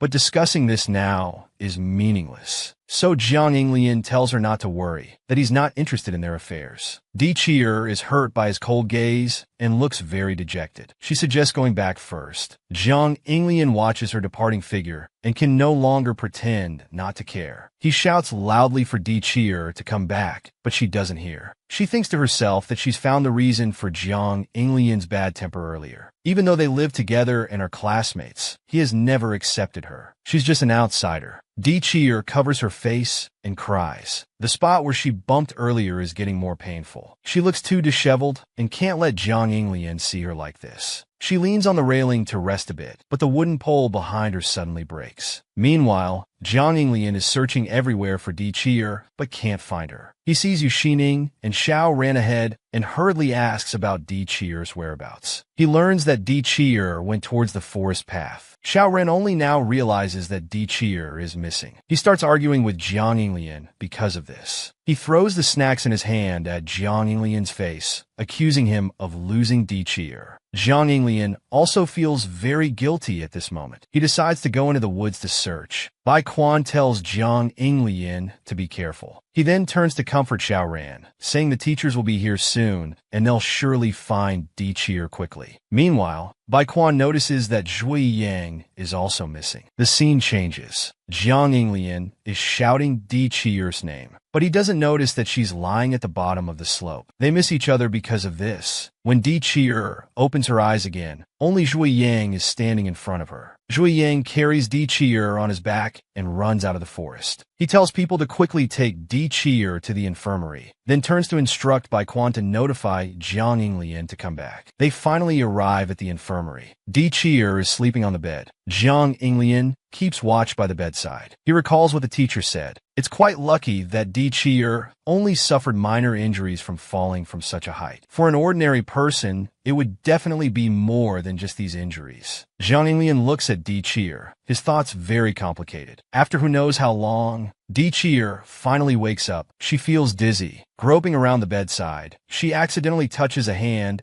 and realizes Jiang Yinglian is slumped by the bed. At this moment, Yin Shiren opens the door and sees Di Chi'er awake. She joyfully rushes over to hug her friend. Di Chi'er quickly stops her, afraid the noise might wake Jiang Yinglian. The two chat quietly. Di Chi'er learns that Jiang Yinglian was very worried about her and has been by her bedside the whole time without going anywhere. Even Fang Shiyu, who she barely interacts with, came to visit her. After Yin, Sherwin leaves. Di-Cheer looks at Jiang Yinglian, feeling she really doesn't understand this boy. He was so fierce towards her in the afternoon, but now he's showing so much care for her. He's too moody. As Di-Cheer was lost in thought, Jiang Yinglian woke up at that moment. He paused for a long time before apologizing and promising to protect her better in the future. Di-Cheer instantly felt relieved. How could Jiang Yinglian dislike her? So she accepted his apology and proactively said that this matter was over. He would always be a very important friend to her. After reconciling, Di-Cheer took the initiative to talk about her previous private chat with Zhui Yang, which was actually to prepare a gift for Jiang Yinglian. When Jiang Yinglian learned that their chat was just about this, his expression was very calm. Di-Cheer saw this and was very dissatisfied. Because she was too excited, she accidentally aggravated her wound. She could only cover her face and accuse him. She and Zhui Yang were seriously preparing a gift, yet his reaction was so calm.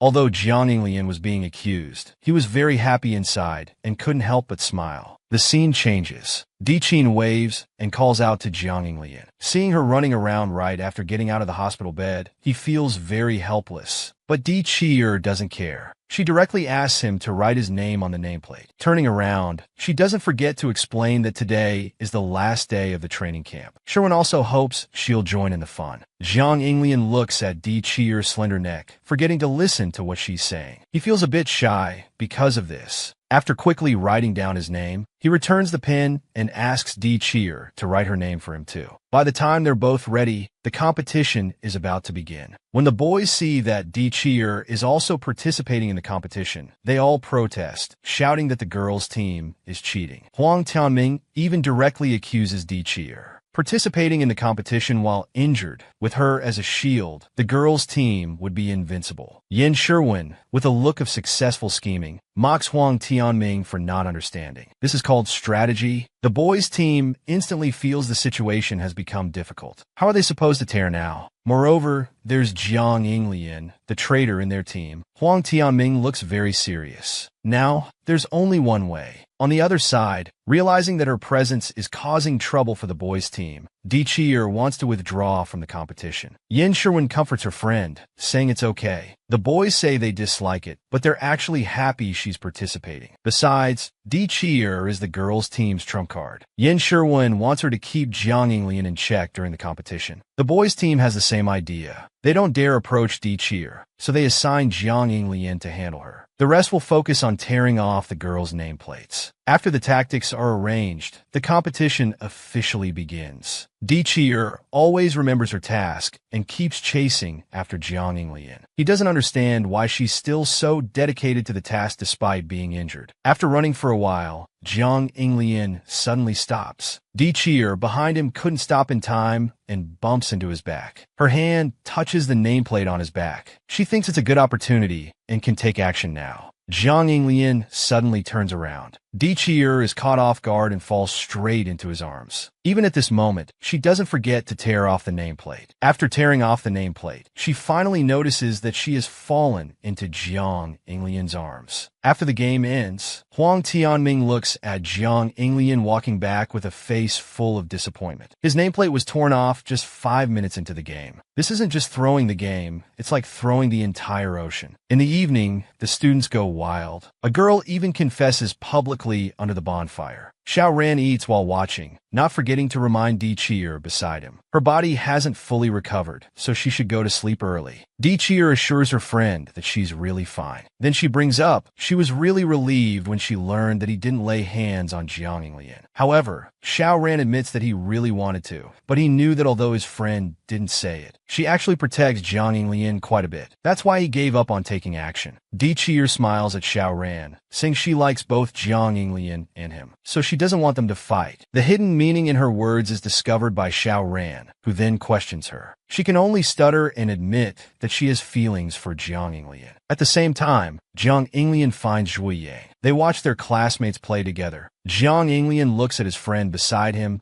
and suddenly opens his mouth to thank him. These words were abrupt, but the other person understood. Zhuo Yang told his friend there was no need to thank him. After all, Jiang Yinglian had also saved Bai Quan for him. The mentioned Bai Quan was standing alone. Yu Xinian came over, thinking he was hiding here to avoid the confessing boy. But he didn't know the other was thinking about last night's events. Seeing Yang care for Di Qir, Bai Quan thought he had fallen for her. But Zhuo Yang denied it, saying he would rush to save anyone who was injured, regardless of who they were. Because he couldn't remain indifferent after learning a friend was in trouble. Bai Quan posed a hypothesis. If he were injured, would the other be equally concerned? Zhuo Yang frankly said he would give his life to prevent Bai Quan from getting hurt. Then he returned to talking about Di Qir, saying she was like a mirror. In her, Zhuo Yang saw a familiar version of himself. Thinking of this, Bai Quan turned to Yu Xinian and confided that he had always hidden behind his friends, following his parents' wishes. He had never fought for what he wanted, so now he decided to be brave once and convey his feelings to the person he likes. Time moves to November. It's raining heavily in Xiqing. Di Qir didn't bring an umbrella and decided to wait for the rain to lighten before leaving. Beside her, Jiang Yinglian looked at the umbrella in his hand. Annie Chun had given it to him this morning, hinting that he could share it with Di Qir on the way back. Jiang Yinglian recalled the training camp when Annie Chun had prepared such similar clothes that classmates mistook them for couple outfits. He couldn't help but feel grateful to Annie Chun. Just as Jiang Yinglian was about to invite Di Qir to share an umbrella, Xiao Ran intercepted. Jiang Yinglian could only use the umbrella alone. At this time, Yu Xinian didn't have an umbrella and squeezed in to share his friends. Nearby classmates followed suit. Jiang Yinglian, squeezed in the middle, was forced to lose his temper. Xiao Ran looked at this group of boys and couldn't help but mock them as a bunch of idiots. When Jiang Yinglian learned that everyone had planned to go rock climbing together to celebrate his birthday, he felt it was too troublesome and directly invited everyone home for a meal. Bai Quan ran over from afar. It turned out he knew Zhuo Yang didn't have an umbrella and hurried to bring him one. Jiang Yinglian watched this scene from the side and suddenly asked Zhuo Yang for gossip. Was Bai Quan pursuing him? Zhuo Yang quickly denied it. To avoid further questioning, he changed the subject, asking Jiang Yinglian if he wanted any gift. He indeed had something he wanted, but only Di Qir could give it to him. When the rain finally stopped, the group immediately decided to follow Jiang Yinglian home.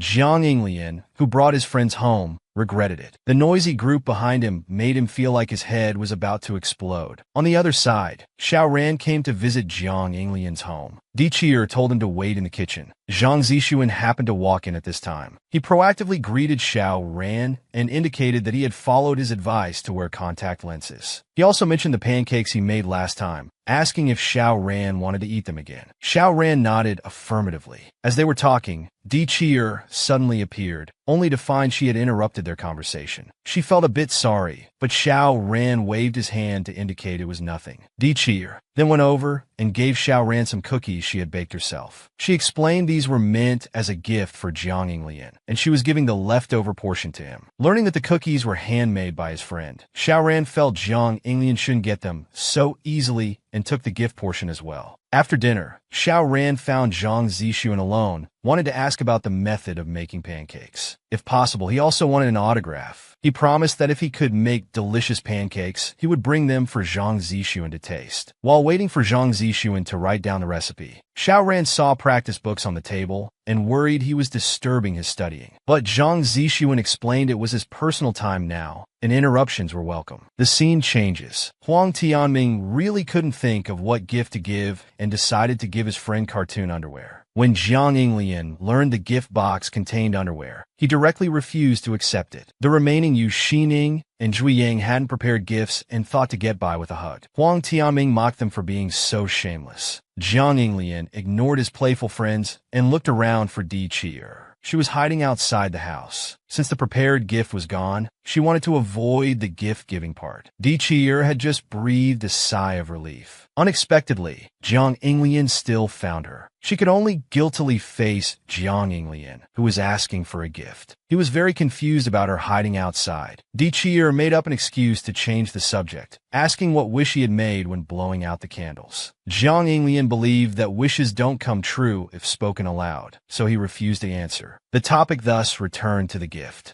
Di Chier didn't want him to know that Xiao Ran had eaten the gift, so she could only apologize and promise to fulfill any of Jiang Yinglian's wishes within her ability. Di Chier then asked what he wanted. Jiang Yinglian looked at her and asked if anything he wanted was okay. Then he said he wanted her to grow her hair long. Facing Di Chier's confused look, Jiang Yinglian explained that he had seen her middle school ID photo and was very curious about what she would look like with long hair now. Unable to refuse the birthday boy's wish, she agreed to start growing her hair long from today. After they made the promise, Di Chier was curious about where Jiang Yinglian had seen the photo. When she learned he had used it as a lucky charm, she couldn't help wanting to hit him. The scene changes. Because the third-year students needed to use the classrooms for exams, the teacher was instructing students to remove everything from their desks. Students who had finished moving were planning to meet friends during the break. Huang Tianming called out to Jiang Yinglian, suggesting they go to an internet cafe together in the afternoon. Jiang Yinglian thought it wasn't good to enter an internet cafe in school uniforms, so he decided to go home and change clothes first. After the three agreed on a time, Jiang Yinglian specifically informed Di Chier that he was going to the internet cafe with classmates. He even offered to walk her home first, but she refused because she had already promised to walk with Sherwin. So they went home separately. Huang Tianming, listening nearby, felt very guilty. He told him to calm down and not give anything away. Jiang Yinglian went home to change into casual clothes and followed Huang Tianming to a coffee shop. He looked confused, asking weren't they supposed to go to an internet cafe? He felt nervous when asked and signaled to Huang Tianming that they couldn't keep hiding it. After hearing this,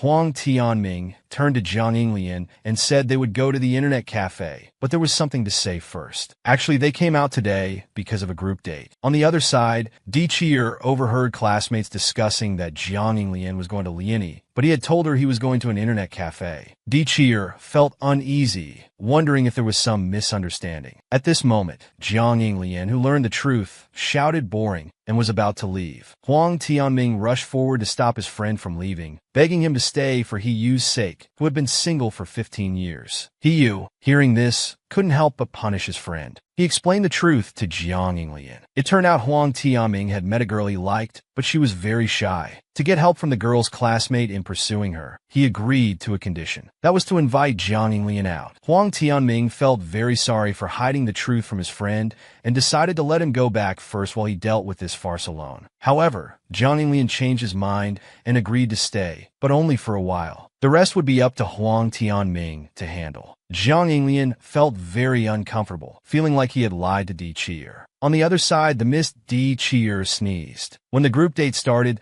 the girls immediately surrounded Jiang Yinglian, excitedly saying he was as handsome as rumored. Then they started introducing themselves, wanting to get to know him. Seeing Jiang Yinglian surrounded, He Yu sighed that his friend was indeed impressive, carrying the whole scene alone. Surrounded by girls taking photos, Jiang Yinglian suppressed his anger and reminded He Yu that he would only stay for 10 minutes. Huang Tianming took the chance to talk to the girl he liked and successfully exchanged numbers. Jiang Yinglian noticed this and his anger completely disappeared. He glanced at his phone and suddenly felt a strong desire to see Di Chier. So he sent her a message. A girl beside him tried to get his attention, telling him not to play with his phone and join their game instead. But Jiang Yinglian was distracted, staring at his phone screen, wondering why Di Chier hadn't replied yet. Little did he know that she had seen the message, but didn't want to reply. Di Chier was burying her head in her phone. Suddenly, a classmate in front shouted, "That's Jiang Yinglian and Tianming. They're at Liani." They were looking at the group gathering in the coffee shop. Di Chier was very angry. Why did Jiang Yinglian lie to her? He was just messaging her, and now he's chatting with other girls. She never thought he was this kind of person. A classmate suddenly grabbed Di Chier's hand, wanted to sneak over and gather information. Di Chier felt it wasn't right to eavesdrop on others, but the classmate wouldn't listen and dragged her towards the coffee shop. Inside, Jiang Yinglian was playing a game, but had terrible luck. He lost first and was teased by his friends. He had to accept the punishment, to kiss a nearby person of the opposite sex. The surrounding classmates exclaimed that it was too much. He suggested changing the punishment. Huang Tianming knew he liked a girl, but was too shy to make a move. He proposed that Jiang Yinglian help He Yu get her contact information as punishment. He,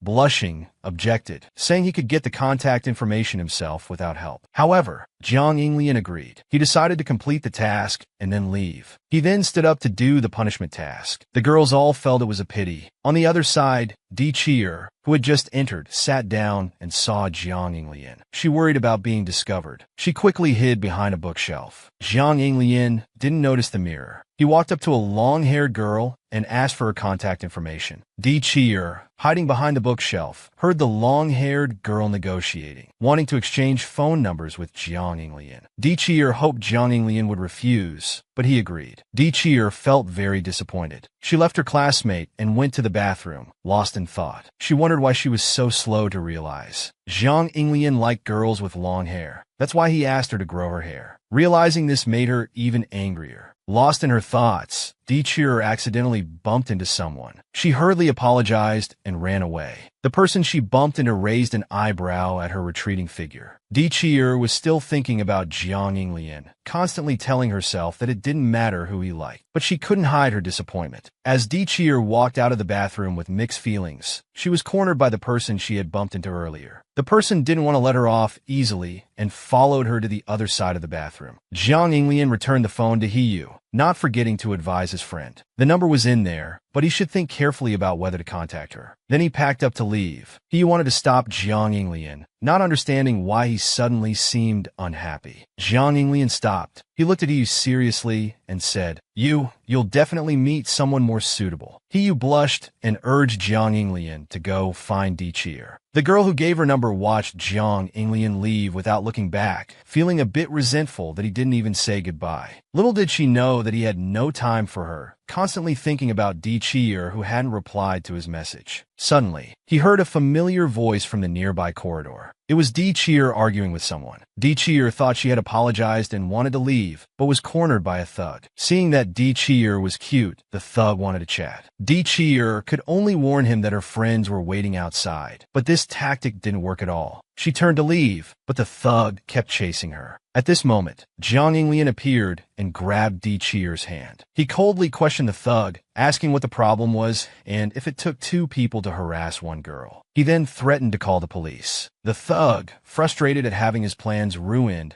but afraid of attracting more attention, had no choice but to leave. Di Chier hid behind him, looking at the tall figure in front of her. The emotions that were brewing in her heart just a moment ago now completely disappeared. After dealing with the thug, Jiang Yinglian turned to check on Di Chier. After confirming she was okay, he asked why she was here and not replying to his messages. Mentioning this, Di Chier got angry. She started bringing up old issues, saying Jiang Yinglian was supposed to go to an internet cafe, but instead was here at a mixer, looking quite happy. Jiang Yinglian hurriedly tried to explain, but couldn't appease her. He could only ask why she was angry. Di Chier, hiding her true feelings, told Jiang Yinglian not to explain. He could tell from her words that she was jealous. Di Chier, having her thoughts guessed correctly, quickly denied it loudly, accusing Jiang Yinglian of being too narcissistic to say such things. Di Chier turned to leave, telling him to go back too. But Jiang Yinglian said he wasn't planning to return. Instead, he invited her to leave together. Di Chier couldn't refuse. She could only follow him out of the cafe. As soon as they stepped outside, she sneezed. Jiang Yinglian immediately took off his jacket and put it on her. Di Chier looked at him, about to say something, but then changed her mind. She turned and asked about Jiang Yinglian exchanging phone numbers. Meanwhile, on the other side, the girl who got the phone number tried to call the handsome guy she exchanged numbers with, only to find it was a fake number. Angry, she threw her phone. The scene changes. Bai Quan was about to leave school when he accidentally discovered Di Chier still in the classroom. He asked why she hadn't gone home yet. She was waiting for Jiang Yinglian to finish playing basketball so they could go home together. Di Chier was also curious why Bai Quan was leaving school so late. It turned out the choir had to rehearse for the New Year's Eve show, so Bai Quan had to stay for practice. Just as they were talking, Di Chier's phone rang. It was Jiang Yinglian calling. Seeing she had a call to answer, Bai Quan was about to say goodbye.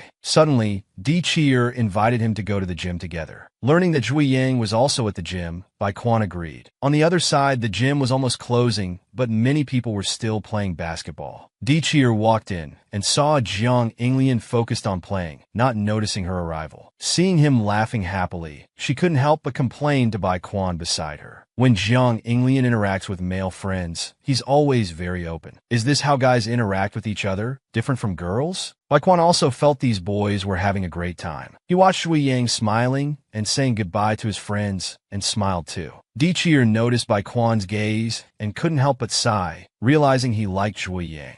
Quan openly admitted it. Seeing Shui Yang happy made him happy too. That's what it feels like to really like someone, he said, telling Dichir not to just complain. He pointed out that when Dichir is with Jiang Inglian, she also shows a different smile than usual. Teased like this, she loudly denied it. At this moment, one of the boys playing basketball lost control of the ball. It was about to hit a girl on the sidelines, and he shouted a warning. Jiang Inglian, who had just finished packing up, noticed this. Just as he looked towards Dichir, she was hit by the basketball. The scene changes. Yunyan was walking home with Shui Yang, but suddenly said he had to leave. Shui Yang was confused, so he explained he had to have dinner at his aunt's house that day. He asked Shui Yang to walk Quan home, and then left on his bike. After riding a short distance, he looked back at Shui Yang and Quan. The two were talking. Yunyan smiled and turned to leave. On the way home, Shui Yang and Quan, they exchanged stories about their day. He suddenly remembered that the other had classes from Monday to Thursday. He wondered if it was okay to walk back slowly like this. Quan concealed the fact that he skipped class, lying that the teacher had something urgent and canceled the class. He was secretly delighted that Shui Yang remembered his class schedule. He wished the way home was longer so he could spend more time with Shui Yang. Quan was escorted home by Shui Yang. He watched as the other left. Meanwhile, Jiang Inglian saw Dichir holding her head and gently stroked it. He wanted to check the injury. He felt a bump on her head and got angry that Dichir was acting tough despite being hurt. He couldn't help but nag, saying what if she became stupid and no one wanted her. This made her shout at him to mind his own business. Jiang Inglian then stopped teasing and took Dichir home, planning to apply ice to the bump. The scene changes. Dichir leaves for school and sees the streets covered in snow. She can't help but excitedly shout, "It's snow!" Jiang Inglian, afraid she might fall, keeps reminding her to be careful of the slippery ground. The next second, Dichir falls. He can't help but shake his head, thinking she's such a klutz. He then asks how she's doing. Dichir scratches her head, saying she was running too fast. After saying this, she doesn't calm down and keeps bouncing around everywhere. Looking at the snow-covered city before her, she thinks it's too beautiful. Dichir suddenly stops and calls out to Jiang Inglian. She covers her friend's face with her cold hands, suggesting they eat ice cream while using his face to warm her hands. He doesn't react at all. She can't help but wonder if her hands are cold. Jiang Inglian says he's not afraid of the cold, and it's perfect for warming Dichir's hands. This makes Dichir a bit shy. She turns around and urges her companion to hurry to school, then jogs away. She had wanted to tease Jiang Inglian a bit, but this development was different from what she imagined. At this moment, Anshin came out and offered to drive them to school. Jiang Inglian declined because he knew Dichir wanted to see the snow. As the two slowly left, Anshin watched from behind, marveling at how close they were. During break time, Dichir was comparing answers with Jiang Inglian when the school party organizer found Jiang Inglian and invited him to play piano accompaniment. The school wanted to make the party more lively by involving popular students. After discussion, the organizers felt that if Jiang Inglian agreed to perform, the audience's reaction would be very enthusiastic. Dichir eavesdropped from the side. She suddenly remembered that Jiang Inglian indeed had a piano, but he had never played it at home. While lost in thought, Xiaoran asked Dichir to come over. Jiang Inglian noticed, but couldn't leave due to his current engagement. The organizer kept trying to persuade Jiang Inglian to perform, but was still refused. He was preparing for final exams and didn't want to be distracted by the party. The organizer had to leave. He was curious why Jiang Inglian stopped playing piano. He frankly said there was no reason to continue. Meanwhile, Xiaoran called Dichir away to share snacks and comics with his friend. The scene changes. Bai Quan is in a car going to class. He's been skipping quite a few classes lately. Although he can lie about rehearsals, he's still afraid his mother might be unhappy. The driver, Uncle Kai, chats with him. Bai Quan takes the opportunity to ask if his mother had any reaction to him missing several music classes. Uncle Kai says he hasn't heard the madam mention it. Bai Quan is relieved. His mother is busy at year-end and probably doesn't have time to notice. Thinking about having more time to spend with Zhui Yang makes Bai Quan happy. Meanwhile, Jiang Yinglian is sitting in the classroom, looking unhappy. Yu Xinian sees him still there and finds it strange. After asking, he learns that Di Qi'er didn't let Jiang Yinglian go to the photography activity room to watch the promotional page shooting. Yu Xinian laughs upon hearing this. He tells Jiang Yinglian to wait in the classroom while he goes to the activity room to check for him. Jiang Yinglian watched his friend leave, unable to understand why Di Qi'er wouldn't let him go. He couldn't help but wonder if he had offended her somehow. Meanwhile, he grumbled, "I really don't understand what girls are thinking." On the other side, Yu Xinian and Zhui Yang arrived at the photography activity room. A shoot was in progress. Di Qi'er and Bai Quan were posing in front of the camera. Zhui Yang watched Bai Quan, who noticed his gaze and turned to look. Upon seeing Zhui Yang, he nodded and smiled. This made Zhui Yang a bit shy, and he couldn't help but turn away. Yu Xinian came over to chat with him, commenting that Bai Quan seemed happier than before and his eyes were full of confidence. At this moment, Huang Tianming greeted Di Qi'er, saying he had seen the photos on the computer and that her photos were really good. Di Qi'er hadn't met Huang Tianming in the photo studio before and didn't know he was part of the photography club. He claimed it was because he kept a low profile and assured Di Qi'er that the photos printed on the promotional page would definitely satisfy her. After the two finished talking, Bai Quan spoke to Di Qi'er, praising her for being so natural throughout the shoot and even able to chat with him. He suspected Di Qi'er had previous on-camera experience. She laughed and explained that she was often photographed by her mother when she was young, so she was somewhat used to it. But she still felt a bit uncomfortable being watched by so many people in this kind of setting. Bai Quan praised Di Qi'er for doing well and said he looked forward to their joint promotional page. Xiao Ran ran in. He handed coats to both of them, praising that their final shots must be great. Everyone around said the photos turned out well. And since Jiang Yinglian didn't come, Xiao Ran felt particularly refreshed. Bai Quan only then realized Jiang Yinglian hadn't come. He looked at Di Qi'er questioningly. Di Qi'er had to explain, because during the shoot, the models would be the center of attention. The thought of being watched by Jiang Yinglian made her uncomfortable, so she didn't let him come. She felt a bit guilty thinking about it. As they were talking, Yu Xinian and Zhui Yang approached. Bai Quan was very happy to see them. He took the opportunity to ask Zhui Yang if he was going to the gym or home later. He wanted to go back together. Meanwhile, Jiang Yinglian received a message saying the shoot was over. He also got a message from Huang Tianming saying he had a surprise for him. Then a bunch of Di Qi'er's photos came through. He explained these were from the recent shoot and asked his friend not to share them. Jiang Yinglian felt a bit embarrassed and angry. He thought Huang Tianming was treating him like a pervert. Although he thought this on the surface, he couldn't help but look through the photos and save them one by one. The scene changes. Zhui Yang felt it wasn't his imagination that Bai Quan had become a bit clingy lately. He turned and asked why Uncle Kai hadn't come to pick him up. Bai Quan explained that he had told the driver not to come. This was misunderstood as him wanting to fire Uncle Kai.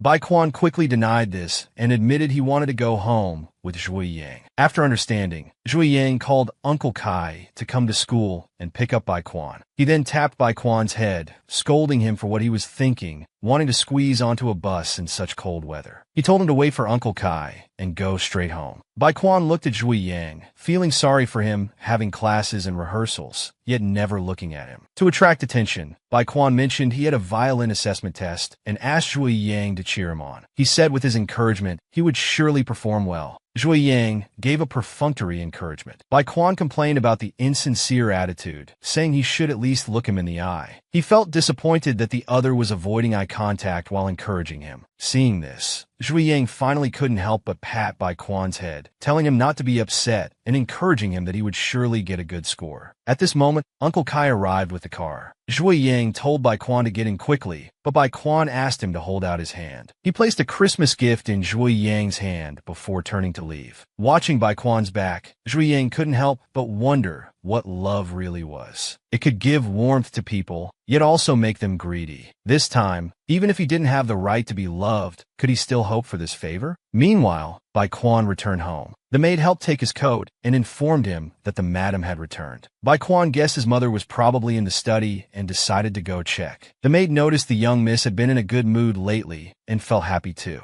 By now, Bai Quan had entered the study and saw his mother reading. She knew her daughter had violin lessons in the evening and wondered why she came back so late. Bai Quan looked embarrassed. She thought the school activity would take longer, so she had asked for leave from her teacher in advance. She didn't expect the activity to end so early. After chatting for a bit, her mother told her to go eat quickly, then return to her room to prepare for the final exams. After Bai Quan left, Uncle Kai entered the study. He had been worried that the madam would misunderstand the young miss, but now realized he had overthought. He felt apologetic. The madam didn't understand why Uncle Kai was worried about this. Bai Quan was her daughter. They weren't enemies. It was someone else she disapproved of. Uncle Kai didn't understand. He thought the madam had forgiven Zhui Yang. The madam scoffed. Zhui Yang had almost cost her daughter's life. How could she forgive him? Not only that, what made him even more dislikable was that despite being in the prime of his youth, there was no light in his eyes. The scene changes. Zhui Yang finally waited for his father to return home. He told him the food was on the table and just needed to be reheated. He also asked if his father was very busy at work, as he had been coming home late recently. His father didn't respond. Instead, he nagged his son to work hard for the exams. Turning around, he saw his son sitting improperly and immediately scolded him. Zhui Yang refused to change, saying his father wasn't meeting him for the first time. At this point, he noticed how tired his father looked. After a moment of silence, he stood up and went to the kitchen to help reheat the dishes. Worried that 2 dishes wouldn't be enough for his father, he decided to make a steamed egg as well. His father suddenly mentioned he would be going on a business trip next month, telling Zhui Yang to take care of himself. He also mentioned that grandmother had called today, asking if her grandson would return home for Spring Festival. Zhui Yang was stunned for a moment before answering. After coming to his senses, he said of course he would go back home. Hadn't he always listened to his family and gone back every year? Zhui Yang thought this question was strange. It sounded like they were about to part ways. After helping reheat the food, he went back to his room to do homework. His father sighed as he sat at the table, feeling helpless. He wanted to know his son's true thoughts, not just have him obey. Meanwhile, Bai Quan was looking at his phone, thinking. When he felt Zhui Yang should be home, he immediately sent him a message, wanting to chat. He kept wondering what Zhui Yang was doing now. Zhui Yang had just returned to his room. Seeing his phone constantly ringing, he found Bai Quan sending messages nonstop. He complained that Bai Quan was such a chatterbox, but his hand couldn't help but open the messages. Bai Quan had sent a video. Suddenly, a sharp, piercing sound rang out. When the sound stopped, in the video, Bai Quan frantically explained that he forgot to adjust the sound. He would do it again, and the previous one didn't count. Zhui Yang couldn't help but laugh. Then he opened the next video. This time, pleasant music finally came through. As he watched Bai Quan playing the violin in the video, his mood improved significantly. The scene shifts to Di Chier. He thought Jiang Yinglian was going to accompany on stage, but he was still at home, not preparing backstage at the venue. He felt a bit confused. Jiang Yinglian then mentioned that he hadn't agreed to accompany. Di Chier felt it was a pity. He wanted to see what Jiang Yinglian looked like playing piano on stage. Jiang Yinglian didn't know Di Chier's thoughts. He put on his coat and went to school with him. As soon as they arrived at school, Di Chier saw many people still queuing to enter. He estimated it would take a while. Only then did he realize how grand the evening party was. Jiang Yinglian recalled the promotional efforts this year. The school had specifically taken promotional photos, so he had anticipated this. He then gestured for Di Chier to look at the main entrance. Their promotional photo with Bai Kun was displayed there. Di Chier was shocked upon hearing this and quickly used his body to block it, not wanting Jiang Yinglian to see the photo. However, he forgot that the invitation card also had the photo. Jiang Yinglian must have seen it already. Jiang Yinglian tugged at Di Chier's hat, teasing him for being short and still trying to block his view. He then admitted that he was joking about the poster at the main entrance. Just as Di Chier was about to confront Jiang Yinglian, he accidentally bumped into a passerby. Jiang Yinglian, who was walking ahead, noticed this. He came back, patted Di Chier, and stood in front of him, telling him to walk behind him. Di Chier looked at the tall Jiang Yinglian as they passed through the crowd. Being protected behind him, he couldn't help but think. Jiang Yinglian was only in his first year of high school. He would surely continue to grow taller. Di Chier felt he should also try to grow taller. They finally queued up to enter. After choosing their seats in the hall, Dichir noticed it was warmer inside than outside. He took off his hat and picked up the program, wanting to see when Bai Quan would perform. Jiang Yinglian thought Dichir had been looking forward to the evening party for a long time. However, Dichir explained that he had already made plans with Bai Quan to come watch his performance. Jiang Yinglian rested his face on his hand, watching Dichir's excited expression. He couldn't help but think that Bai Quan must really like him. Not long after, the evening party finally began. The host came on stage to speak. Jiang Yinglian wanted to know when Bai Quan would perform. Dichir told him that Bai Quan had 2 pieces to perform and would be the closing act. Dichir turned his head, seeing Jiang Yinglian sitting lazily in his chair. He thought he was tired. Jiang Yinglian said he just wasn't as excited as Dichir. Dichir was indeed very excited. Bai Quan had put a lot of effort into this performance. Other performers were also confident, presenting themselves in a very attractive manner. They were practically shining. Meanwhile, the students preparing backstage were all very nervous. They were encouraging each other. Bai Quan, standing among them, looked around and finally saw Zhui Yang. He walked directly to his friend's side. Zhui Yang asked if he needed any help. Bai Quan teased that he was really responsible. Then he asked Zhui Yang not to leave after the performance, saying he had something to tell him. Zhui Yang wanted to know what it was about, but Bai Quan chose to keep it a secret. At this moment, Bai Quan heard the group gathering and quickly ran over. Zhui Yang stood behind. Recalling how Bai Quan had winked at him earlier, he couldn't help but blush. He also wondered where Bai Quan had learned that from. Meanwhile, Bai Quan waited for the host's introduction before going on stage with the group. Dichir saw his friend on stage and reminded Jiang Yinglian beside him. Bai Quan stood in the lead vocalist position, leading the group in singing. Looking at the formation on stage, Jiang Yinglian thought they looked like they were taking a graduation photo. Dichir criticized him for ruining the atmosphere. As they talked, they unconsciously leaned closer to each other. After making eye contact, they quickly sat up straight. Both of them blushed a little. They also found it strange how they had gotten so close without realizing it. Had they become that familiar with each other? Time passed slowly. The New Year's Eve party ended. The host was still reading the closing remarks. Jiang Yinglian started reminding Dichir to pack up, preparing to leave. At this moment, Dichir saw Bai Quan waving in their direction. He immediately responded happily, praising Bai Quan's performance.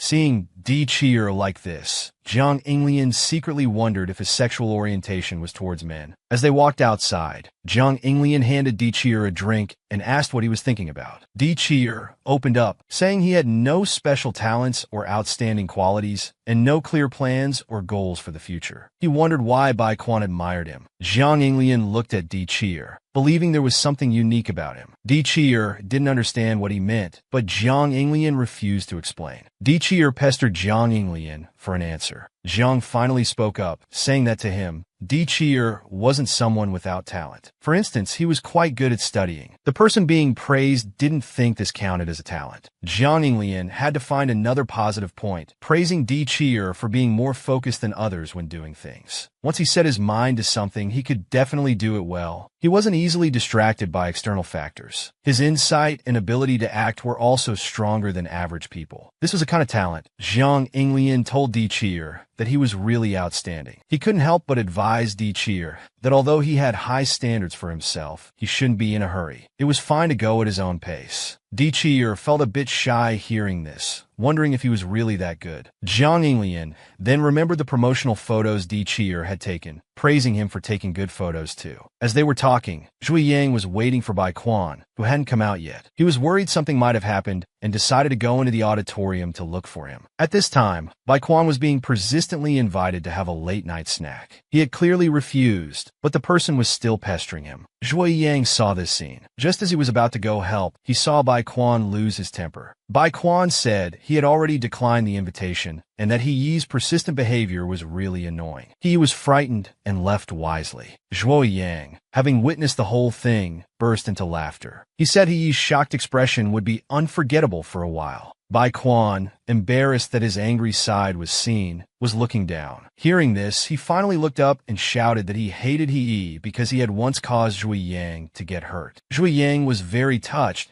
but didn't forget to ask Bai Quan what he wanted to tell him. Bai Quan suddenly stopped and held Zhui Yang, confessing that he liked how Zhui Yang looked in white sweaters, appearing gentle. He also liked how he looked in white shirts and white t-shirts. He even asked Zhui Yang to only wear these for him to see. Before Zhui Yang could react, Bai Quan also proposed that he wanted to go on a date with him after the final exams. The scene changes. Di Qi'er discovered that Xiao Ran had photocopied his notes and was openly selling them in the corridor. Beside him, Yu Xinian was selling childhood photos of Jiang Yinglian. Both of them were tapping on the table to attract customers. Jiang Yinglian rolled up his sleeves, ready to teach them a lesson. Di Qi'er couldn't stop him and could only ask him not to be impulsive and to talk it out. Jiang Yinglian walked up to Yu Xinian, grabbed his collar, and demanded to know what he was doing. Yu Xinian fearfully explained that he was just joining in the fun with Xiao Ran. Xiao Ran, hearing this excuse, said he had something to do and quickly packed up and left. Di Qi'er looked exasperated, feeling that his friends were all a bunch of jokers. Although they were in the final sprint before the exams, the atmosphere was still relatively relaxed. Jiang Yinglian looked at his report card, thinking it would be difficult to surpass Di Qi'er with these grades, not to mention he was a bit unbalanced in his subjects. At this moment, Di Qi'er came over with his practice book. Seeing his serious expression, Jiang Yinglian became curious. He noticed Jiang Yinglian looking at his previous exam results and thought he was disappointed with his grades. He comforted him, saying there was still time and he would definitely do better in the finals. Jiang Yinglian teased that people in the top 20 of the grade really spoke differently. Jiang Yinglian also felt there was still time and he could push himself a bit more.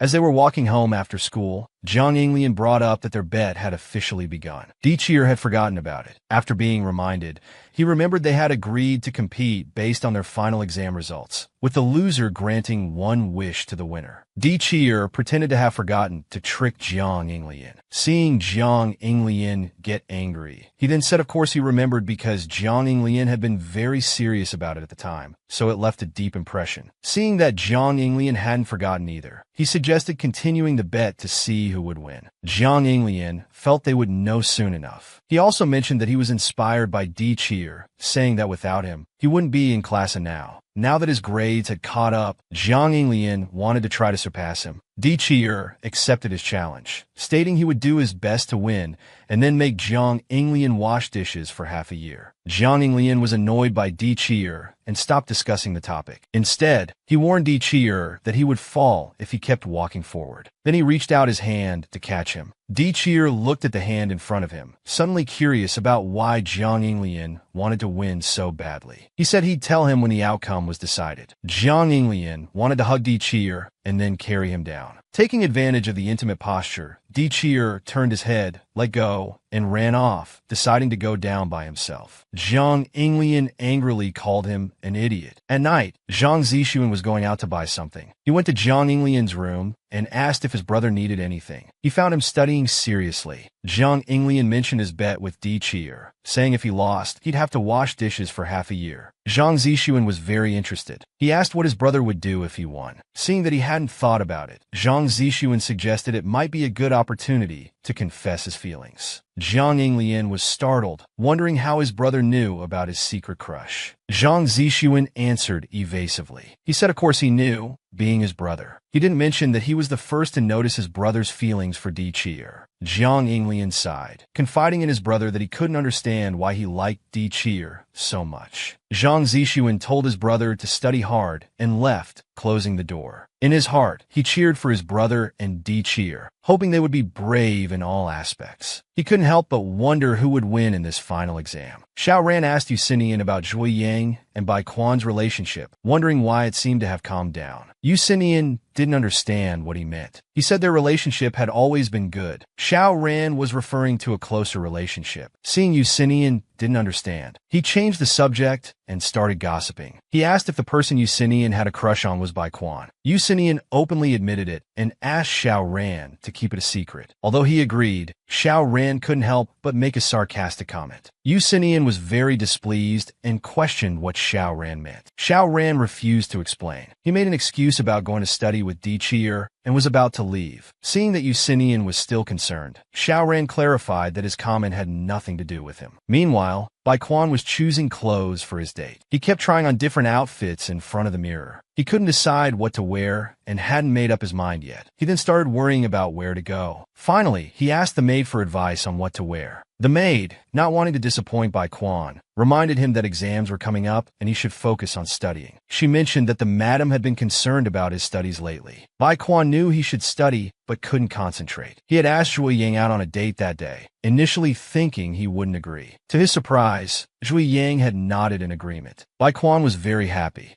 He was looking forward to their date. Thinking about this, he picked up a new outfit and asked the maid how it looked. The maid, seeing Bai Quan smile, inwardly admired the young lady's beauty and seriously helped choose clothes. At the same time, Xiao Ran was tutoring Di Chi'er and took the opportunity to send Jiang Yinglian downstairs. Jiang Yinglian was very dissatisfied. Zhang Zixuan watched the commotion and curiously asked his brother if he still hadn't gotten along well with Xiao Ran. Jiang Yinglian felt helpless. He could only explain that it was somewhat better, at least they could communicate. Zhang Zixuan found his brother's low standards amusing. He couldn't help but laugh out loud. After laughing, he stood up, preparing to make desserts for the guests to eat when they got tired of studying. Jiang Yinglian wanted to stop him, worried it would interfere with his brother's studies. Zhang Zixuan smiled and said it was fine. Looking at Zhang Zixuan's smile, Jiang Yinglian suddenly sighed. He was relieved they didn't like the same person. Otherwise, with his brother's gentle personality and cooking skills, who could resist? He couldn't help but gossip. He asked if his brother would live with someone of a similar personality in the future. Zhang Zixuan hadn't thought about it and couldn't answer. After all, knowing someone well would mean fewer surprises. Jiang Yinglian looked confused. In the room, Di Chi'er and Xiao Ran were still studying. Others were also seriously reviewing, except for Bai Quan, who was still choosing clothes. The final exams were just 3 days away. Time flew by, and the final exams began. Jiang Yinglian held his exam admission ticket, looking for his seat according to the exam room number. He kept glancing at Di Chi'er with a competitive look. Di Chi'er was intimidated by this strong aura. Yusinian, who was behind them, found his seat and realized he was in the same exam room as Di Chi'er. He told Di Chi'er to do his best later. Xiao Ran and Jiang Yinglian worked together to pull Yusinian away, warning him not to disturb Di Chi'er during the exam. Xiao Ran planned to go to the school store to buy food. Yusinian hadn't eaten breakfast, so they decided to go together. As Di Chi'er watched his friends leave, he couldn't help but close his eyes. Jiang Yinglian noticed he didn't seem energetic and thought he might have stayed up late. Di Chi'er pretended to be fine and urged Jiang Yinglian to hurry to the exam room. Soon the exam began. Jiang Yinglian first looked through the test paper and realized that studying Di Chi'er's notes had really helped. He could solve all these problems. He turned to apologize to Di Chi'er, but saw that he looked unwell. He couldn't help but worry about what was wrong with his friend. The exam ended, and the teacher told students to put down their pens. Students who had turned in their papers began discussing the correct answers to the multiple-choice questions. Jiang Yinglian was very confident about the questions he had just answered. Math and geography were no problem. He thought Di Chi'er must have done well too. At this moment, Yusinian hurriedly came over, shouting Jiang Yinglian's name. After finding him, he said that Di Chi'er seemed a bit off. He had looked unwell all morning, but kept pretending he was fine. Yusinian couldn't get the truth out of him, so he asked Jiang Yinglian to check on Di Chi'er. Jiang Yinglian was very worried and quickly ran to find Di Chi'er.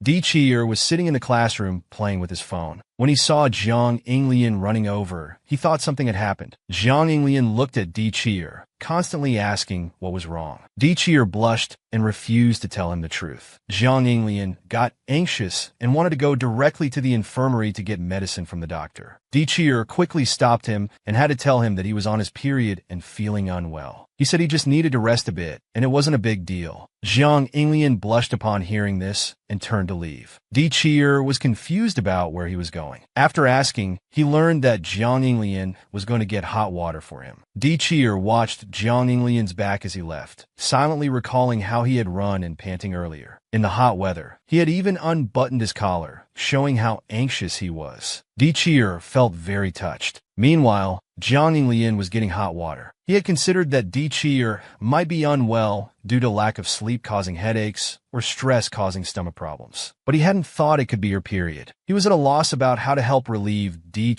menstrual pain. He started looking up information on his phone and accidentally burned himself with hot water because he was too focused. As Jiang Yinglian closed the thermos and checked for leaks, he noticed the date marked on the bottom. He remembered that this thermos was the one he bought for Di when they went to the amusement park. For months had passed without him realizing it. He missed seeing Di in a tank top. Thinking about this made him blush. Jiang Yinglian returned to the classroom and found Di resting with his head on the desk. Di knew it was him without opening his eyes. Jiang Yinglian was curious how Di knew it was him. Di answered without hesitation that after living together for so long, he could recognize Jiang Yinglian's footsteps. Jiang Yinglian pretended not to care and handed Di some pain medication, asking if he felt better. He asked if Di really didn't need to go to the infirmary. Seeing that Di insisted on not going, Jiang Yinglian didn't know how to help reduce Di pain and decided to stay in the classroom to keep him company. Before they knew it, it was the day of the school closing ceremony. Xiao Ran was moving his things from the classroom back home. Because his luggage was too heavy, he was walking with difficulty. Yusinian saw this and couldn't help but sigh. He had reminded Xiao Ran earlier to pack up his desk in advance, but Xiao Ran hadn't listened to his nagging and continued walking. Yusinian couldn't bear to watch anymore and volunteered to help Xiao Ran carry his luggage. He also asked which district Xiao Ran lived in. Xiao Ran thought Yusinian wanted to deliver the luggage to his home and was about to give his address. Suddenly remembering he had something to do, Di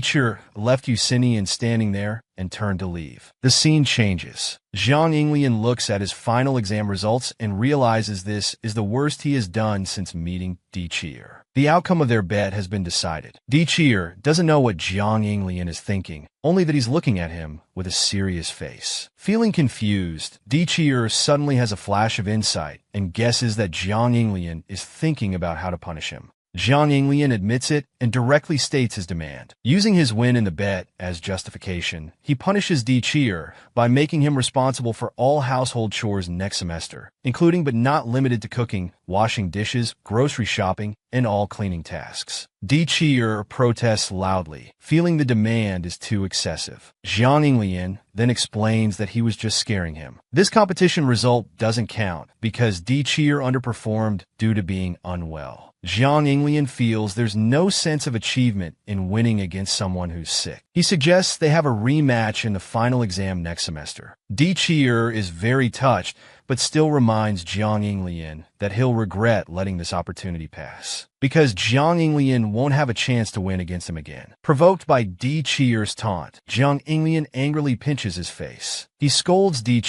saying if you don't beat them for 3 days, they'll climb on the roof. Di doesn't back down and pinches Jiang Yinglian's face too, thinking they're even. As they're quarreling, Xiao Ran suddenly appears, hugging Di while warning Jiang Yinglian not to get physical. He then pulls Di aside. Yusinian mocks that Jiang Yinglian's status in Xiao Ran's eyes is still so low. Meanwhile, Xiao Ran mentions that his grandmother misses Di and asks if he'll come to his house for the spring festival. Di agrees immediately, feeling it's been a long time since he visited Xiao Ran's grandmother. After making plans, they start discussing what gift to bring for the grandmother. Night falls. The scene shifts to the Bai family home. The madam recognizes the music piece as soon as she hears it. Butler Kai also explains. Bai Quan has been practicing the piano in his room since the exams ended. The madam suddenly questions if Butler Kai likes Zhui Yang, asking why he always speaks well of them. Butler Kai refuses to answer directly. The madam feels sorry for her daughter, saying this is last-minute preparation. But opportunities are for those who are prepared. There are no free gifts in this world. The scene changes. Bai Quan has just finished the exam. He didn't expect the exam to take so long. Now he can't make it to the agreed time. He had planned everything well during the exam, thinking the exam would end in an hour and a half. He had agreed to meet Zhui Yang at 3 p.m., and they could meet after the exam ended. Because he was so focused on the performance, Bai Quan accidentally played the wrong note. The melody was interrupted, and the teacher was very dissatisfied. He was willing to teach Bai Quan because he was more talented than others. But lately, Bai Quan has been distracted in class. After 2 months of exam preparation, he still hasn't memorized the score. Disappointed, the teacher decides not to teach Bai Quan anymore. After seeing the teacher off, the madam is also very disappointed, feeling her daughter is worse than expected. At this moment, the madam notices her daughter coming out and quickly asks where she's going. Bai Quan, suddenly called out, can only tell her mother about the date with a friend, but she's sent back to her room and told she's not allowed to go anywhere today. Seeing her daughter's unwillingness, the madam can't help but scold her for driving the teacher away and not knowing how to repent. She criticizes her for not respecting teachers and then blames Zhuo Yang. Bai Quan, seeing Zhuo Yang being blamed, feels very confused. She doesn't understand what her poor exam performance has to do with him. The madam is very dissatisfied with her daughter's defiance. She knows that her daughter initially refused to go to an international school just to wait for Zhuo Yang's return. But is the current Zhuo Yang still the same person as before? Bai Quan can't help but defend her love interest. He has always been a sunny and gentle boy, always taking care of people around him like a big brother. He's very popular. Having known each other for 9 years, Bai Quan feels she knows his character well. However, the madam believes that Zhuo Yang is not worth her daughter's consideration. Bai Quan sees that her words are useless. She just wants to ask her mother to try to understand Zhuo Yang. If her mother is willing to understand, she won't harbor ill intentions towards him. After saying this, Bai Quan opens the door and leaves home. Butler Kai is worried about the young lady's safety and wants to follow her out. However, the madam thinks it's unnecessary. Children at this age rarely listen to their parents obediently. As Bai Quan walks out the door, she complains that her mother is too much. She is Zhuo Yang's most important friend, yet her mother slanders him. Bai Quan is very angry, but the most important thing now is to meet up with Zhuo Yang. She takes out her phone to contact him first. Not paying attention, she falls to the ground. Passers-by see that Bai Quan seems to have fallen badly and quickly gather around to show concern. Sitting on the ground, Bai Quan's mind is filled with thoughts of the piece she played wrong earlier. She blames herself, believing it was an unacceptable mistake. She should have been more focused during practice. The scene changes. Zhuo Yang is still waiting for Bai Quan. She's almost an hour late now. He's worried something might have happened to her. At this moment, his phone rings. Zhuo Yang answers the call, and his expression immediately turns grim. Meanwhile, Bai Quan tries to call Zhuo Yang, but can't get through. She listens to the automated voice message in silence. In the evening, just as Zhuo Yang steps out of the elevator, he sees Bai Quan standing in front of him. He immediately invites her to his home.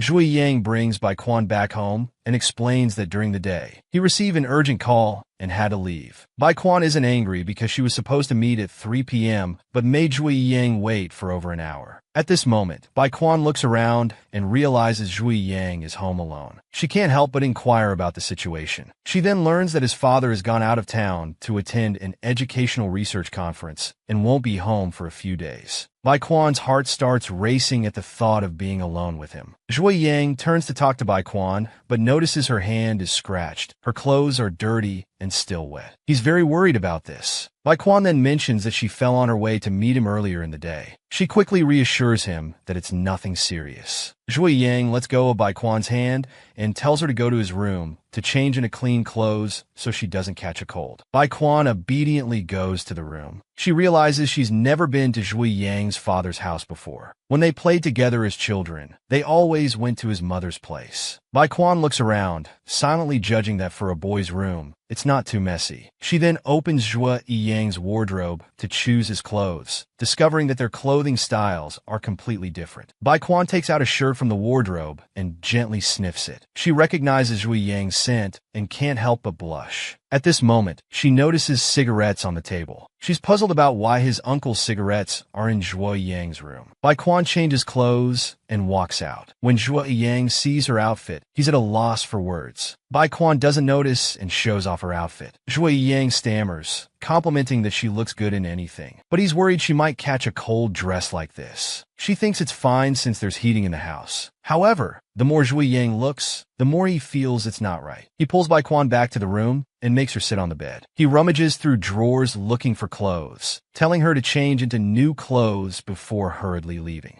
Seeing Zhuo Yang so flustered, Bai Quan thinks to herself, is changing my style really that shocking to him? but his shy look is really cute. Back downstairs, Zhui Yang thinks about how Bai Quan looked earlier, mentally praising her cuteness and wanting her to dress like that only for embassy. At this moment, Bai Quan shouts Zhui Yang's name, criticizing him for choosing this outfit and making her feel wrapped up like a dumpling. Zhui Yang doesn't understand. Wasn't this the loose-fitting style she asked for? After some playful banter, Zhui Yang goes to the kitchen to prepare dinner. Bai Quan follows, rolling up her sleeves to help. Just as she picks up the knife to cut vegetables, Zhui Yang snatches it away. Without waiting for Bai Quan's reaction, he shoos her to the living room. He teases that a young lady who doesn't do housework at home shouldn't be helping out at his place. If her mother knew, it would be a big deal. Hearing this, Bai Quan feels hurt. She never acts like a pampered young lady. She's just an ordinary person with friends she likes and a life she aspires to.